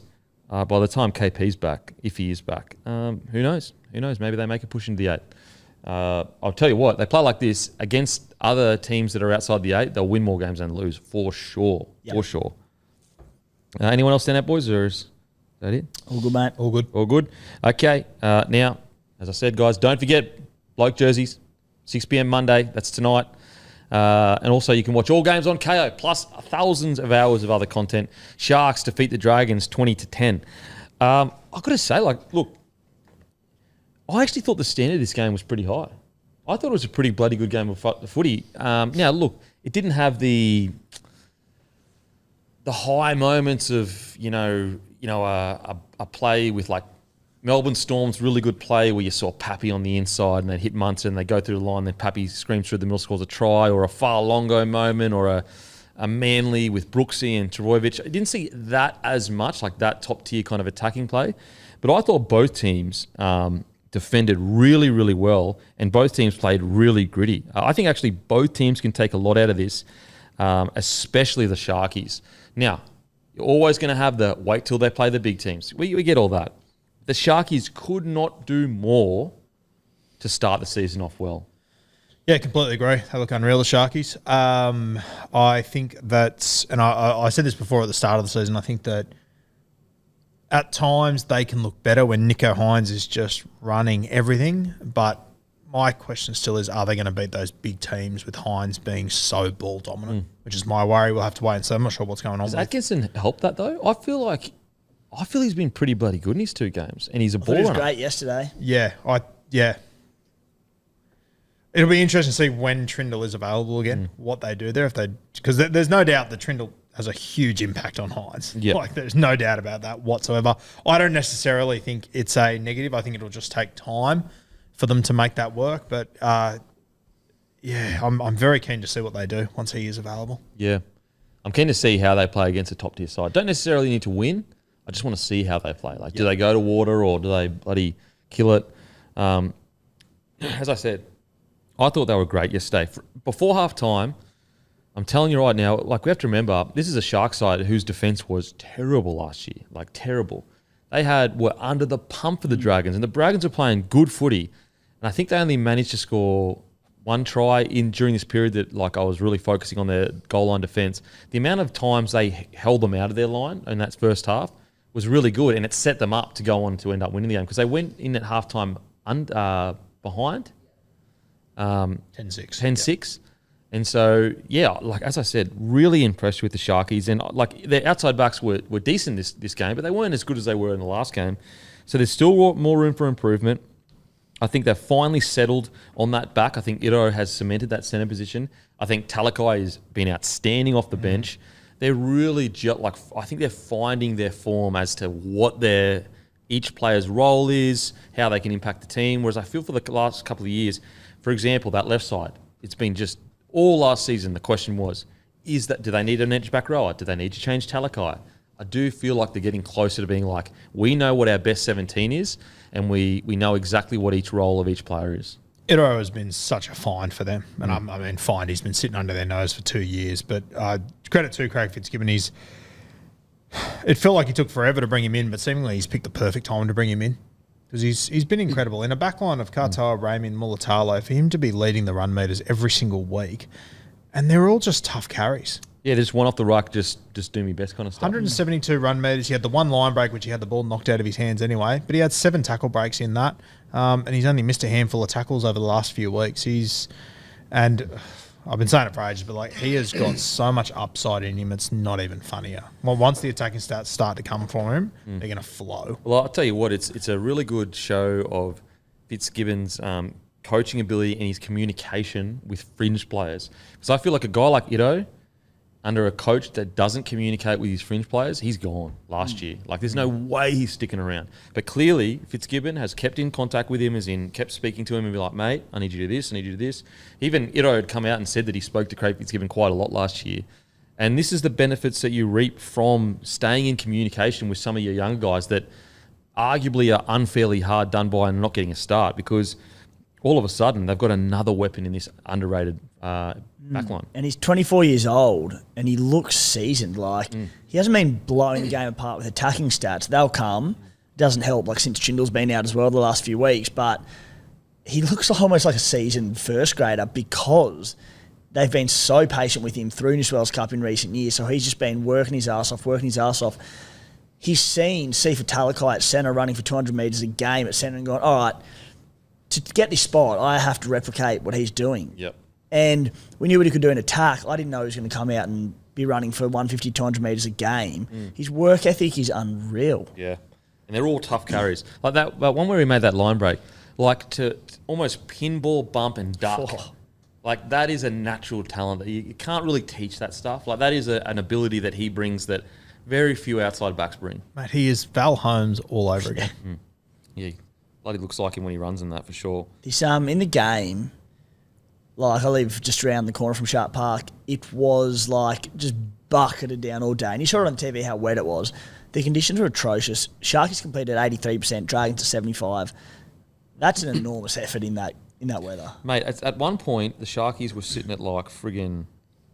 I haven't got it. I think it was like the first whatever minutes, they had like 95% completion rate. Like it was high, really, really high. Yeah, so mate, I thought the Sharkies, let's talk about our boy Hazelton.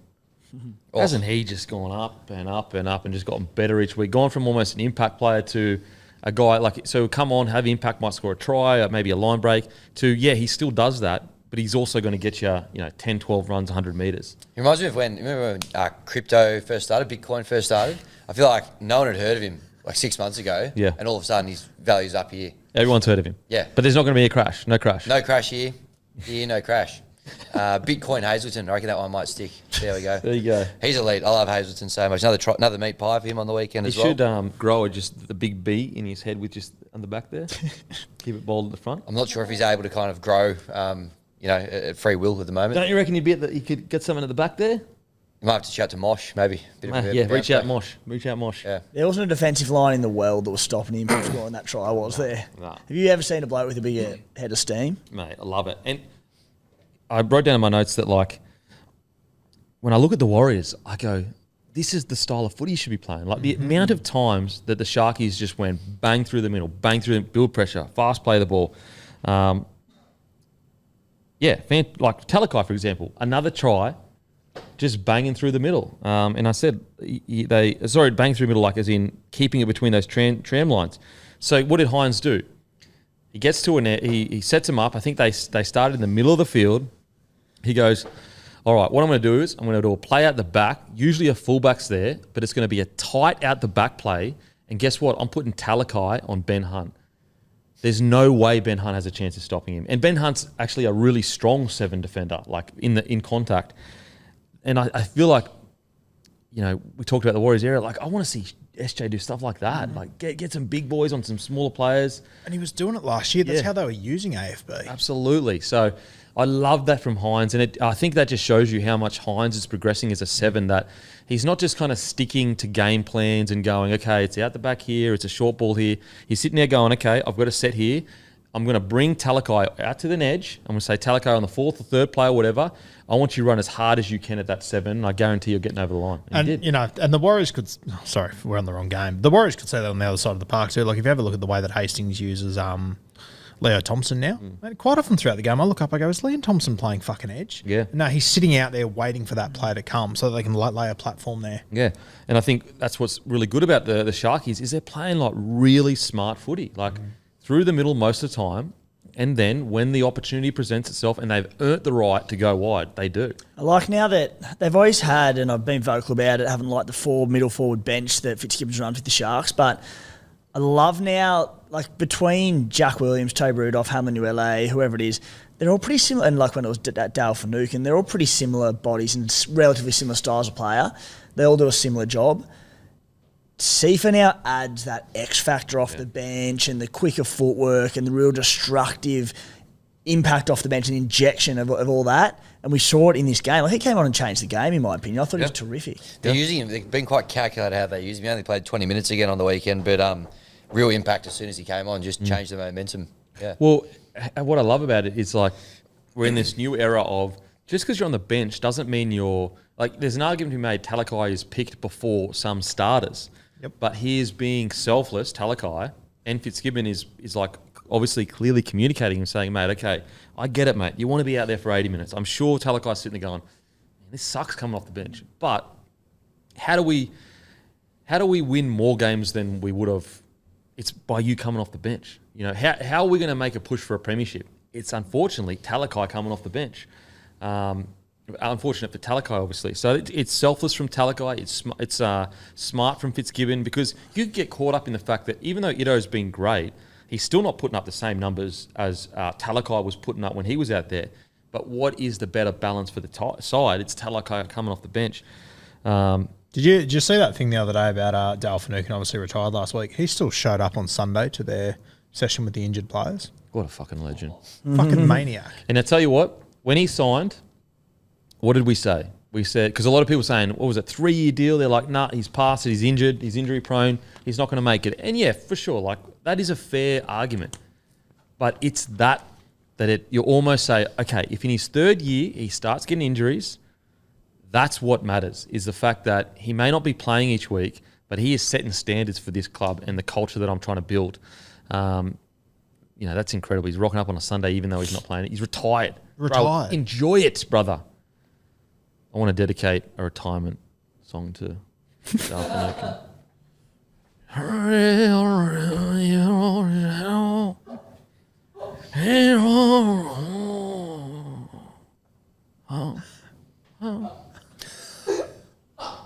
What? That didn't move you? That didn't move you? Oh, God. Tell me you're 4 hours into the podcast without telling me you're 4 hours into the podcast. Oh, I thought that was moving. That was tremendous. I was on the way out there for a bit, man. That just got me right back where I need to be. Just ahead of tips. I really needed that kick up. All right, Bit of Creed kind of creeping in there. Mate, look, that was from the heart. So I'm actually offended you guys were laughing at me. That was from the heart. Dale, you know I meant that, baby. I'm sure you'll play that in 20 years. You'll be like, this guy gave me a The first ever song, retirement song in the history of rugby league. Oh. Alrighty, let's get to the Dragons. Okay, consistency aside, because they could come out and get pumped next week, so we don't know. Let's just assume that, they've bounced back and hopefully this is a standard. I thought the Dragons were good. And I actually thought, I've got to give Sloane some raps. I thought he made some defensive plays that were really good. 18 minutes in, the ball was on the deck, and multiple Sharks players could have dived at it, but the only bloke to dive at it was Sloane. And then 20 minutes, so 4 minutes later, he makes a great one-on-one tackle.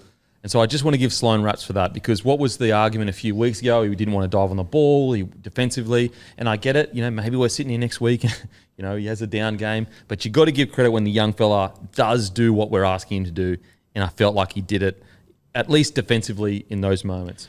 I mentioned on my podcast last week, Sloane, there was a moment against the Roosters where he made a good one-on-one tackle with Nat Butcher. Nat Butcher got up and played the ball, and Sloane stood up slowly and just watched it happen. And Sam Walker looked down at his feet and could see Sloane lying on the ground and went, sweet, no fullback, I'm going to kick here. And it was a try that Joey Manu scored off. And if you go back and watch the replay, Sloane didn't even chase on the play. He stood where the ball was and just watched it. And I thought, fuck, if I was Flanagan, I would sit him down and I would show him that and go, Slater doesn't do that. Yeah. Minnie doesn't do that. Lockie, none of the great fullbacks do that. And that tackle you mentioned he made on Atkinson, he made the tackle and he stood up and he just fucking piss-bolted back into the in-goals. And it was funny, Nicho Hines actually got the ball on the right, looked up, no fullback, and then Sloane came back in. So he came with his right foot and just got tackled. Just those little effort things that we quite often don't see from Sloane. But I have no doubt whatsoever that Flanagan would have showed him that tape during the week and gone, don't ever fucking give up on the play again. Yeah. And if he takes care of this, mate, the attack stuff, you were born with that. You were born to do that. That will always be there for you. If you keep doing this, you'll be whatever you want to be. You'll live a good life. If you don't, you'll be bloody in Super League. Seriously. It might be funny, but it's serious. Literally, his life will change. Oh, mate, he is, at any given point, he's 6 weeks of bad footy away from Super League. Yeah, and then his reality. If he goes over there, he misses home, and then all of a sudden, he's working a normal job. And if he wants any example of this, look at Matt Duffy 3 years ago. Exact same position. Yeah. And so, mate, I thought he was great. I thought those little things, it's great to see. It's great to see. And he's off contract next year, so I'm pretty sure he's playing for a contract at the moment. And those are the things, in my opinion, that are going to get him the contract. It's not going to be the try assist, a try, or whatever. Everyone knows that. He's incredible. It's going to be those little plays. Mate, I'm going to be a bit of a negative asshole for a second. And I know that in Just a few for a weeks' second? time... In 3.5 hours. I know in a few weeks' time for Queensland he's going to do really well. But, mate, I cannot believe some of the last tackle options Ben Hunt's come up with over the last month. He's had a very mixed season. He's had games where he's been great, games where he's been quite poor. Yeah, and so, especially his last tackle options, though, I've never seen Ben Hunt be this mixed bag for such a look. It's been going on for a month or so now. It's just, I feel like, does he feel like he needs to make things happen instead of just going, you know what, I'm just going to take the conservative play here and just roll it in or kick early? I don't know, but there was one, and the commentators pointed it out yesterday, but there was one play yesterday where he went flying down the short side on last tackle, and the numbers just weren't there. It was just not on in any way, shape or form. He got held on last, I think, twice yesterday. And it's happened for the last few weeks. Some of his decisions he made against the Roosters, and I know they were getting pumped, so whatever, but just very un-Ben Hunt-like. Do you look at it and you go, is that a symptom of that should be Flanagan's job to a degree? I'm not excusing Benny Hunt at all. What I'm saying is like let's be real here. Flanagan is the get around the park, kind of, even though Benny Hunt would be directing it, but the confusion of Flanagan is the get around the park, but he's not really a six, but he is you know what I'm saying? There is this weird area where coming out of your own end, if you would just take their names out of it and look at their styles of play, coming out of their own end, you would assume Flanagan would be doing most of the kicking, get us around the park. But because he's not doing that, does that confuse them? And I don't know. And I'm not blaming Kyle Flanagan at all. I'm actually saying that is Benny Hunt confused and maybe overplaying his hand to a degree? And maybe that's the problem. I don't know, but they need to get it sorted. Because in this game, they got themselves back into good field position on a number of occasions. I thought they played good. I really did think they played quite well. And their last tackle options were just awful. Yeah. Absolutely awful. There was another kick that he did at one point that had it not hit the post, I reckon it would have landed in Tim's front yard. It was just, I've never seen Benny play like this for an extended period. Yeah. It's tough. And I just, to reiterate, I'm not blaming Flano at all for this. It's just that, like, can we all, like, But it is the first time Ben hasn't been the main guy, and all of a sudden now it looks a little bit out of sorts. Like, it's a valid point. It's just a bit weird. So I guess it's growing pains for a new partnership in the halves, I guess, maybe. Mate, the other one that I thought was unreal, and we pointed it out last week, that obviously Moses Sully got injured early, so Tom Eisenhuth had to go to centre. Fuck, they missed him through the middle last week. He made 66 tackles in this game. Wow. No one spoke about it. No one noticed. Only one miss? What? Holy. He is a serious smoky for buy of the year, Tom Eisenhuth. I tell you what, when it comes to bang for buck, Yeah. he's probably the buy of the year. At the moment, I think he is. And no, I couldn't believe no one cared last week. He got moved to centre, and like he's so important to them defensively through the middle. And they started him on the edge in this game, and I could not fucking believe it. He's in that same class for me as Carrigan, Cam Murray. Don't move him out of 13. That's where you need him in the middle. Which is really good for the Dragons, because for quite a few years now, they've bloody struggled to have that 13 that's a genuine 13. Yeah, and I think that Jack de Bellin's probably playing the best footy he's played in years, just playing as a front row forward. Let Eisenhuth play 13. Yeah, you can't move him. He's been outstanding. Ravalawa, I know he had a couple of errors, but, mate, I thought he was outstanding. Yeah. 2 tries, 22 runs, 182 metres, 43 post-contact, 8 tackle breaks, 2 line breaks, 2 offloads, 2 tackles. Mate, he just... I don't know why he flies under the radar. Like, put it this way. If I'm defending wingers around the competition, I'm not saying he's in the top 5 wingers of the competition, but he might be in top 5, like, scariest wingers to mark each week. He is fucking massive. I love because Sully was out, Zach Lomax went to centre and he ended up back on the right wing. And just Ben Hunt puts his wingers, as we've seen with Lomax this year, such good try-scoring opportunities, and he gets his one-on-one. It doesn't even have to be one-on-one, two-on-one. It is very rare that he doesn't finish tries in the corner. Ravalawa? Yeah. Yeah. And now, because Sully was out, he was back on that right wing. I assume he'll be back probably to the left wing next week with Sully back, but he's so devastating on the right wing. Mate, could you find a way to keep him there? And you have to keep Lomax at centre. Oh, no, you Or, don't. on the other or wing? Lomax left wing. Yeah. Even then, like, he'd still be a terrific kicking target for Benny Hunt. I'm trying to think, what carry is Lomax? Is he a right-hand carry? Yeah, right. He's got that fleet. So I guess coming out of his own end, that is actually good, because he'll be scooting with his right hand, left hand fend to the markers.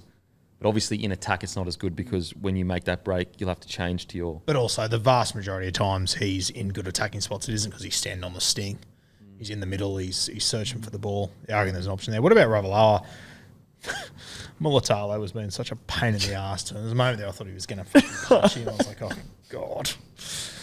Great control not to. Oh, great control. He was even smiling at some stages. I was like, mate, yeah, I really like Ravalawa, and what I appreciate so much about his career is there was a period there where, you know, he come in, big, explosive, incredible size, and a winger that you're just scared to play, but inconsistent. And like, how many times have we seen that happen in, you know, this guy where you look at him and on paper you're going, mate, this guy should frigging be one of the best wingers in the comp. Yeah.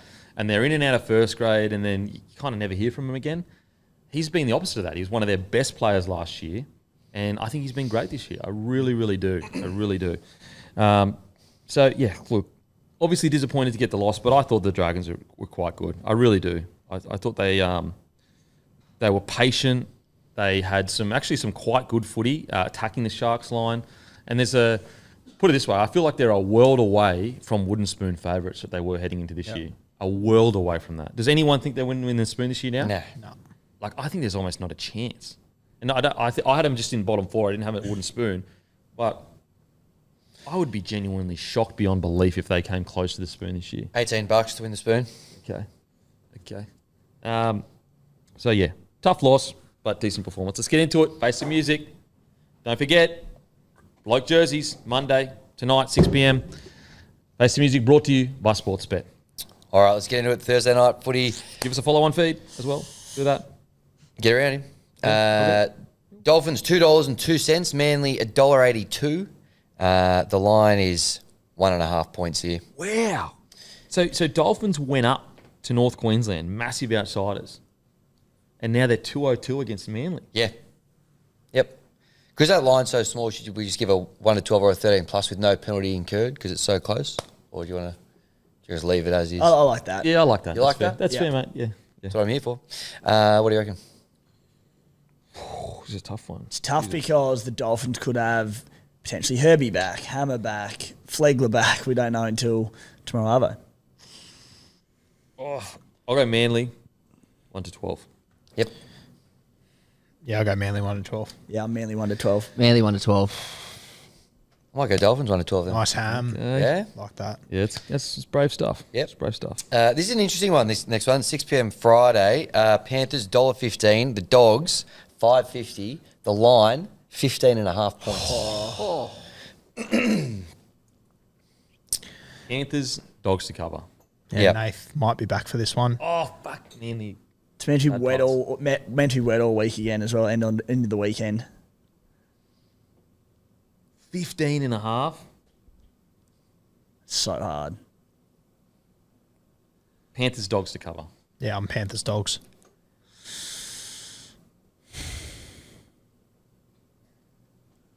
Panthers. Ooh, okay. Yeah, Panthers for I me. feel great about it. Panthers Dogs. I think the Dogs have just shown enough, haven't they? Over the last couple of weeks. Yeah, they've had such maybe I'm wrong, and I'm happy to say I'm wrong. But they've just had such a big 6 weeks. Like these games that they're playing in, there's just a lot going on. And you just wonder, do they eventually rock up and just have one of those? Because they're a building side, do they eventually just rock up and have one of those terrible games, and then they bounce back next week? I don't know, but I'm backing them in. We'll find out. 6 p.m. Friday. There you go. Friday, 8 p.m. Eels $3.11 host the Broncos $1.39, 8.5. The line in this Without one. Renault, they're a $1.39 favourite. No Yeah. Gutho. Yeah, and that without Moses. Okay, yeah, fair. Yeah, I'm going Broncos and Broncos to cover. Yeah, I'll go Broncos to cover. I think Para fans are going to realise over the next few weeks how important Gutho is. 8.5. Yep. I go Broncos. Broncos. Broncos 13 plus. Ooh, I'm okay. going to take the risk. Okay, I like that. This next one I'm heading up. Tamworth. Tigers 2.28. The Knights $1.63. The line's 3.5. Suggesting a tight one. Looks like it might be wet again, which, given recent form in the wet for the Knights, maybe that helps them. But Knights to cover. Knights. Far out. No Caesar. Finu. Galvin. It's tough because the Dogs only scraped by the Tigers and the Dogs smacked the Knights. Galvanise. Let's do it. Hashtag it. Get it trending. Let's go. I'll go the upset. I'll go Tigers. Yeah. Yeah, I got Tigers. Yep. for dead. Tigers win that one. All right. So George, $1.64. The Rabbitohs, 2.27. Line is 2.5. Small. Yeah, Dragons. Yep. Actually, What's the line? 2.5. Why are you Yeah, so I wanted- short? Trell's back in, is that? Trell's in. Yeah, Cam Murray's, Murray's out. out. Hawkins out. Gray's out. Jeez. Dragons. Dragons. Yep. So has to win. Come on, Matty.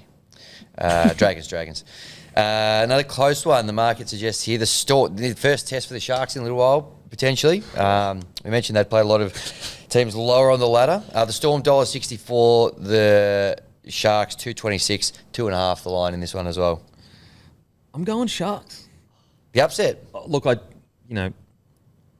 hate betting against the Storm, but I just think this is almost like a grand final for the Sharks. It's like, this is our chance, guys, to shut everyone up and get a win over a big team. I'm going Sharks for an upset. Okay. I don't mind it actually with Jerome Hughes in doubt. Hughes in doubt. Pappy out.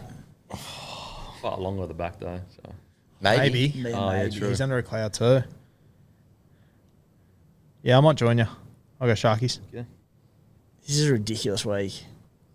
I will go. I'll go Storm. Storm and what was the line? 2.5. Storm. Yep. Yeah, Storm. I think I'm going to go Shark Attack at Amy Park. I'm going to join you in the Sharknado Cup. Sharknado. Yeah. Storm v Shark. All right, Sunday. Roosters $1.28. The Warriors $3.72. 10.5 is the line at Allianz. Oh, Roosters riding high. Roosters Warriors to cover. Yep. I'm going to go an upset here. I'm going to go the Warriors. Nice. Roosters win, Warriors cover. Yeah, Roosters win, Warriors cover. I'm going Roosters and Warriors with the start. Roo just trying to suck up to the people in New Zealand ahead of the Kyoru tour. Someone to take me out for dinner. Titans, the last game to bring us home. Titans 227. When they good luck picking this one. When they host the Cowboys, $1.64. Line 3.5 in this one as well. Take the overs. 48.5 is the over under. Yeah, Cowboys. Yep. Yeah, Cowboys. Cowboys. I'm going to tip the Titans. Yep. Titans for me as well. And that's it. That's Face the Music, brought to you by Sportsbet. Jerseys going live 6 p.m. tonight, Monday the 6th. As usual, we'll go and fuck ourselves. Thank you. Imagine what you could be buying instead. For free and confidential support, call the number on the screen or visit the website.